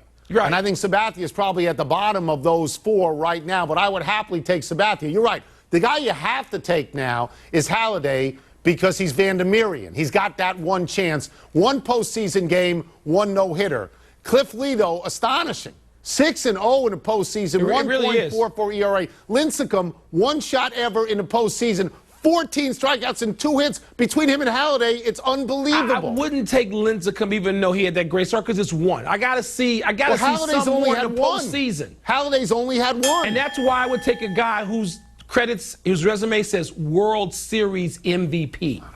I'd take any of them. 1 minute left, we go to the big finish. Let's do it. Michael Vick says not to count him out for Sunday's game, but you're counting him out, right? No, I think he can play Sunday against Atlanta. In his last 16 games, Miles Austin has 107 catches for 1,700 yards, 12 touchdowns. Best receiver in the game? Top 3. If pressed, I'll take Andre Johnson. Yankees Game 4 starter A.J. Burnett threw his first pitch to the backstop and hit 2 teammates in a simulated game. Bad sign. No, good sign. He's juiced up. He's jacked and ready to go. Texas will retire Colt McCoy's jersey October 30th. Too soon? Got to see if he'll live through the Steelers this weekend. That's right. Tracy McGrady says he's unlikely to play again in the preseason. Ominous sign. It is not going well in Detroit right now for T-Mac. Drew Brees ask his Twitter followers for baby name suggestions. Is that a good idea? Not from Twitter followers, from me, Anthony Irwin Breeze. That's the name, isn't it? Last one, Roger Federer is going to add Mandarin to the 4 languages he already knows. You're impressed by that, aren't you? Of course. How can you not be impressed by just deciding let's speak Mandarin in a couple of weeks? We're out of time. We'll try to do better the next time. I'm Tony Kornheiser. And I'm Mike Wilbon. Same time tomorrow, Knuckleheads. Check out the podcast on iTunes, people. And let's go back to Bristol. Glenn, drop the cokes. Go straight to your room. The lights are on. The temperature's dropping. It's a beautiful evening in Charlotte as we're at Concord at Charlotte Motor Speedway. And you can see the cars lined up getting ready for qualifying. And let's take a look back. It was a big week for Tony Stewart.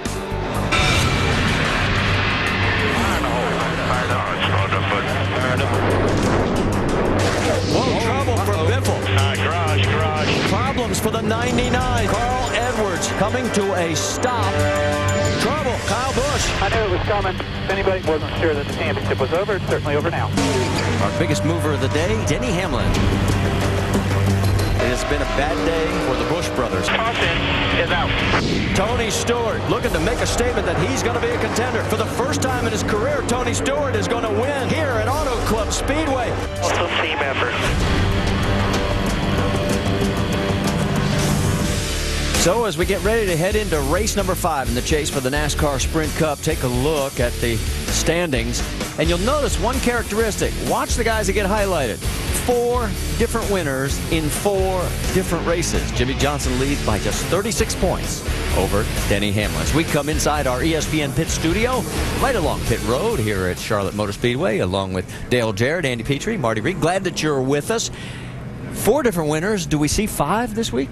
Yeah, I think we see 5, but I'm not sure it's going to come out of that group we just showed right there. I think that it's going to be somebody that's not involved in the chase. You know, Ryan Newman's been running great. Joey Logano, Mark Martin's got his program. Looks like it's turned around. Jamie McMurray finished 2nd here back in May. So I think we're going to see a 5th different winner during the chase, 10-race chase, but I think it comes from outside of that group of 12. All right. The big question is, who's really under the gun? Well, I really think Jeff Gordon is under the gun. He's not mathematically out of it by any means. He's sitting right there in the top 5, but I really think he's got to win a race. He needs to do that to prove that he is a championship contender. He hasn't done it yet, and we saw Tony Stewart. He's actually behind him in points, but he's got that momentum of winning a race, showed that he can do it. I think he can do it again and race himself right back in this, and I think Jeff Gordon needs to do that starting here. Yeah, I'm going to add one thing. I think the other 11 besides Jimmy Johnson are under the gun. They're going to have to figure out a way to beat the 48 because they've got their game on right now, so they need to figure out how to gain points every single race. Yeah, he can't keep finishing first, second, and third, and these guys can't make up that much ground. Yep.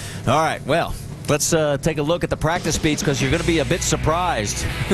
There's a lot of big names that are in the chase that are nowhere near the top 10. In fact, there's only 3 in the top 17. What do you make of it? Well, I think it goes back to what I was saying. I actually said this before the practice did, that I thought somebody outside of the chase may do well here. But I just think that we're seeing a lot of these teams step up, gearing their program up for next year and performing very well. Yeah, you see Ryan Newman at the top of this list. He has been running so well lately, and his teammate last week won. I think there's just a lot of positive energy over at Stewart Haas Racing, and it's going to be, maybe a really big weekend for Ryan Newman. Well, it's also a home race for a number of these guys right here who live in the Charlotte area. And, Doc, what's it like for them? Well, Marty, in sports, everyone does love a home team advantage or home field advantage. And tonight, 48 of the 49 teams that are lined up behind me to qualify all have it because their race shops are all within about a 1-hour drive of Charlotte Motor Speedway. Now, that's good because all the people who work in those shops and their family and friends can all be here to watch them qualify and race. But it's also bad because there's so much pressure to perform. All those people who work so hard want to see that speed come out in qualifying and on race day. But all these teams also know that a pole and a win at Charlotte Motor Speedway this time of year may be just the shot in the arm their team needs to possibly salvage a chase or maybe a season. Vince. Well, Doc, there's also a little bit of added pressure here tonight because the teams are qualifying under completely different conditions in which they practice. Of course, practice today under the sun here at Charlotte, but they'll be qualifying tonight under the lights. And with the different track conditions, the temperatures, of course, cool, different levels of grip. That means that the car is going to react differently. How the car reacts differently, that's a bit of a guessing game for these crew chiefs and the drivers. Which line do they run that best suits their car with the balance that it has? So rolling the dice a little bit tonight for qualifying, and of course how well you do in qualifying tonight going to set the stage for where you start on Saturday night in the starting position. So important, as we found out in the chase, Marty. All right, thanks, Vince. And as we get ready to go qualifying, let's take a look at the motorsports menu because, boy, do we have a full slate for you. Friday on ESPN2, we'll start it off at 3 Eastern with nationwide qualifying. At 5 Eastern, Sprint Cup practice. Immediately following NASCAR Now, and then Happy Hour. And then at 7:30 Eastern, the nationwide race presented by Hellman's, and of course the Bank of America 500. 7:30 Eastern, Saturday on ABC. We'll kick it off at 7 Eastern on ABC with Countdown. At the Tailgate Research Institute, we've studied countless tailgates and game day parties, and we've come to a conclusion. It's official. Bush's Baked Beans are a game day hit. And no one recognized you. Jay, I'm a master of disguise. Next game day, enjoy Bush's Baked Beans. In today's cars, there's self-adjusting cylinders, self-deploying spoilers. Why not a self-cleaning engine? Next generation Pennzoil motor oil cleans out up to 40% of sludge. So turn your engine into a self-cleaning engine and feel the clean. On your next business trip, pack your Marriott Rewards Visa card. Get triple points every time you use your card at Marriott. Apply now and earn 22,500 bonus points when you use your card and enjoy a free night stay. So before you know it, work time becomes well-deserved downtime. Apply now at Marriott.com/free night stay. You've got staying power. Exchange-traded funds. Some firms offer them commission-free. Problem is, they limit the choice of ETFs to what makes financial sense to them. TD Ameritrade doesn't limit you to one brand of ETFs. They offer more than 100, each selected by investment experts at Morningstar Associates. Only at the ETF Market Center at TD Ameritrade. Before investing, carefully consider the fund's investment objectives, risks, charges, and expenses. Contact TD Ameritrade for a prospectus containing this and other information. Read it carefully before investing. For Tony Stewart, when you're hot, you're hot. You find yourself doing donuts at a place where you've never won before. You walk with a certain swagger. You start believing you can catch the champ. Come Saturday night, Jimmy better watch his back. 'Cause where there's smoke, there's fire. The chase continues with the Bank of America 500 at Charlotte, Saturday at 7:30 Eastern on ABC. Well, of course, this week, the second Hall of Fame class was announced, and no surprise, David Pearson, the three-time champion with 105 victories, second on the all-time list, and a lot of people, including yours truly, if there was no Richard Petty, we'd be calling him the king. How about Lee Petty, the first three-time series champion, won titles 54, 58, 59, won inaugural Daytona 500. Bobby Allison, the 1983 series champion, 84 career wins, tied for third on the all-time list. What a great moment that was with son Davey. And Bud Moore, World War II hero, back-to-back championships in 62, 63 with Joe Weatherly, championship crew chief for Buck Baker in 57.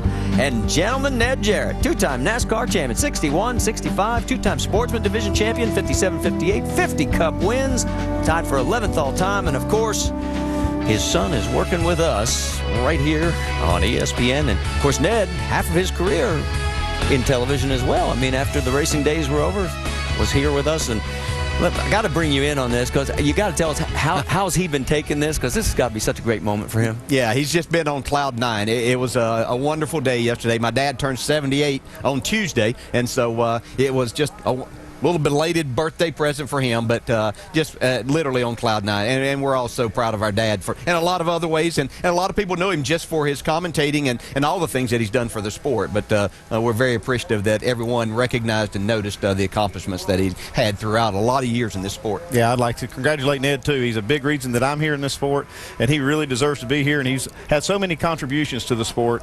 A lot of people probably don't even realize how much he's added to it as far as the polish that we've had, in the athletes. It used to be kind of a redneck sport, but he really brought a polish to this sport that I think has lasted a long time. Well, and we congratulate all the inductees, and a lot of conversation, obviously, about who was in and who was left out. But, of course, there's always next year's class. Let's check in now as we get ready for qualifying in the Craftsman Tech Garage. Tim, what are we going to look into tonight? Tell you what, after you get your balance of your car, what you have to do to run fast here in Charlotte, 265 degrees right here on these rheostats. We're heating the oil so we can get maximum horsepower when we roll off the line. The next thing we're going to do, we're literally going to ice the water in the radiator down. What that's going to enable us to do is tape the nose of this car up 100% so the driver can go out there and get that fast lap right off the bat here in Charlotte. Guys? And odds-on favorite might be Ryan Newman. Let's quick get an update from pit road. Vince. Well, Marty, in 8 of the last 9 races, Jeff Gordon has qualified 15th or worse, so it should come as no surprise that his best starting position during that stretch, a 3rd at Kansas, also produced his lone top 5 during that stretch. There's a direct correlation. The further up front you start, the less cars you have to pass to get to the front during the race. Not to mention a better pit stall selection, so what's about to happen here in qualifying could pay major dividends for your championship hopes on Saturday. Doc? And Vince, you mentioned they practiced earlier in the day. Now they're going to qualify at night, so it's much cooler. There's much more grip and much more speed in the racetrack. So where do you drive? Do you drive up high? Do you drive down low? Well, the luck of the draw comes into play, because Carl Edwards told me he goes out 31st. He's going to sit back in his bus, watch our telecast, watch guys like Casey Kane and McMurray and guys go out and decide then whether he goes high or low for his qualifying lap. Marty? And we mentioned Ryan Newman. He's going to be the guy everybody's going to keep eyes on. He was fastest in practice. He has 9 poles here, second on the all-time list at Charlotte. Second only to guess who? New inductee, David Pearson. Elliott Sadler drew the first pill, and it may be a pill that might be hard to swallow by the time it gets over. I don't know. Well, the good thing for Elliott is that normally this would be a little bit worse, but it's been relatively cool here all day, so the track temperature itself hasn't had to go down that much. It's not like the sun was heating it up tremendously, but this was always a qualifying lap that you as a driver had to really commit to, because you've got to go out there knowing how much grip is there. These cars could pick up anywhere from 4 to 5 tenths of a second, so you have to be ready to go get the job done. Qualified on the pole back in 2005. Comes across the stripe right now, 28.36 seconds. And well, that's right there, faster than anybody practiced. So you can see the track has picked up since they practiced. And it's always been a very dynamic situation when you try to qualify here, because it's never like it was in practice. It's always been practice in the day and qualify at night. And it's like 2 completely different scenarios, and you just have to plan for it. Practice does help, but you usually have to make a lot of changes just to make the car run this kind of speed. And you notice Elliott only took 1 lap. That will probably be the norm for most of the cars, right? That's about all you can hold your breath for 1 lap around here at these speeds. Well, here's the temperatures right now, and you can see it's really cooled down in the air temperature, but the track temperature is actually the same. Well, no, it's actually, I think it's the track temp that's changed the most. I'm sorry, yeah. Air temp has actually stayed consistent. That's what you're talking about, Dale. It has been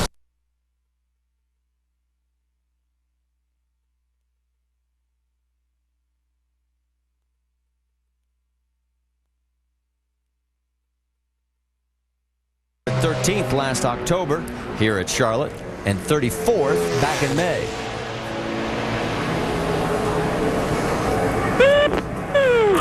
Great lap. It was a good lap. It was, yeah. 28-40. Yes, sir. Puts him right behind Elliott Sadler. So we're already seeing some decrease in the times because he practiced at 28.8, and here he is at 28.4, so 4/10 quicker.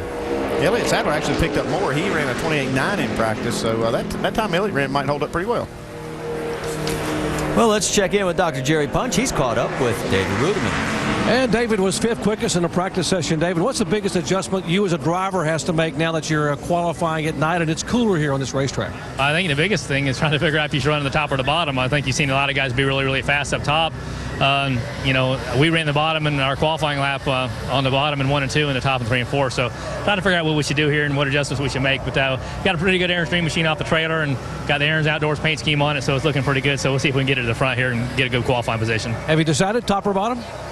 What's that? Have you decided top or bottom? I'll decide when I leave pit road, I guess. All right.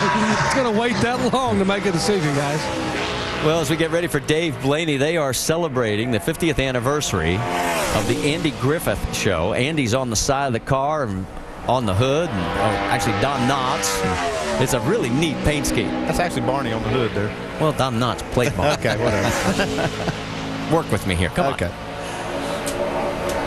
I'm surprised his eyes aren't bugged out a little bit more. They are. At the speed he's running right now, it's the fastest his police car ever went.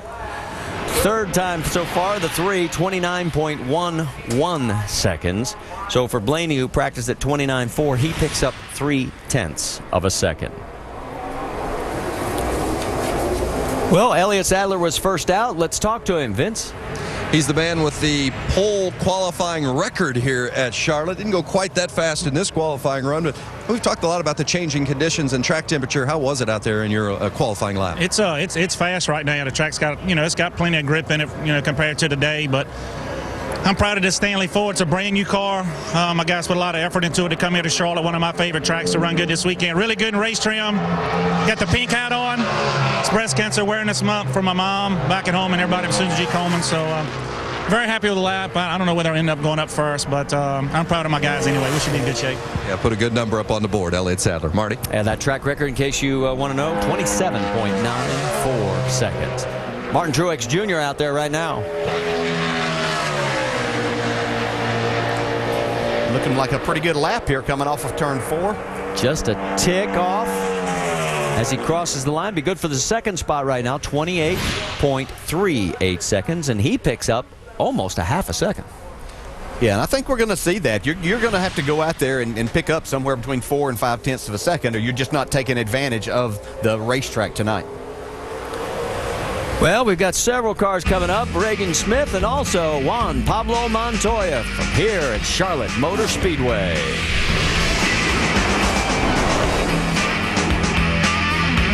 What a great event to drive to. Especially on new Fuel Max tires. Introducing Goodyear Fuel Max tires. An innovative tread compound saves you 2,600 miles worth of gas over the life of the tires. 2,600 miles. Now that would be a long race. Goodyear, get there. It's the Fusion Pro Glide Challenge. Woo! How's your shave? You can feel it pulling the stubble. See how shaving can cause irritating tug and pull? That's why Gillette's introducing Fusion Pro Glide. It's like it's gliding down. Turn shaving into gliding. New Fusion Pro Glide. Hey fans, to find the largest selection of my gear, log on to NASCAR.com Superstore.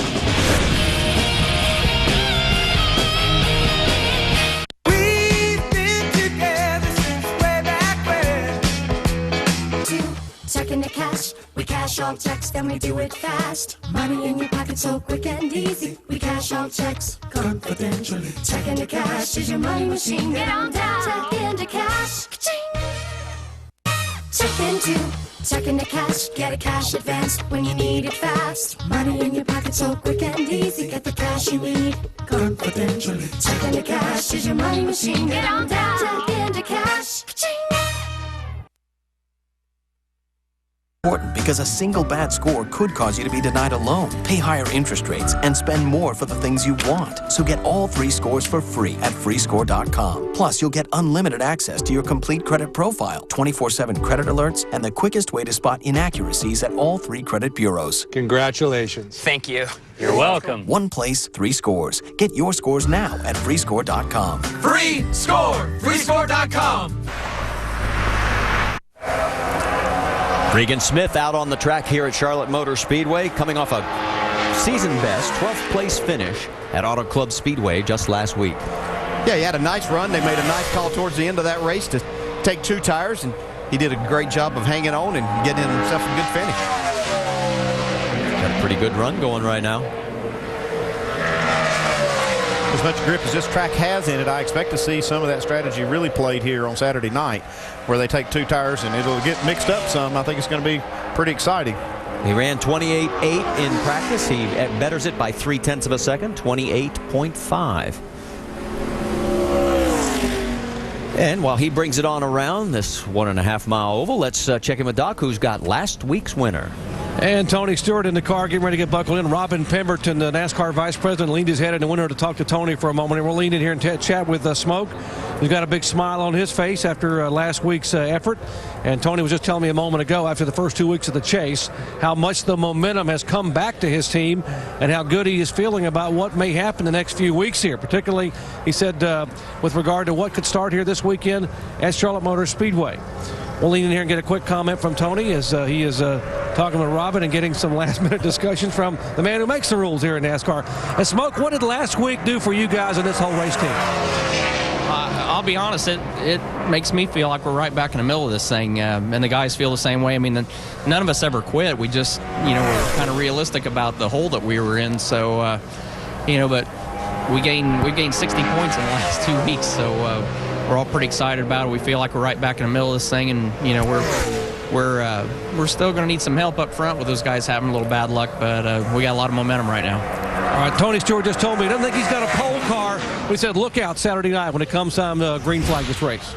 All right, Doc, as you finish up, boy, Juan Pablo Montoya had a great run going until about turn 3.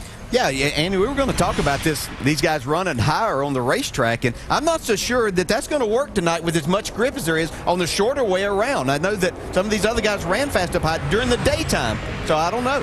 Yeah, that's a big question. We heard Ruderman saying he didn't know whether he was going to run high or low until he got in his car.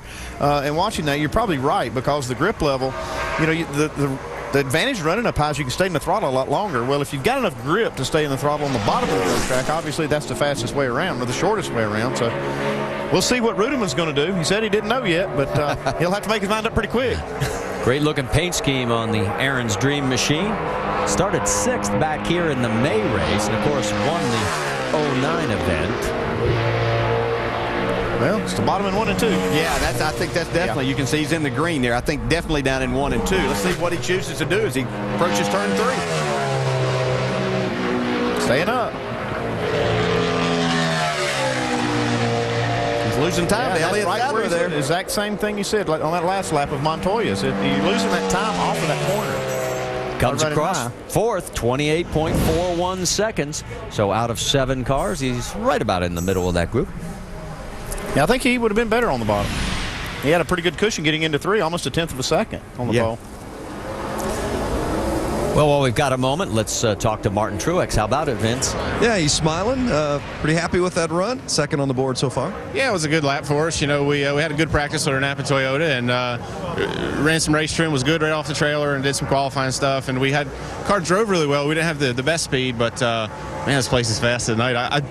I think that's the fastest I've ever been around here. I can't remember, but we used to run the old car. But it was a good lap for us. The car drove good, and track's just really, really fast tonight. It's cool. We'll see how it holds up. Nice run. Marty? Paul Menard out on track right now. Practice 16th quickest at a 28.8 earlier today. If he can pick up a half a second like we've seen happen, then he'll be right there. What Elliott Sadler, and you see he's a little bit ahead of Elliott here.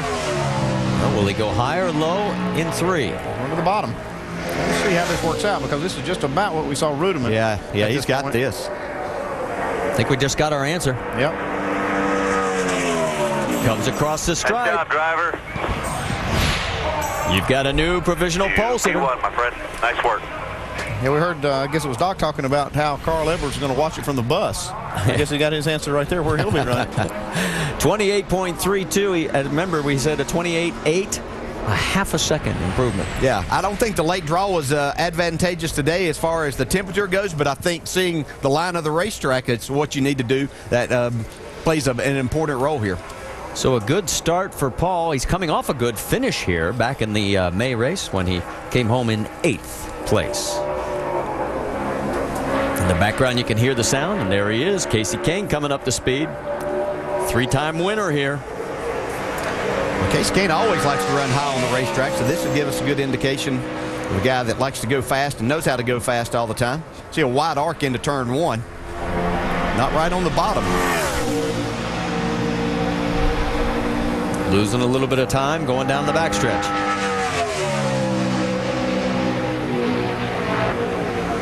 Two of his teammates are 1 and 2 right now. A little wiggle coming off for him. It's not going to be a pole run. As he comes across the stripe, it'll be 6th best at a total of 28.49 seconds out of the 9 cars that have now taken times.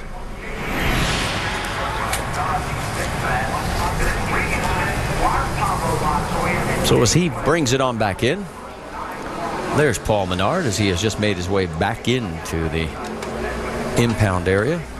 Well, we've seen a big improvement this year of Paul Menard and this race team, and just I think his ability is starting to show a lot and as he gets more comfortable with these cars. But we've seen him be fast in this series and in the Nationwide Series on most every track that we've been to in the last half of the year.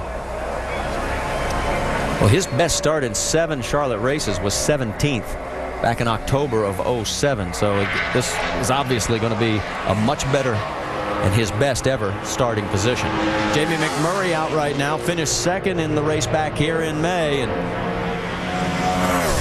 got the high line coming out of 2. See some sparks flying off the left side, coming off 2. Yeah, that's something you always, as a crew chief, don't you, Andy, have to be concerned about. Mostly bottom now. You see he's really running high here, but you have to adapt for that and make changes right before qualifying. You know you're going to run faster, and with these high-banked racetracks, high-speed tracks, the extra speed makes the car travel more, and so you have to give it some more clearance so you can run faster, because if you hit the ground, you really can't run much faster than that. Well, as you can see, Jamie will not pick up his 5th pole of the season, currently slotted in the number 7 position out of the 10 cars that have taken times. All right, so as he takes it in, there's Denny Hamlin with the coach, and he'll be coming up to qualify shortly here at Charlotte Motor Speedway. When Tony Stewart's hot, one checkered flag just won't cut it. So guard your lead, Jimmy, because where there's smoke, there's fire. The Bank of America 500 at Charlotte, Saturday at 7:30 Eastern on ABC. Chase Freedom helps you maximize your cash back. Apply and sign up to earn a total of 5% cash back on popular categories that change, like gas, groceries, dining, home improvement, and more. And unlike most cashback cards, get a full 1% on all other spending. Plus $100 cash back by making $800 in purchases in the first 3 months with your Chase Freedom credit card. Call or go to ChaseFreedomCash.com. It's the only card you'll ever need. Chase Freedom. Yeah. I don't like commitment, that's what it is. No contracts when you sign up for Vonage sounds amazing. I didn't know that you could have all these features and this incredible plan without a contract. Tell me more, let me switch. For just $14.99, get unlimited domestic and international calling now without an annual contract. I have some really good friends who live in Switzerland, and I call them quite a bit now. It's really nice being able to keep our phone conversations longer. It's a great feeling. I switched to Vonage, and I'm never looking back.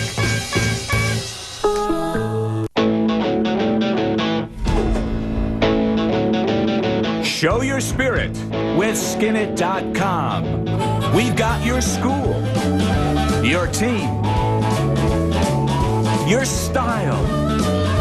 Pick your favorite skin or create your own. Or choose from sports, entertainment, fashion, and more. Go to Skinit.com today. When NASCAR fans think about NASCAR, they think performance. They think precision. They think quality. And when NASCAR fans think about their own car, they should expect nothing less. When looking for automotive brands that represent performance, precision, and quality, look for the NASCAR Performance family of automotive brands. The stakes have been raised at the World Series of Poker. The countdown to the final table is on. Who will draw one step closer to the November 9 and a shot at $8.9 million? The World Series of Poker, Tuesday at 9 on ESPN. On track now, as you see, coming around the corner, it'll be Joey Logano. He's qualified in the top 15 in all 3 of his Charlotte Motor Speedway races. His best of 8th back in May. I watched Joey Logano in practice. He ran the bottom in 1 and 2 like he is now, but he ran really high in 3 and 4, so we'll see what he does here. He was second quick. Yeah, he got up a little bit there coming out of the corners, like he cut in a little bit soon, and that shot him up the racetrack a little. Now he's way high here. I think that's what he did in practice. He was right next to that wall. As you can see, he's losing speed. I mean, they're losing time. Yes. Comes across the stripe. Currently third, 28.38 seconds. He picks up about 2/10. He actually tied Martin Truex to the third number, or 380. So as he brings it on now, let's talk to that provisional pole sitter, Vince. How about it?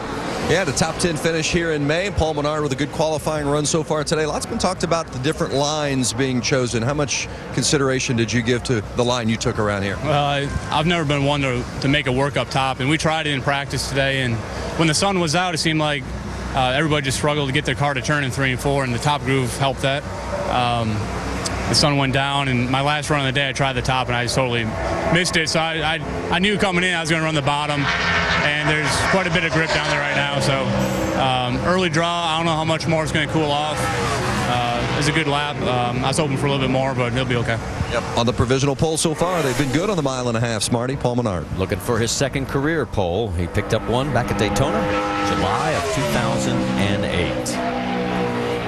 Matt Kenseth did not practice very well, but he's running a little bit better here. He's got a really good lap going. Kenseth with 31st on the speed charts. He crosses the stripe, 7th right now at 28.42 seconds. So 12 cars have taken times. He's just about in the middle of them. And that's just a 10th off of what the pole is right now and back in 7th. Well, one guy who's looking to make a little history here is with Dr. Jerry Punch. And that would be Kurt Busch. No one's ever won the All-Star race, a race in May and a race in fall. He's won 2 of them so far. Well, hey, buddy, here's the question. Can you make history this weekend? We're going to give it our best shot. It makes sense for us to push hard because where we are in the chase standings, it can only bump us up if we go for the W. And it's special to have this opportunity here in 2010 to go for it. And my team, we've done 2/3 of it so far. We just got to get the other third. Good luck to you. Thank you. We're talking about how fast the racetrack is right now, guys. Down here they're talking about it's so much grip and so much speed, but he's worried about what's going to happen here on Saturday night. 6 times prior, people have had a chance to pull off that trifecta. Hasn't happened. Tony Stewart right now on a good run. Can he pick it up here? Losing a little bit off turn 4. Paul was really strong off that corner in his qualifying run. Comes across in 10th right now. 28.54 seconds. And again, about 2/10 quicker than he practiced earlier today. So 13 cars have taken times. He will be our in-race reporter. If you want to ask Tony a question, just go to ESPN.com, search Ask the Driver, and then maybe your question will be asked Saturday night by DJ to Smoke. Of course, Smoke is smoking because he's had a big announcement earlier this week. New sponsorship coming on board. He'll have the Mobile One sponsorship for next year. So great news. Congratulations to that team. Yeah, a lot of good things happening for them. Certainly with that win last week, kept themselves right in the thick of the chase. Love that paint scheme. Yeah, that's really cool, isn't it? I love when they get these paint schemes to come here and race at night. Just looks that much more spectacular. Okay, here's somebody that really needs to pick it up from practice. Denny Hamlin was only 30th fastest, so I think he spent a lot of time in race trim and went to make his qualifying run and didn't run quite as good as they'd hoped. I'm sure they made some changes, and he's got a really good run going right now. Yeah, looking good right here. There again, everybody losing time off turn 4 to Paul Menard. Yeah. And Paul was right down on the very bottom on that white line with his left front tire. How about the 8th position right now at 28.49 seconds for Denny? In fact, that's where he ended up in last week's race, if I that's remember still correctly. half a second faster than he ran in practice, so you got to be happy with the pickup. So as he brings it on in, gives us a chance to talk about Saturday night with Terrell Pryor and the new #1 ranked Ohio State Buckeyes facing a tough road test when they travel to Madison for a meeting with John Clay and the Wisconsin Badgers. College football primetime, presented by Hampton Hotels on ESPN Saturday at 7 Eastern. It's also available online and on your phone. That'd be a good game if they need to TiVo that, because they're not going to want to miss this race we're going to have here Saturday night. It's going to be a good one. Kevin Harvick now on track. Kevin's best start here was back in 06 when he qualified 5th. His best finish, believe it or not, was his very first of 19 races. Came home 2nd. He's never won here.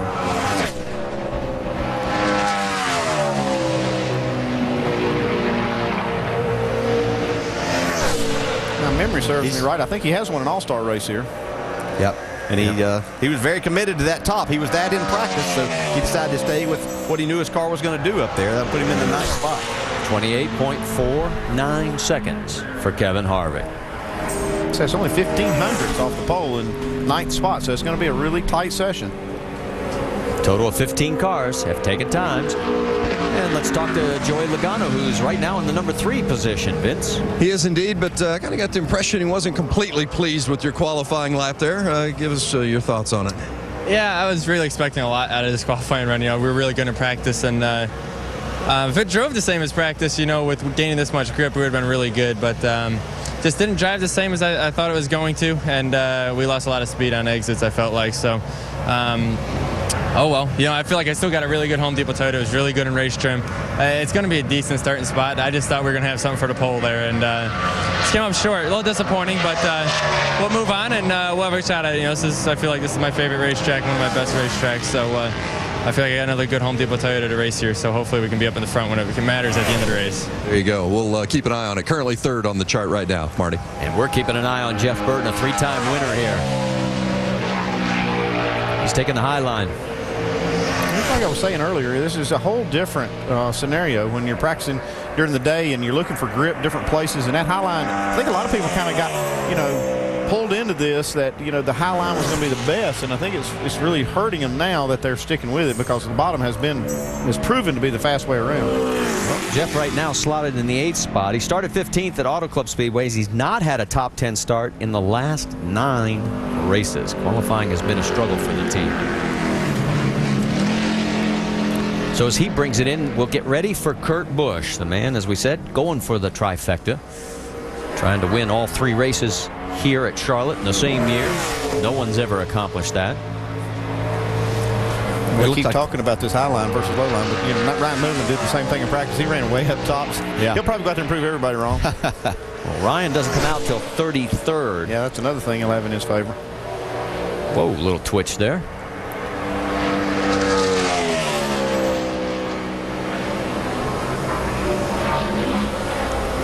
That twitch comes a lot from the tire and construction, but they run a lot of air pressure here because of the banking, the loads that you get in the corners, and so that'll tend to do that. You get such a positive feel with that, and you just turn the wheel just a little bit, then you get that. See, Kurt Busch on a good run here. He's trying to make that high side work. Yeah, I saw it slip just a little again in 4. You see, he loses a 10th to the line. And it's going to cost him.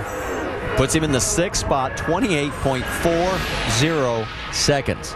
He's 8 100ths off, and he's 6th. All right, let's catch up with the man that you said needs a big weekend. That's Jeff Gordon. And it could be a big weekend for Jeff Gordon here. 7 poles, 5 wins. Hard to go to a better racetrack than this one here where you got your very first win. What are the prospects for qualifying and for race night here for you? No, we love Charlotte Motor Speedway. You know, we've had an interesting day. You know, practicing during the day creates some challenges, and so we really didn't practice very well. So it's hard to say what the track's going to do. It's obviously picked up a lot of grip, but the guys I expected to be up there on the pole aren't right now. So I think anything's possible for our DuPont Chevrolet. we looked at what our teammates are doing and what we thought the track was going to do, and making our best guess at it. So I look forward to getting down in those first couple of corners and seeing how it sticks. Good luck in qualifying. All right, thank you. Jeff Gordon, by the way, was watching a handheld monitor the whole time we've been standing out here trying to see who's running where. He's also going to school on some of the other cars' lines. Right now, Greg Biffle's in school, and class is not going to get him a pole. Oh, yeah. He comes across the stripe 10th, 28.48 seconds. Yeah, it's just incredible. We had 9 of the 18 cars have run in the 2040 bracket. So you have to be, if you're anywhere over that 4.0, then you're going to be on the back side of it. Better be a low one. Yeah. If you want to be up there. It is a tight field, as you said, Andy, and I think before this is over, it's going to be even tighter. As Greg rolls it on out, of course, coming off last week's disappointing 41st finish. The man who finished 3rd last week, and the current points leader, Jimmy Johnson. He was 12th in practice.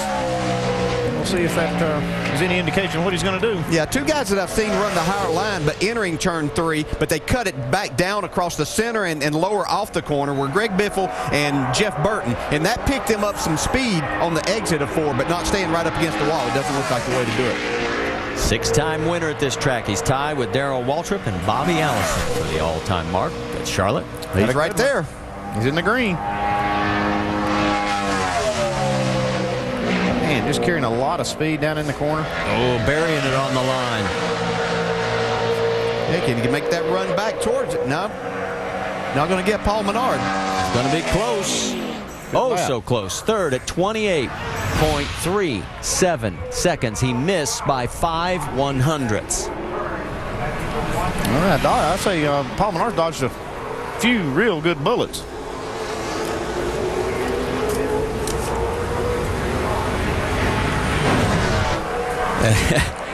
Well, Doc was talking about Jeff Gordon. There he is, watching all the video. That's just a few moments ago, so he's watching the race lines. Oh, we used to have to get up on the truck to watch that, and then run out to the car. My, how times have changed. Don't make it sound like you're Fred Flintstone. Have a pedal with your feet. Come on. All right, speaking of the Hendrick Motorsports team, how about if Dale Earnhardt Jr. out on track right now? See sparks flying out of his car getting in the corner. He's got 1 pole here back in 2000. Yeah, I watched practice earlier today, and he had talked and listened to him some, and he talked about his car bottoming out down there in 1.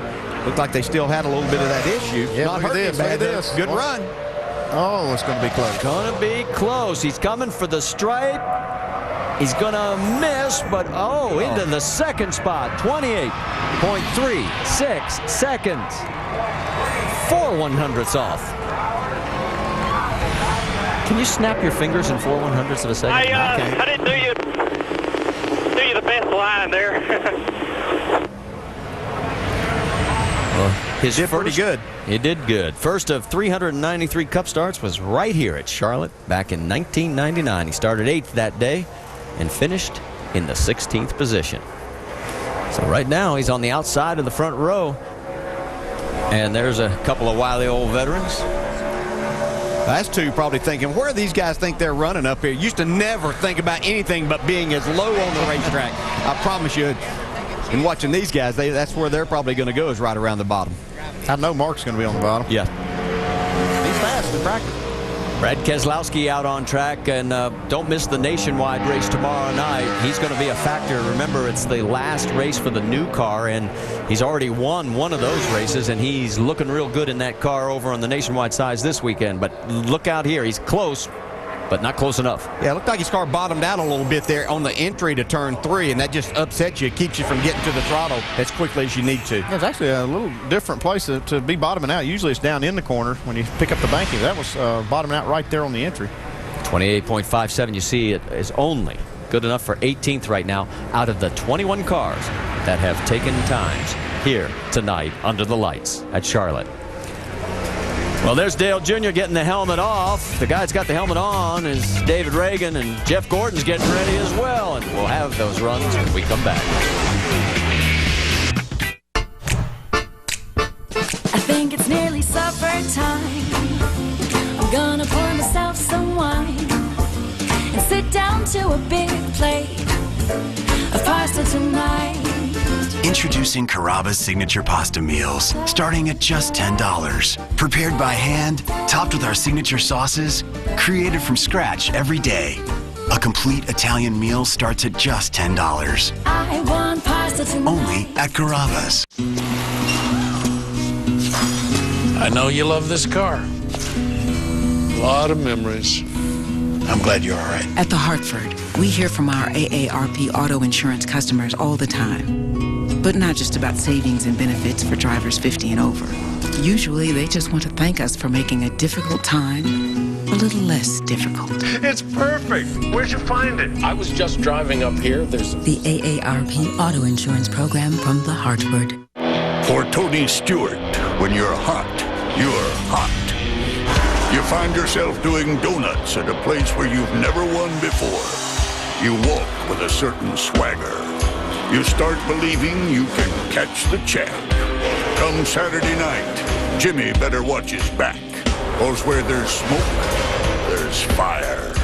The chase continues with the Bank of America 500 at Charlotte, Saturday at 7:30 Eastern on ABC. Anything's possible after a great night's sleep, and Mancini Sleep World can make it happen tonight. This is Randy Mancini inviting you to our factory-authorized 50% off mattress sale. Curl up in a luxurious Simmons Beauty Rest. Or how about a plush Sealy Posturepedic? Relax in the cool comfort memory foam of Serta Perfect Sleeper. Your choice of comfort, 50% off. And with no interest until 2012, the savings really add up. This is a limited offer, so hurry into Mancini Sleep World. Visit sleepworld.com. It's football season, and Ron and Don, those wild and crazy Dorito brothers, are on the ball. They're blowing the whistle on high prices and taking the field with big savings on Golfs, Jettas, Touaregs, Tiguans, GTIs, and CCs. Ooh, that's a good call. When the Dorito brothers are on their game, you're the one who scores big savings. Right now, get a new 2010 CC Sport for just $289 a month. Just $289 a month. Dorito Brothers Volkswagen. You just gotta go there. David Reagan on track right now here at Charlotte Motor Speedway as we're in the middle of qualifying for the 5th race in the chase for the NASCAR Sprint Cup. You'll see it Saturday night on ABC, 7:30 with countdown at 7 o'clock Eastern. And right now they're all chasing Paul Menard. David Reagan was 10th in practice with his speed in his UPS Ford. See him working the steering wheel a little bit down the middle of 3 and 4. As he comes across the stripe, 16th, 28.52 seconds. Puts him behind Casey Kane and in front of Jamie McMurray. So 22 cars now have taken official times. And the man that's sitting on the outside of the front row next to Paul Menard is Dale Earnhardt Jr. Let's talk to him, Vince. Yeah, Dale Jr. got his first career Cup pole here at Charlotte. Not on the pole right now, but second quickest in qualifying, and pretty happy with that run, weren't you? Yeah, the car was good. We were happy in practice and just had to get out there and do the best I could. I got into 3 a little shallow. Cost a little bit of time there, but 1 and 2 felt pretty good. Car had plenty of grip, plenty of speed, and we tested a little bit and feel like we learned some things, and it seems like it worked tonight, so we'll see. Yep, so far so good. Currently second on the board, Marty. And Jeff Gordon out on track right now as he is a 7-time pole sitter, and this is looking good. Here we go. It's looking real good, you know, and he was talking about how the fast guys in practice were not at the top, so he didn't know what to expect. He's going to be real happy with this. Wow, he's 10th of a second. He's coming across. I don't think I got your 1-2 good enough. No, you did. Yeah, you did. You did fine. 28.19 seconds. P1. Yeah, baby. Yeah. Not bad. I guess watching that TV paid off. Yeah. So proud of you guys, and I'm too distracted right now to look at my... He was 33rd in practice. Yeah. I mean, and we were looking at each other going, ooh, what have they got? And I said at the top of the show, this is a guy that really needs a big weekend here, and he's got a good start at it right here. Yeah, you know, and Vince pointed out his best qualifying effort in the chase was 3rd at Kansas, went on to have a good run there. So, that speed does correlate into having a good weekend, as you've said many times, Andrew. So he's looking for pole number 8 here at Charlotte. Quite a few cars still to go, though. Only 23 have taken times, and Scott Speed is out on track right now. This will be his 4th race at Charlotte. He's never finished inside the top 17th. 18th is his best. He's one of those that practiced well. He was actually, I think he was in the top 10 in practice. Yeah, he was 9th. But you can see now it's just not crossing over. It's almost the opposite. The cars that were good in practice are not running well. Yeah, most of the time, and what they could be a situation is they had those cars tight enough to run during that when the track temp was heated up somewhat, even though it never got that high. As you can see, he's going to come in 13th there at 28.46. But I think they had their cars tight, and they just didn't free them up enough for what the racetrack that they have now. So as Scott comes in, Travis Quabble will be going out. Travis is actually going to do 503 miles on Sunday. I read where he and his family are in a charity 5K run Sunday morning. Oh, or Saturday morning, I should say, before the race. And so they're going to wish them well. They're doing it, I think it's for lung cancer, to fight lung cancer. Let's check in now. Doc, you've caught up with Carl Edwards. Yeah, he's back out on pit road, and let's get over here. And hey, did I call it right? Were you on the bus watching? I was sitting there on the bus watching, and Dale or somebody up there said, "Carl's watching in his bus." I was like, "Whoa!" It was a little wild, but you got me. Yeah, I've been watching, and man, watching that tracker is real educational. You can see guys that run the top, they lose a bunch of time in the middle, and then they can catch back up. But I think the bottom's good. Right? Where'd Gordon run? I didn't get to see that. Do you know? Where'd he run, guys? Okay, he ran a 46. So he was all over, basically. So. Yeah, well, I don't know if you're playing coy, not wanting to tell me where Gordon was running, but wherever Jeff Gordon was running, I'm going to find out, and I'm probably going to run there. But it looks like the top and the bottom are both pretty fast. But Paul ran a really good lap around the bottom. Good luck to you. Hey, thanks a lot. Carl Edwards trying to decide where to go, top or bottom, guys. And we weren't ignoring it. Our microphones were off. Yeah, we were trying to say he ran the bottom. Yeah, he ran the bottom real well too. And it just proves that the three of us don't have the size volume that everybody thinks we have, because without the microphones, we still have to turn them on. We can't do it. So Travis Quabble, you saw where he is the slowest now of the 25 that have taken times. Here comes A.J. Allmendinger. And you can see the numbers there. His best start 18th back in May. He's got a new sponsor, Wix, on the car. New paint scheme. I like you, Dale. I love these different paint schemes they run here. And they show up so well at night. Well, he's got a good lap. Look at this. Yeah, I was interested to see where he was going to run, because normally he'll be up in that middle part of the racetrack we've seen at a lot of these mile-and-a-half tracks. Well, he was our winner at Phoenix for the pole. He has 4 top 5 starts. Here we go. This is going to be close. Yeah, he's losing time there off 4. That shows just how good Jeff Gordon got through the center and off of turn 4. But a great lap for second. Good enough for the number 2 spot, 28.28 seconds. Good job, buddy. Good job. Well, we better talk to Jeff Gordon quickly, Vince, because the way things are going, he might not be there for long. I don't know. Well, we're hearing a lot of guys losing time coming off 4. You didn't, and that was the pole. That was the pole speed. Was that the big difference for you? Oh, definitely. I flew through 3 and 4, coming to the green and coming back around. I felt like I gave up some in 1 and 2. So I was not expecting that. I got to tell you, the car really drove good. And this track just changes so much at night when it cools down like this. It's so hard to try to figure it out. I told Steve on the radio, I'm glad we didn't have it figured out in practice, because we probably would have slowed down a bunch. Instead, we fought it, and we predicted well and made great adjustments. And I could not be more proud of that lap. I don't think it's going to hold up. I think there's just room for improvement out there, so we'll see what happens. We saw you watching Jimmy's run on the sprint vision there. Were you able to pick anything up from it? I watched all the runs, as many as I could. I love that gadget. I always watch the big screen here, but the problem is when you get in the car, you can't see that, or you get near the car, you can't always see it. So, I just watching lines. Other than that, I don't have all the cool data that you guys have on that. So, I get the lap time, but not the lap tracker. And I think it's useful to to watch what other guys are doing. Yeah, lap time's the best so far. Jeff Gordon on the provisional pole, Marty. And Clint Boyer slotted 14th right now with that 28.45. And remind Jeff that Bruton's building a big, huge screen, bigger than anything else in the world, and it's going to be on the back straight. And he won't have any problem seeing the lap next year. Stay with us, Carl Edwards. We're going to find out if he can hug that bottom.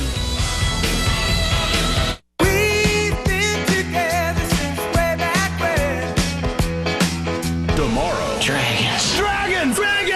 The movie everyone is talking about is yours to own on DVD and Blu-ray. Yeah! It's funny. It's like the size of my... Oh, I'm hurt! Spectacular. It's amazing. He's amazing. A great adventure for all ages. Come on, it's you and me. Go, baby! DreamWorks How to Train Your Dragon. Now with an all-new Dragon Adventure. Only in the Dragon Double DVD Pack. Own it on DVD and Blu-ray tomorrow. Professionals need to perform under pressure.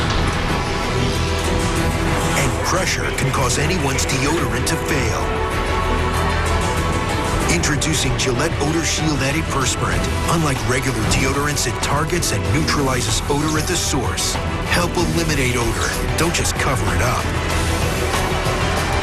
Gillette Odor Shield Antiperspirant. Also try Odor Shield technology in new body wash.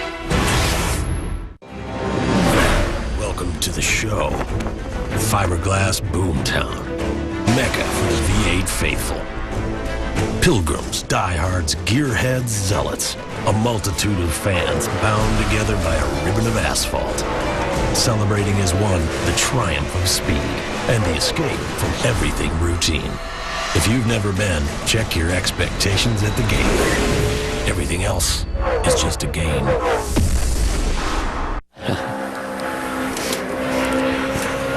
Back here at Charlotte Motor Speedway, where our qualifying continues. Total of 27 cars have taken times. The fastest right now, Jeff Gordon. The slowest is Travis Quapple and Andy Lowley. Back again.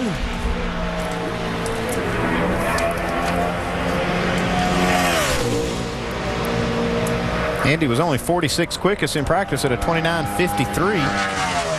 He's looking to make his fourth start in 2010, both of the New Hampshire races and, of course, at Watkins Glen.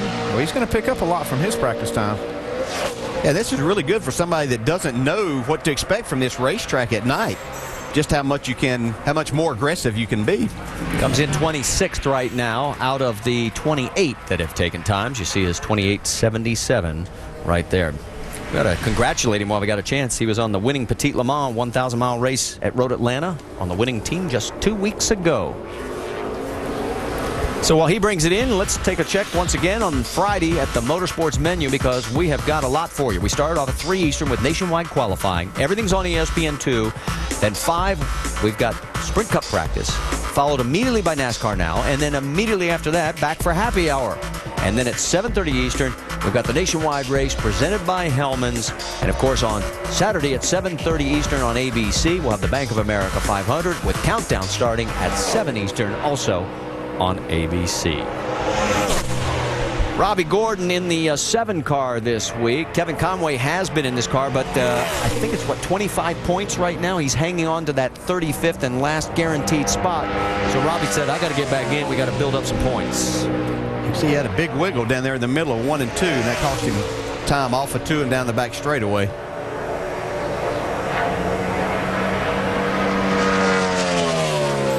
Comes across, and he won't be happy with the run. 27th right now at 28.79 seconds. But he will be in his 21st race here at Charlotte Motor Speedway. Let's check in with Vince Welch. You caught up with AJ?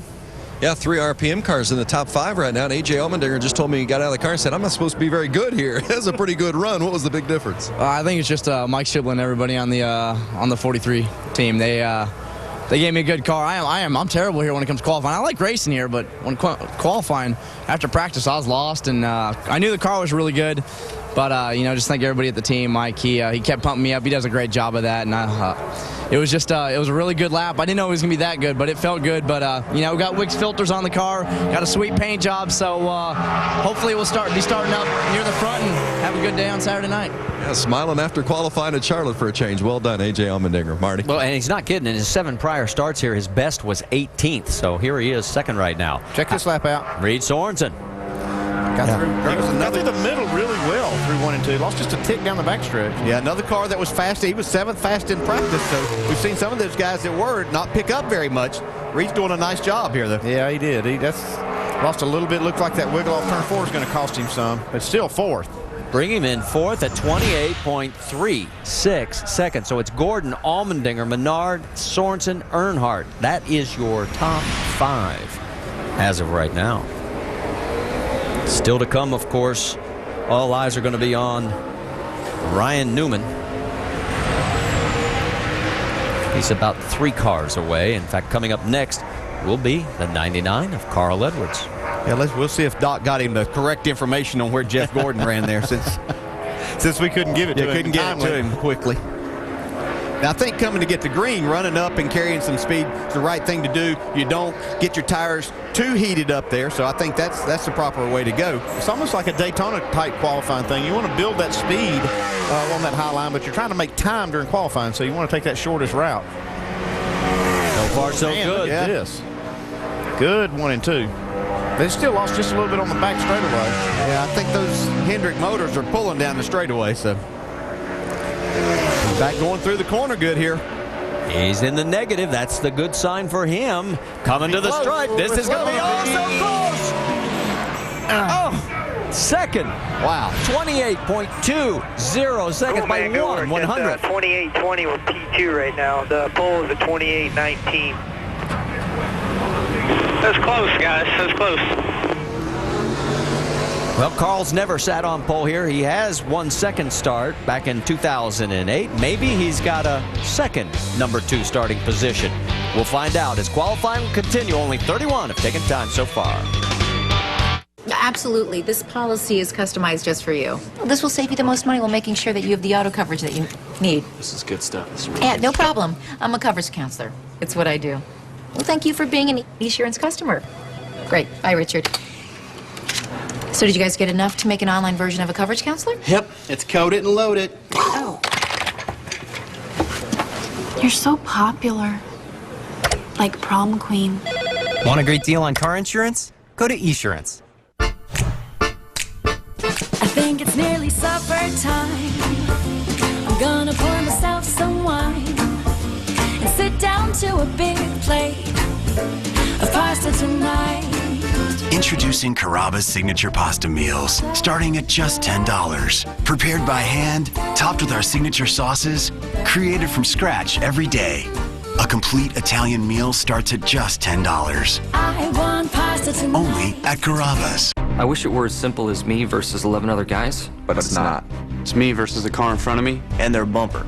Me versus that line of sweat running down my face. Me versus the expectations of an entire sport. Versus the loose lug nut on lap 112. Versus 4 turns and 2 straightaways. Versus history. Most of all, it's me versus my will to win. My dedication. My dedication. My dedication. Versus myself. The chase for the NASCAR Sprint Cup. Who will be the last man standing? For Tony Stewart, when you're hot, you're hot. You find yourself doing donuts at a place where you've never won before. You walk with a certain swagger. You start believing you can catch the champ. Come Saturday night, Jimmy better watch his back. 'Cause where there's smoke, there's fire. The chase continues with the Bank of America 500 at Charlotte, Saturday at 7:30 Eastern on ABC.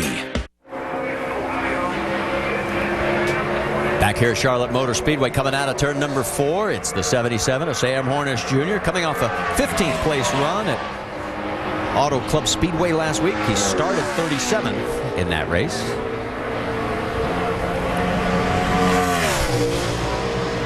Sam practiced 26th quickest, 28.87 seconds.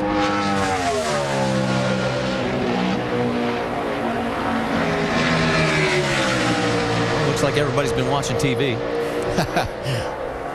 Sam comes out of 4, heading for the stripe. Yeah, good lap.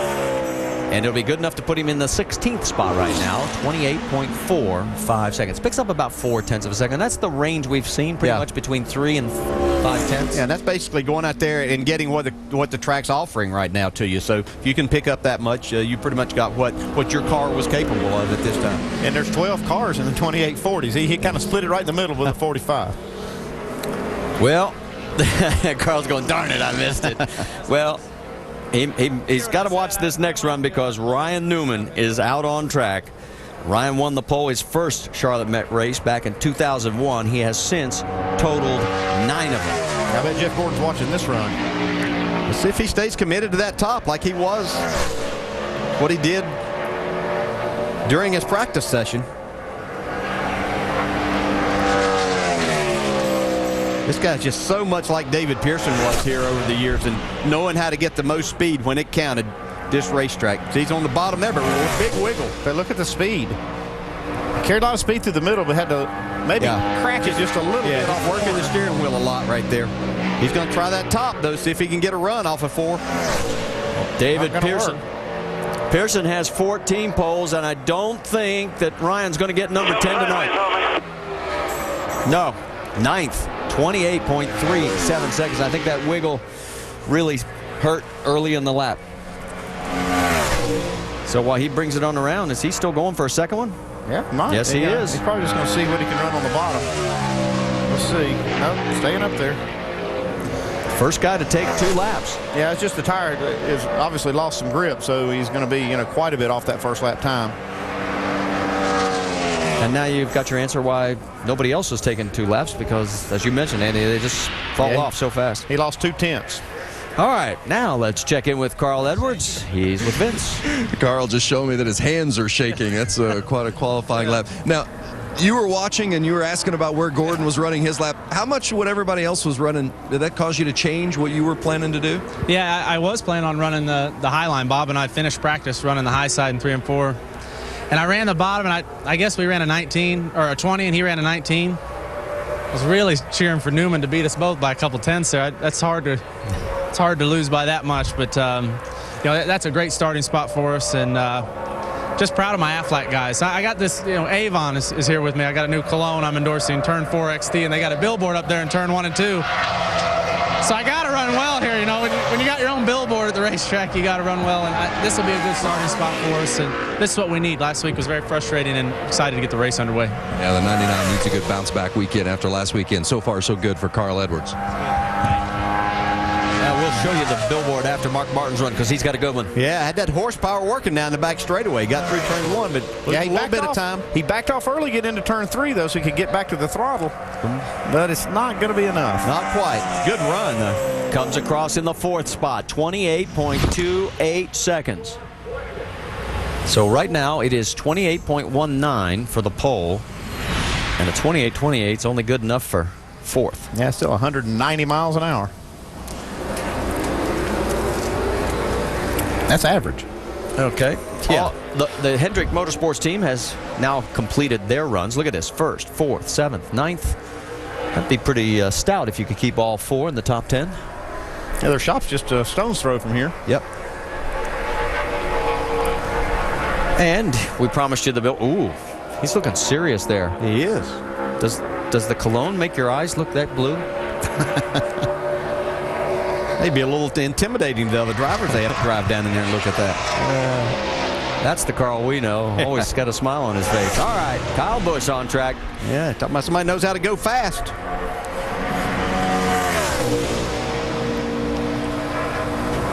He's got 1 pole here back in 2008. Got a good run here. We'll find out going into 3. See the coach watching on.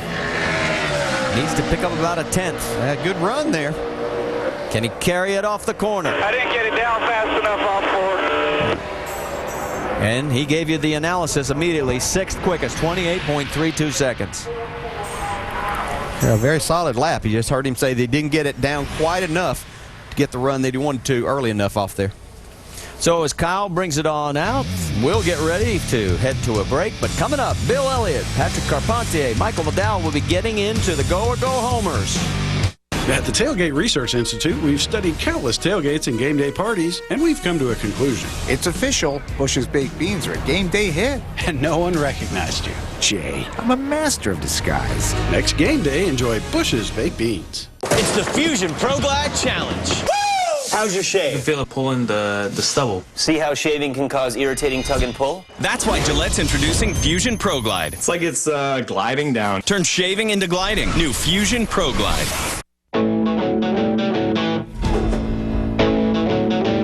Show your spirit with Skinit.com. We've got your school, your team, your style. Pick your favorite skin or create your own. Or choose from sports, entertainment, fashion, and more. Go to Skinit.com today. The stakes have been raised at the World Series of Poker. The countdown to the final table is on. Dreams of championship glory are now within reach for these familiar hopefuls. One time. But as the chip stacks get bigger, the margin for error gets smaller. Who will draw one step closer to the November 9 and a shot at $8.9 million? The World Series of Poker, presented by Jack Link's Beef Jerky, Tuesday at 9 on ESPN.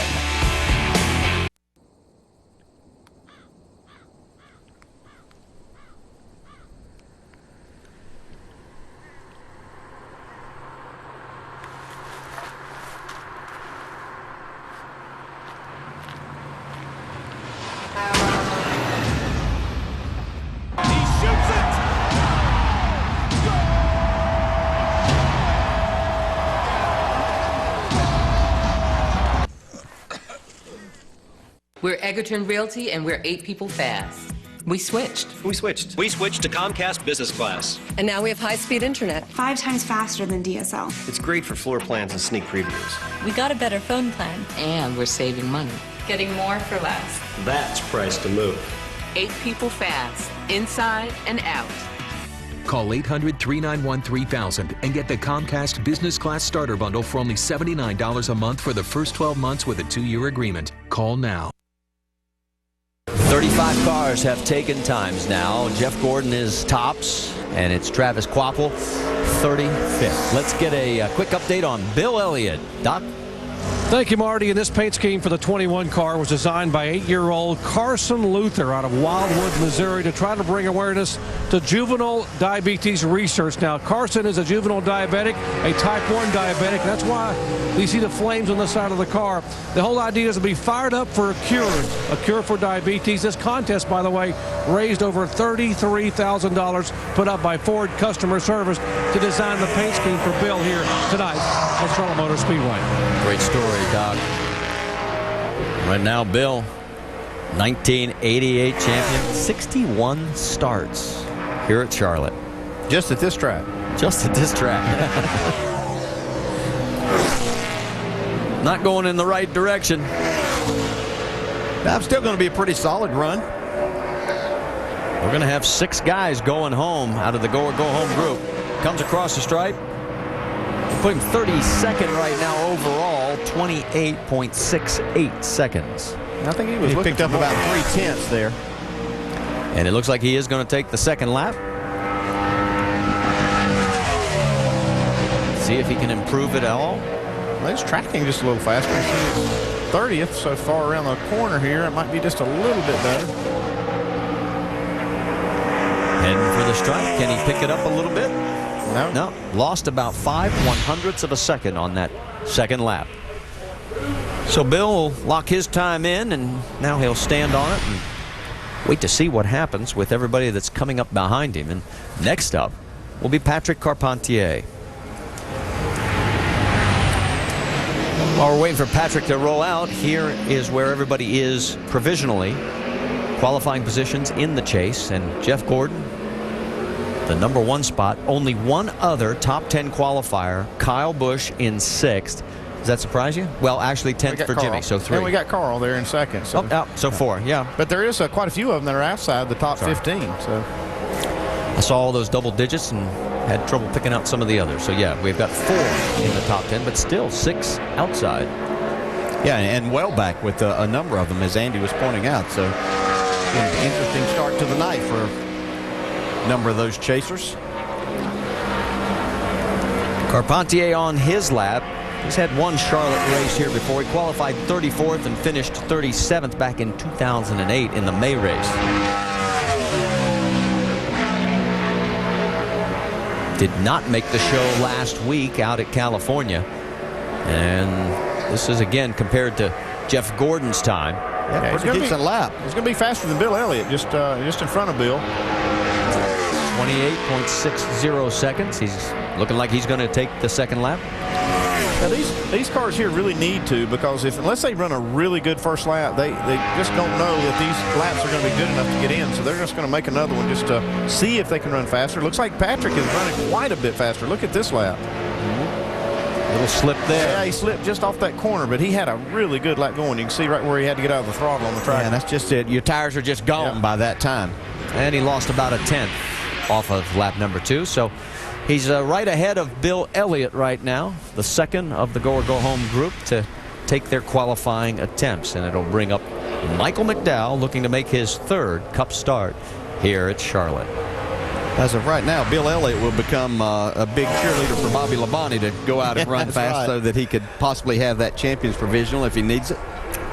And Bobby was pretty good in practice, so he'll likely make it on speed. Well, there's Bill climbing out of the car. That is a great-looking paint scheme.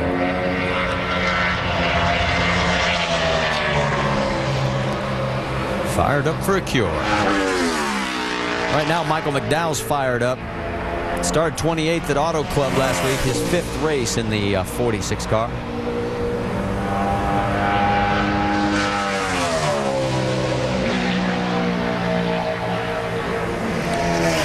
Well, with what we've seen with the times close with the top 35, we're going to see the same thing with these guys that have to qualify on time. It's going to be extremely close. But McDowell's the quickest to do it. So far, you're right. 28.59 seconds. That's 100th better than Carpentier. And he's going to click it off and stand on that one lap. So 3 have now made qualifying attempts here in the go-or-go-home group. And as we mentioned, a total of 49 cars. So 6 are going to be heading home after qualifying tonight.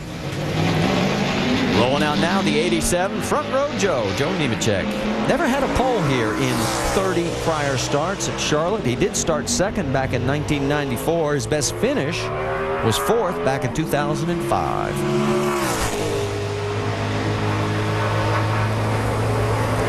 Qualified 19th back in the May race.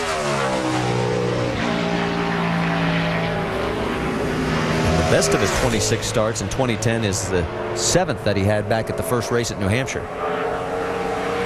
He's going to need to pull out his best stuff here right now, because this is going to be a very competitive group with the number of cars that we have.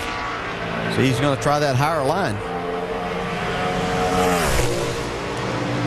And again, we'll remind you, right now we're still comparing him to pole sitter Jeff Gordon until we fill the field, and then we'll switch it. I think Joe's going to like this one. The lap tracker has bottomed out. And that first lap, 28 plus. Yeah, 28.86. You're going to have to try something here.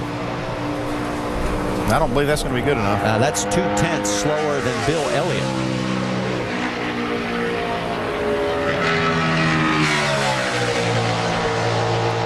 And he's almost duplicating the same lap. Picked it up. Picked it up by 2/100ths on the second go around. So he'll be the slowest of the 4 in that go-or-go-home group right now. So Joe's going to be a little bit nervous. Let's check in with Doc. Thank you, Marty. Bobby Labonte pulling on the racetrack, and he's driving a car owned by Billy Stavola, one of the great old names, former car owner, and his brother Terry Labonte, a 2-time champion. Terry, tell us about this operation that you guys got together to put Bobby in the car. Well, Billy and I put this team together, and we're going to run 3 races this year. And we had the opportunity to put Bobby in it for Charlotte here, and I said, man, it was my idea. I said, we need to put him in the car over here for Charlotte. He really runs Charlotte good. And, qualifying's awful tough over here. So I think he'll do a good job for us. Earnhardt, Childress engines. Now, you guys know you come here with the possibility of a champion's provisional, but you thought he could qualify and get in on time. Oh, yeah. I think there's no doubt about it. And hopefully we'll keep our fingers crossed here. But he was good in practice, and we were just sitting here watching. And a lot of the fast guys have been running on the bottom, and we hadn't been down there all day. So I think he's going to stay up on the top side of the track there. But hopefully he'll get a good lap. All right, Terry Labonte watching. By the way, Terry will drive this car at Texas, and they're hoping to run at least a partial, if not a full schedule, next year with Terry in the car. Well, right now you can tell him that Bobby's the fastest of the go or go home group as he turns in a lap of 28.56 seconds. And a three-time former pole sitter. That one's, what do you think? Going to make it? Oh, yeah. Yeah, I think that's in. Yeah. All right, stay with us. We've still got a lot more coming. Only 40 cars have taken time. Saturday on ESPN College Game Day.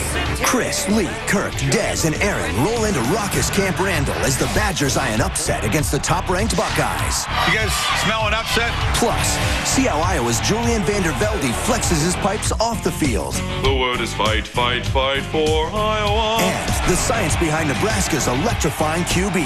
ESPN College Game Day, built by the Home Depot. Saturday at 9 a.m. on ESPNU, continuing at 10 on ESPN. What a great event to drive to. Especially on new Fuel Max tires. Introducing Goodyear Fuel Max tires. An innovative tread compound saves you 2,600 miles worth of gas over the life of the tires. 2,600 miles. Now that would be a long race. Goodyear. Get there. Pressure can cause anyone's deodorant to fail. Introducing Gillette Odor Shield Antiperspirant that targets and neutralizes odor at the source. Help eliminate odor. Don't just cover it up. Absolutely. This policy is customized just for you. This will save you the most money while making sure that you have the auto coverage that you need. This is good stuff. This is really Yeah, no problem. I'm a coverage counselor. It's what I do. Well, thank you for being an Esurance customer. Great. Bye, Richard. So did you guys get enough to make an online version of a coverage counselor? Yep. It's coded and loaded. Oh. You're so popular. Like prom queen. Want a great deal on car insurance? Go to Esurance. We've got your car in stock. Let's just check out your credit score and we'll work out your financing. Sounds good. Did you know everyone has 3 credit scores? And just one bad score could really hurt you. Whoa! That's going to be a problem. What do you mean? Your credit score could be affected by inaccuracies or even identity theft. Now tracking your score is easy at freescore.com. Unlike other services that only provide one score, freescore.com lets you see all 3 credit scores for free. Get your scores now at freescore.com. Free score! Freescore.com! Where do I get my daily NASCAR fix? Log on to NASCAR.com. NASCAR.com. They have everything. They have highlights, Interviews, preview shows, me shows. You say me shows? My show, Kyle's Corner. tons of videos. I like the articles myself. Articles? Yeah, the articles, track smack, splash and go. Hey, look, whatever you need, I promise you, NASCAR.com has it. NASCAR.com. NASCAR.com. NASCAR.com. Check it out.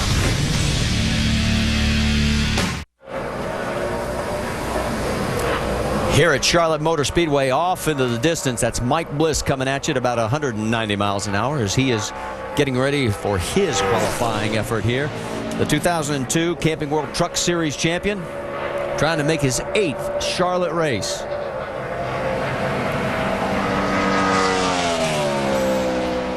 Mike ran just over 29 seconds during the practice session this afternoon.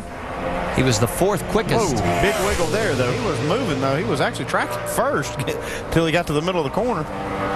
Carrying some speed down. Yeah, a little too much. Yeah. I'm saying he was 4th quickest in the go or go home group. But can't accuse him of not trying there. He had her wide open.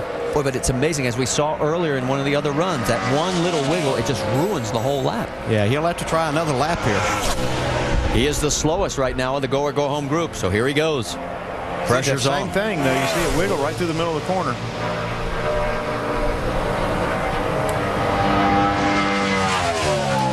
You get a car driving like that as a driver, you just can't get all the throttle down, and you're having to kind of chase the car. You're more of a passenger than what you are the driver here. Man, the line is almost identical, and as he comes across the stripe, can he move up any? No. He loses 0.4 of a second. on lap number 2. So Bliss in some real trouble here. He is the slowest of the go-or-go-home group. 6 cars have taken times in that group. The fastest, Bobby Labonte, 28.56, and Bliss the slowest, as you saw his time there. There's Bobby climbing out of the car.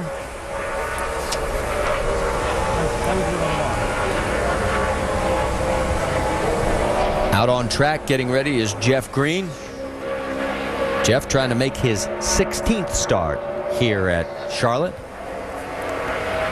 He's qualified in the top 10 3 times. But he hasn't run here in the Cup Series since 2007. Yeah, you can see that car bottom. I saw a little sparks. Had car bottomed out there. He was up a little bit in the center of the corner. Cost him some time. He'll be the 42nd car to take time.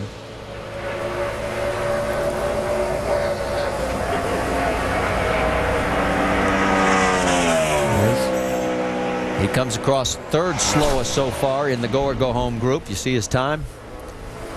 28.83 seconds. He's going to go again. Has to. Yeah, a little better lap through the corner there, through 1. They're still losing time down the back straightaway. Yeah, and in fact, it's tracking even worse. Yeah.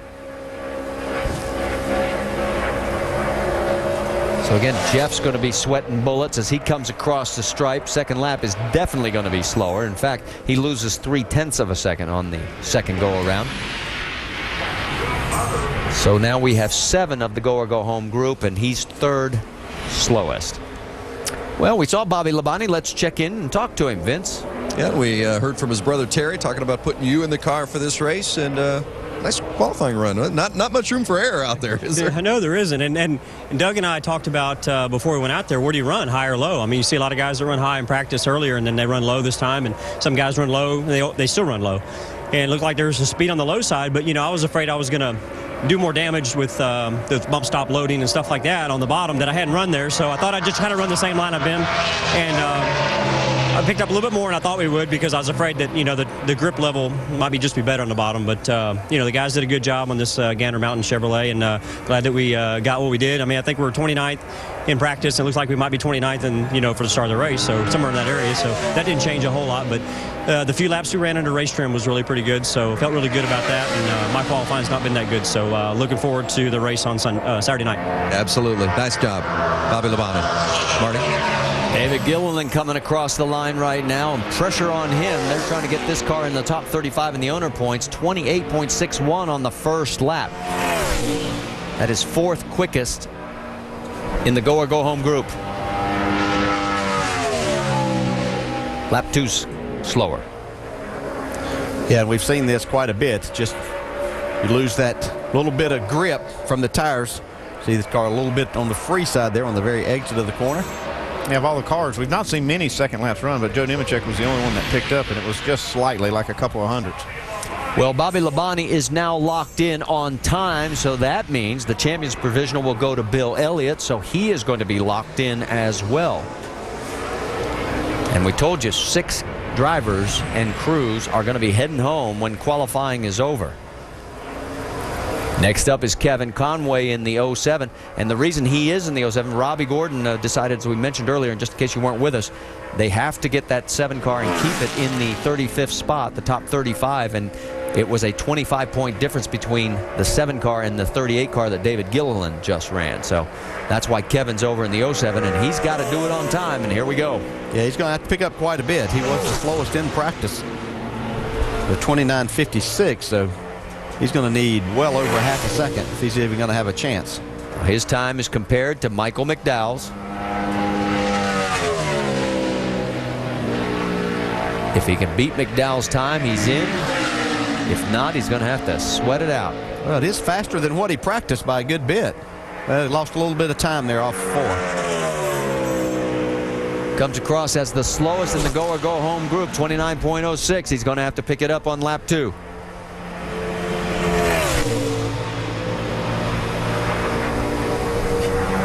And it's tracking even further south.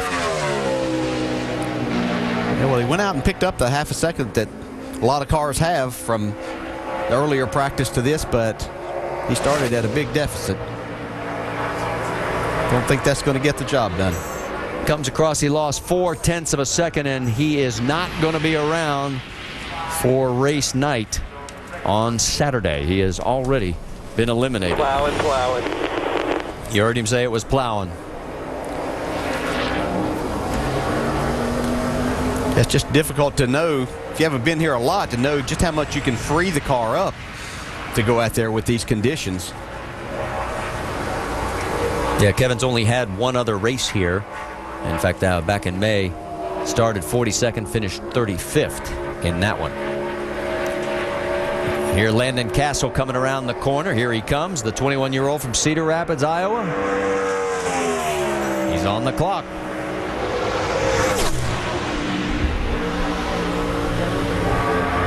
You see on the right side where Michael McDowell is also been locked in now with Bobby Labonte as a result of Conway failing. And look at Castle in the green. Yeah, he's trying to drive himself right into this race right now. He doesn't want to rely on someone else. Well, look at this, too. I mean, he's tracking 16th, 18th right there. It's like he might get in the top 20. Nope, just outside it. Castle, 28th. And he is the quickest now of the You're all group. good there, buddy. Great job. 28.50 year in, P1, P28 overall, P1 of the go-or-go-homers. Awesome. And once he heard that, yeah, shut her down. Yeah, when you're in this position, there's nothing better than here you're in. Just shut that baby down and come in. The bad news is for Mike Bliss fans, he has now been sent home. So Bliss and Conway going to be packing it up. And the next couple of guys would be Nemechek and Green that are sweating it out right now. As out on track, here comes Jason Leffler. He's had 3 Charlotte Cup race starts. See the numbers there. His best was 24th back in 03. In fact, that was the last time he raced Cup here at this track. Jason's going to have to pick up well over a half second to feel like that he's going to have a good shot at getting in from what he practiced. Yeah, he was 11th out of the 13 go-or-go-home group. But we've seen that be accomplished here tonight. Being compared right now to Patrick Carpentier. If he's quicker than Patrick, he's in. Slower, then it could be up for grabs.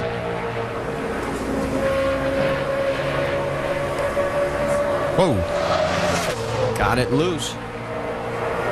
Coming across the stripe. Will he be in? Not right now. He's got to get, in fact, he's got to go a lot quicker or he's going to be out of here. Yeah, he's too loose, I think, to go quicker. Trying to. See the car just wiggling too much. Oh, and it's going south on him.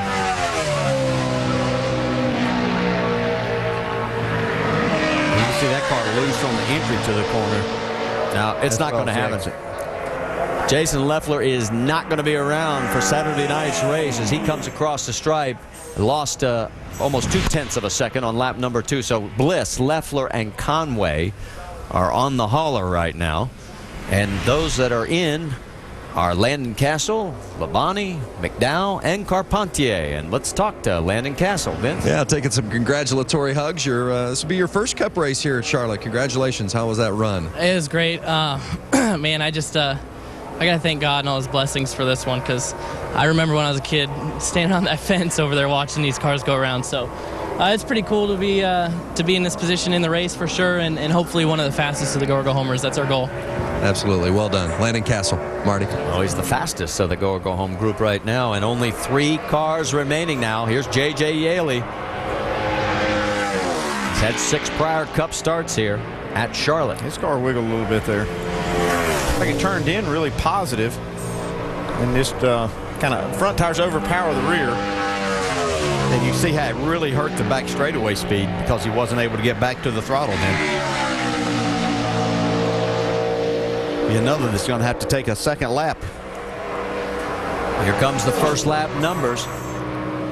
And Yaley, 28 and change, not good enough. Another one. Yeah, that's what you don't want to hear, but you just got to go. Looks like it's better. He's got to pick it up. This is better if he can hold on to it. Yeah, losing some time there. That's going to hurt him. Boy, did it take a nosedive. He comes across the stripe. Does he get the help? Yeah, he leapfrogged a little bit there. He picked up 3 100s. Yeah, I think he's going to make it. Oh, my God. It's going to be we got to really beat close. Sauter. We just going to make it, I think.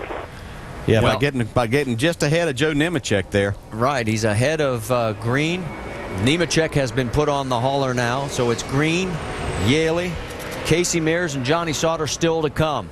2 are going to be in, 2 are going to be out. Well, that 300th of a second is huge for that team. You could hear that in Tommy Baldwin's voice, too, as he talked to him. And here comes Casey Mears now. Now, they expect Casey Mears to beat them, but that'll still leave them as the one on the bubble when the last car goes, and that'll be Johnny Sauter. Casey was 7th quick in the go-or-go-home group. Well, they expect that, but you still have to go out here and get the job done when it counts. So Casey's choosing to run that high line, which is what he did in practice. Tracker compares him to J.J. Yaley, and he is in the green right now by a 10th. I actually expected Casey to maybe crack in the top 20. Looks like he's not going to do it. Be close. Going to be close. May have enough, but I don't know. Going the wrong way here. Went the wrong way right at the wrong time, and he is going to have to take another lap. That's not good enough. Just don't agree with that high line down there in 3 and 4. I know they did it in practice, but he's done here. Oh, this could be a huge surprise. Yeah, he's done. You can see right there, he's already lost too much time. He can't make it up. Now he's going down low. Yeah, it's too late. He'd already lost too much time in 1 and 2. Look at how he's coming out of 3 and 4, though. Actually better, but it's not going to be good enough. Yeah, the first lap would have been the time to do that, but he lost 0.2 of a second on the second lap, and Mears is not going to be around on race night, Saturday night. So it's Nemechek, Mears, Bliss, Leffler, and Conway. And who is the 6th one to join him? Is it Jeff Green, who's already made his run? Or will it be Johnny Sauter, who is up next? And Sauter was 14th on the speed charts out of the go or go home group. Well, Johnny Sauter had to pick up about 0.7 of a second over what he practiced. He's got to run quicker than 28.83 seconds. Well, that's the thing about going last. You know what you have to run. Tracker is comparing him to Jeff Green's time. Either Green's in or Sauter's in. Yeah, losing a lot of time in 1 and 2 already. Yeah, not going to get it done here. It doesn't appear he has the car to do it.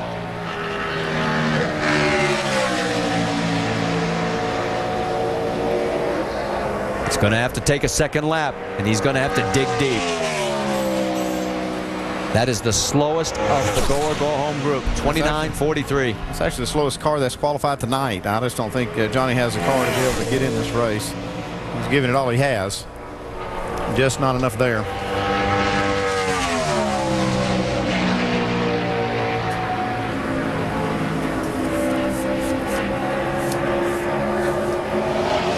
Well, as he comes out of turn number 4 and comes across, it's a mere formality. Johnny Sauter picked up only 1/100th of a second, and he is the slowest of the 49 cars to take time. So he will not be around for Saturday night. So good news for Jeff Green, bad news for Johnny Sauter. And there is Jeff Gordon. He has 19 wins from pole in his 82, and yeah, he's got a good reason to have a smile on his face. Stay with us.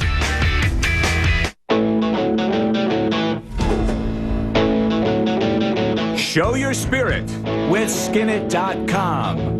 We've got your school, your team, your style. Pick your favorite skin or create your own. Or choose from sports, entertainment, fashion, and more. Go to Skinit.com today. To find the largest selection of my gear, you can log on to the NASCAR.com Superstore.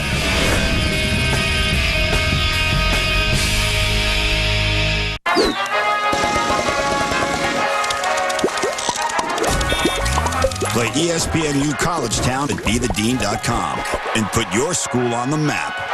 ESPNU Collegetown. Build it, run it, beat your friends. When Tony Stewart's hot, one checkered flag just won't cut it. So guard your lead, Jimmy, because where there's smoke, there's fire. The Bank of America 500 at Charlotte, Saturday at 7:30 Eastern on ABC. Anything's possible after a great night's sleep, and Mancini Sleep World can make it happen tonight. This is Randy Mancini inviting you to our factory-authorized 50% off mattress sale. Curl up in a luxurious Simmons Beauty Rest. Or how about a plush Sealy Posturepedic? Relax in the cool comfort memory foam of Serta Perfect Sleeper. Your choice of comfort, 50% off. And with no interest until 2012, the savings really add up.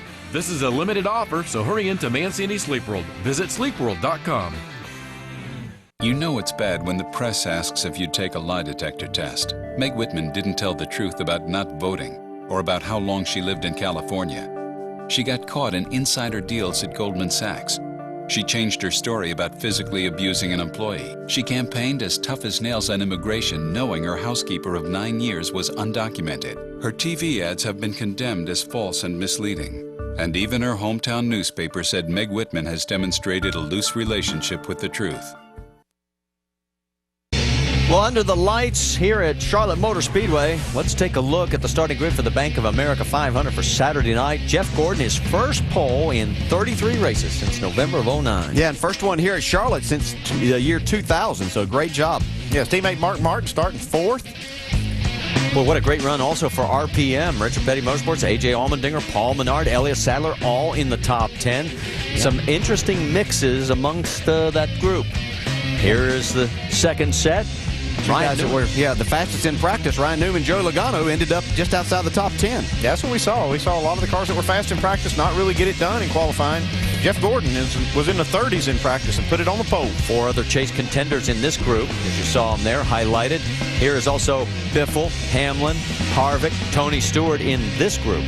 Yeah, a lot of making up. Of course, they've got 500 miles on Saturday night to do it, so no panic there, but had to go through a lot of traffic.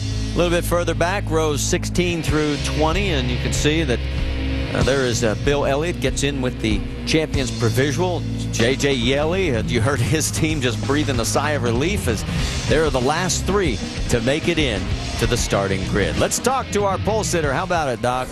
Thank you very much, Marty. And by the way, this becomes his 69th career pole, which ties him for 3rd all-time with Kel Yarber. A pretty good guy to be tied with there, Jeff. Congratulations on the pole. What does this do for you and this whole race team?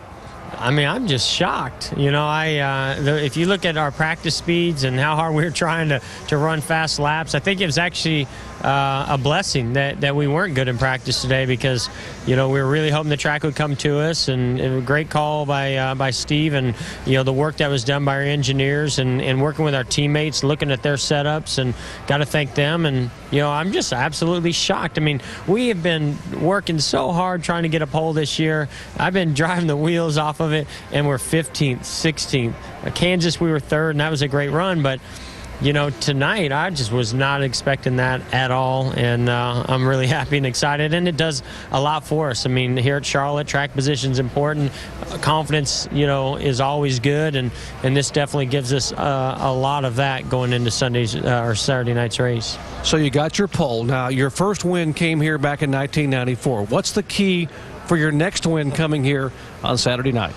You know, we just have to go to work tomorrow and practice, get the car balanced out right. And again, just like today, the track conditions change so much from day to night that it's all about trying to predict and guess what the track's going to do under those cooler conditions. You know, it's really cool out here, and it's probably going to be pretty cool here Saturday night. So, you know, it doesn't matter what the car's doing in practice. You got to go off experience, notes, talk to your teammates, debrief, and you know, make some really good decisions for Saturday night, and then try to keep up with it all night. So this is certainly half the battle, and now we go to the next part of the battle starting tomorrow in practice. You mentioned your teammate Jimmy Johnson, and Steve Letarte had told a bunch of us last week, if there's a team that's going to beat Jimmy Johnson for the championship, it's going to be you guys and Jeff Gordon. Why so much confidence?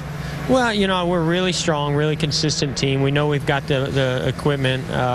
You know, there's a lot of good teams out there right now, and the 48 is really strong. We've gone to battle with them in the championship before, and they certainly have the upper hand right now. And we're doing, you know, we're trying to do to them what they did to us in 07. You know, but in order to do that, we got to really start stepping it up. And this is definitely a sign that that's capable of happening for this DuPont Chevy team. Hey, congratulations on the pole. All right, thank you. Jeff Gordon on the pole for the 8th time at Charlotte Motor Speedway. Let's hear from his crew chief, Steve Letarte. Vince? How about that 33rd in the final practice, Steve, and then you put it on the pole? What'd you do to that race car before qualifying? Well, you know, I have to hand it to the whole DuPont team. You know, that's one thing this team's very good at is they never get their heads down, and they always keep their heads up, working in the right direction. The engineers put their heads together. We sat down with Jeff. We just went over a lot of what the 5 had. We were really close to him, and he was fast, and we weren't. So we could look at some of their information. We changed some, and I think we made the car a little better. But I think that one there is mostly driver. We talked a lot about the advantages of being on the pole, not just starting up front, but also your pit selection. How important is that here at Charlotte? Well, I'm excited. You know, the DuPont pit crew last week were phenomenal. They kept us in the game all day long, and hoping they could show up again on Saturday night, being in pit stall 1. You know, you're not guaranteed to win when you start from the pole. You're not guaranteed anything, but you're guaranteed maybe a little bit easier start to the race than starting back in 15th or 20th where we have been starting. So, you know, maybe that means we can have a good Saturday night and finally win us one, maybe get some points going in the right direction. So much of the practice today under the sun, and then what kind of changes do you look to make for practice tomorrow evening? You know, we've been behind at Charlotte all year because we had all-day practice in May, and then we crashed in the All-Star race, and we never really were that good in the 600. So we had very little baseline coming here. So it was important to get a good qualifying run, and now maybe we have a little bit more of a baseline. This is a great weekend for us because we have night practice tomorrow, or at least early evening, and that hopefully will be a good sign for the race. Yeah, great start to the weekend. Well done. Steve Letarte and his driver, Jeff Gordon, on the pole for this race Saturday night. Marty? Well, and we talk about how track conditions change from day to night. Let's go back to the May race where Ryan Newman had the pole at 28.79 seconds. That would get him 39th in this event. Well, it just shows you how much these teams have learned really about the spoiler, the car. You know, the spoiler was very, very new in May when they came here, so they've learned a ton about how to set their cars up for it. You know, and the track has still got a lot of grip. Well, we've gone through qualifying. Now it's time to talk about race setup. And for that, let's shift over to Tim Brewer in the Craftsman Tech Garage. Thanks, Marty. You know, when you qualify here at Charlotte Motor Speedway, you got a lot of nose weight in the car. You got one set selection of springs that you'd like to have because you drive so deep into the corners. But throw all that out the window because softer springs, different compression ratios on shock absorbers, all the tungstens you have in the frame rail, you're going to move that back. But what you have to keep up with here, Marty, is the temperature. Because when they drop the green flag and the time they go through the transition of the race, it's going to drop about 20 degrees. So you got to have a lot of adjustability built into the car. And how we're going to do that? We're going to naturally change air pressure in the tires. We're going to change weight distribution. But what we're going to do is change these spring rubbers. And that's going to change the car drastically. Because when you take those spring rubbers out of the left rear, it's going to free the car up and enable it to turn. But at the same time, you're going to be stacking them full over in that right rear. Because when that temperature comes down, it's going to get faster. And you got to stay up with this racetrack because those other guys, they're going to be carrying the mail here. Marty? All right, thank you, Tim. As you can see, the crew's already at work on the 48 of Jimmy Johnson. And, you know, it's always great when we have an opportunity to see stories about things that are making a positive impact in the sports world and just in everyday life. And the racing world made an impact on children in a nearby Charlotte hospital. Chris Conley has the story.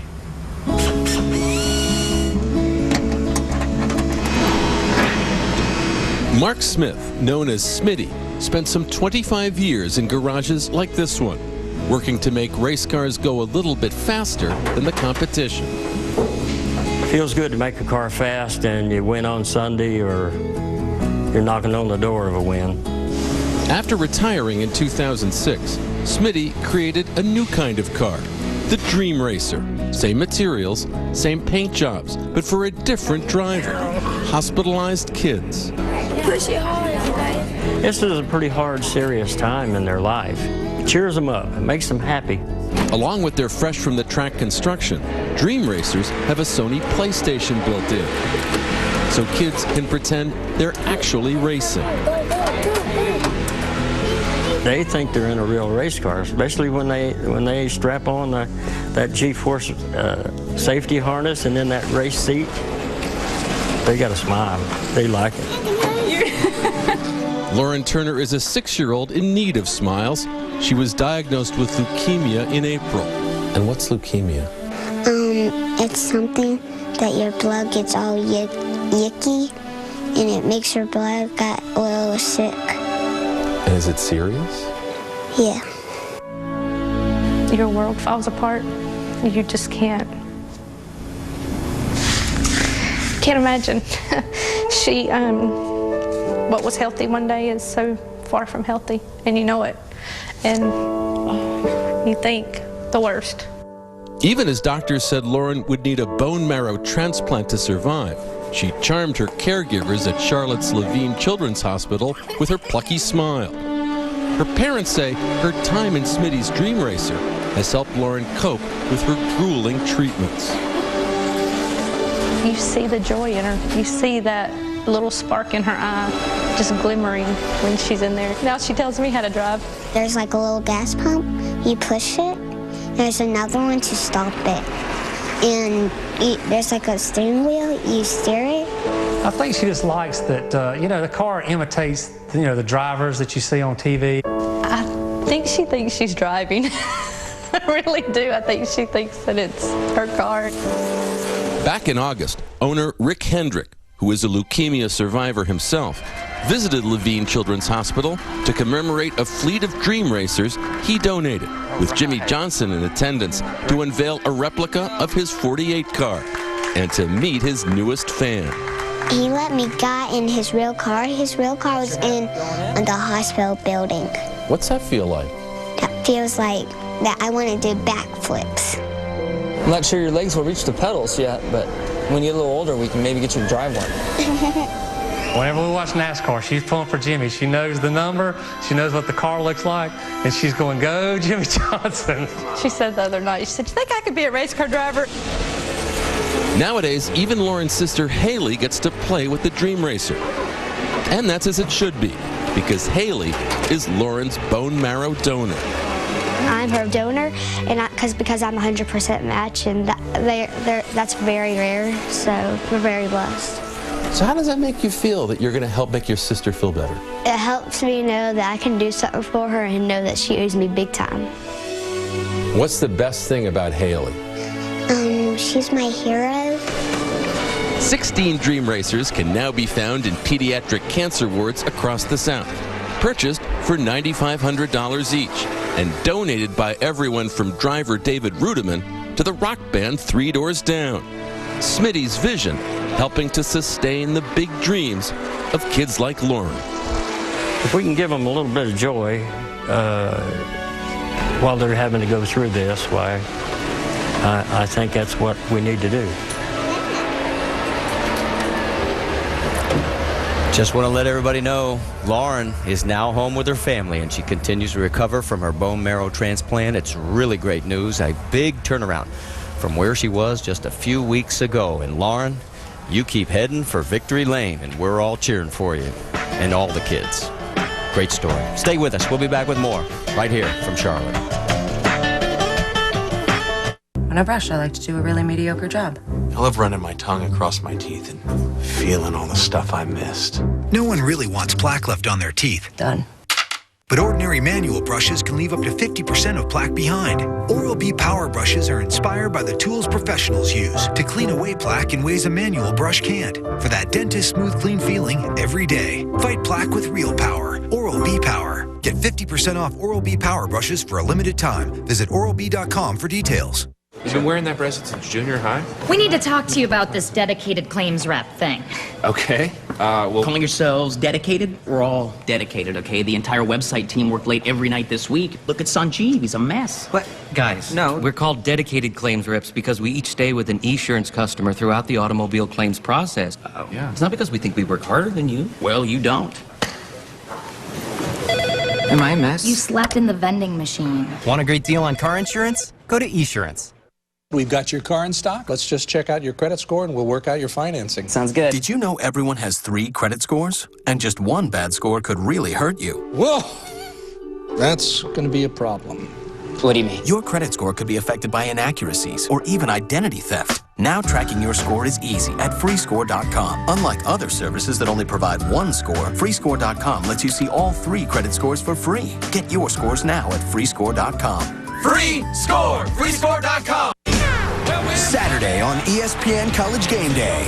Chris, Lee, Kirk, Dez, and Aaron roll into raucous Camp Randall as the Badgers eye an upset against the top-ranked Buckeyes. You guys smell an upset? Plus, see how Iowa's Julian Vandervelde flexes his pipes off the field. The word is fight, fight, fight for Iowa. And the science behind Nebraska's electrifying QB. ESPN College Game Day, built by the Home Depot. Saturday at 9 a.m. on ESPNU, continuing at 10 on ESPN. This copyrighted telecast may not be reproduced, retransmitted, or used in any form without the authorized written consent of NASCAR Broadcasting. NASCAR would like to thank all of our loyal fans for your continued support, and we hope you enjoyed today's broadcast. Saturday, ESPN and ABC team up to bring you 2 games at 3:30 Eastern. You'll see either Nebraska as they try to keep BCS championship title hopes alive and avenge last year's Big 12 championship loss to Texas, or you'll see Denard Robinson lead Michigan against Iowa. Both games available nationally on ESPN or ABC.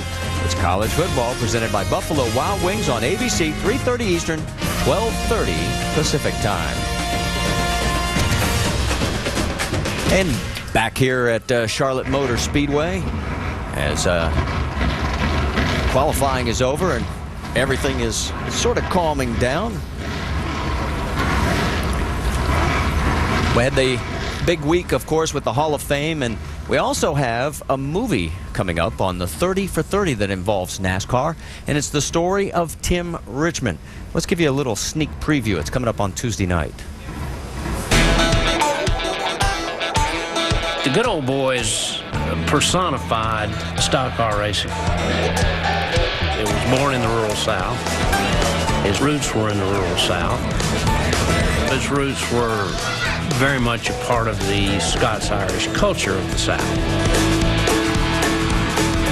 What I thought would be great is if we had somebody that was totally different than that culture to come in and rouse the fans. Here comes the cat. He looks like he's right out of East of Eden and New York City, Greenwich Village. And I thought, this is perfect. I could just as well live in a tent someplace, but I'd rather if I had the money to live on some yacht someplace and have maybe a Learjet. Back in 1986, it was cowboy hats, big belt buckles, and it was not a trendy New York jet set sport. Tim Richmond, in 1986, lived on a boat in Fort Lauderdale, had an apartment in New York, wore silk suits. Tim was different in that Tim was a cosmopolitan man. NASCAR had never had a cosmopolitan driver. Tim Richmond epitomized the cosmopolitan man of the 80s. All right. I remember my moments with him. I was working at Pit Lane in Riverside, and he blew the field away. It was his second race back after coming off of his illness. What about the memories from you guys? He could drive. Hey, that's the thing. You can talk about everything you want about his life outside the racetrack, but the fact was that this guy could wheel a race car better than most everybody that I'd seen. I mean, it was just incredible the things that he could do. I enjoyed racing with him. I enjoyed talking with him. He was just a fun guy to be around, but when he got on the racetrack, he was serious. And I mean, the places that he won and did well were some of the most difficult places we went to. Yeah, he's had so much confidence. He had that cocky confidence coming in here, and like you said, he's so much different than the traditional heroes in NASCAR. But what a wheel man. I mean, he was. It kind of reminds me a little bit of what Kyle Busch does on the racetrack. I mean, he has so much talent, or had so much talent, and he didn't mind going wheel to wheel with Earnhardt, and he'd take it to him. Well, and one of the guys that is involved in the actual production is our own Dr. Jerry Punch. Doc, some of your thoughts? You know, it was a pleasure knowing Tim. I mean, you guys talk about all the great talents he had on the track. I remember Harry Hyde one time talking about how Tim wrecked a car in the early laps at Pocono and came back and drove it through the field and won the race. They never had any idea that the frame on that car was bent. And the frame was bent so badly, he said probably no one else could have driven the car. Not only did he win the race, he beat Dale Earnhardt Sr. to get that win on a very tough track at Pocono. The first time I met Tim Richmond, Rick Hendrick had asked me to talk with him about possibly getting a physical and allowing him to come race in NASCAR. So Tim called me one night. I was working in the ER late one night. He called me from a party. He was with Belushi and Aykroyd out in Malibu Beach, California, about midnight Eastern time, which is 3 o'clock, the earlier West Coast time. And he said, I want a physical. I said, if you're serious, get on a red eye and come to the East Coast, and I'll talk with you tomorrow. And guess what? He did. That's how much he wanted to be a part of NASCAR. And the story that you're going to see on Tuesday night chronicles a very proud family, a very talented driver, and a tragedy that surrounded how his life ended, battling AIDS and illness. So it was very, very tough to do that and talk about someone who had so much talent and so much potential. I know, Tim Brewer, you were at the audition, or I guess the premiere on Tuesday night, and you actually got to see the movie. I have not been able to see the finished product as of yet. What'd you think? Jerry, I think it was a great tribute to Tim Richmond and the family. But Tim Richmond, he was a great guy. And like DJ says, there was no better guy on the racetrack. I mean, you know, he made Dale Earnhardt pull his hair out, literally. But, you know, fond memories of Tim here at Charlotte. We were a lot of situations like Jeff Gordon was tonight. We wasn't very good in practice. I remember looking down in turn 3 one time, and I could read Old Milwaukee on the hood of my race car. And I told Harold Elliott, I said, he wrecked. But he turned it down pit road, come in, we made some changes, went back, tuned it up a little bit, and Richmond came out and sat on the pole. But that time we got a little bit of cash for it and turned around. And Tim, he got a brand new T-Bird that had 15,000 miles on it and cigarette burns in the seat. And he wasn't a real happy camper about that, but he and Humphrey got that straightened out the next day. But those were fond memories here in Charlotte with Tim. Marty? All right, thanks, Tim. And, of course, you'll see it on 30 for 30, and it'll be Tuesday night, 8 p.m. on ESPN. It clears up a lot of misperceptions. It deals with all the hard issues as well, and I think it's going to be an hour well spent.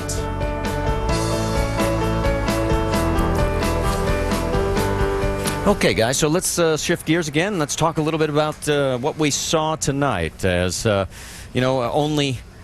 you got Jeff Gordon, Carl Edwards, Kyle Busch, and Jimmy Johnson, 4 chasers in the top 10. And obviously, let's talk a little bit about A.J. Allmendinger. Here he is again. Yeah, some great runs by non-chasers. And this is, like I say, A.J. Allmendinger, one of the Fords that qualified right up front, right behind his teammate Carl Edwards. Speaking of Carl Edwards, he was kind of waiting to see where the fast line was around this racetrack. We saw a lot of them run high during the earlier practice session today, but Carl saw that the fastest way was around the bottom, almost got the pole from Jeff Gordon. And then 33rd fastest, Jeff Gordon goes out there and sits it on the pole. I mean, what a run he had. Well, let's include Mark Martin in this mix because 6 of the last 8 Charlotte winners have started in the top 4. So, if we hold true, who do you like out of that group? Well, I really like Jeff Gordon. I mean, I said at the beginning of the show that he needed a big night tomorrow or Saturday night to have a real shot at this championship, and he really made a statement tonight. I think, you know, with Steve Letarte making great decisions before they qualified and Jeff going out there and doing what he did, I think that they'll have a big night. Yeah, A.J. Allmendinger's done extremely well here, probably over the last 2 months. Is he ready to win? I'm not sure, but I like Mark Martin's chances after watching him last week. All right, well, coming up, we've got the motorsports calendar, 3 o'clock Eastern for qualifying, 5 with practice. NASCAR now, happy hour, 7:30 the race. Don't even have to change the dial all day tomorrow. Coming up next, ESPN Rise High School Football Showcase is presented by Nike Abilene, Texas versus Midland Lee. And this has been a presentation of ESPN, the worldwide leader of sports. For our crew, I'm Marty Reed. Till we meet again.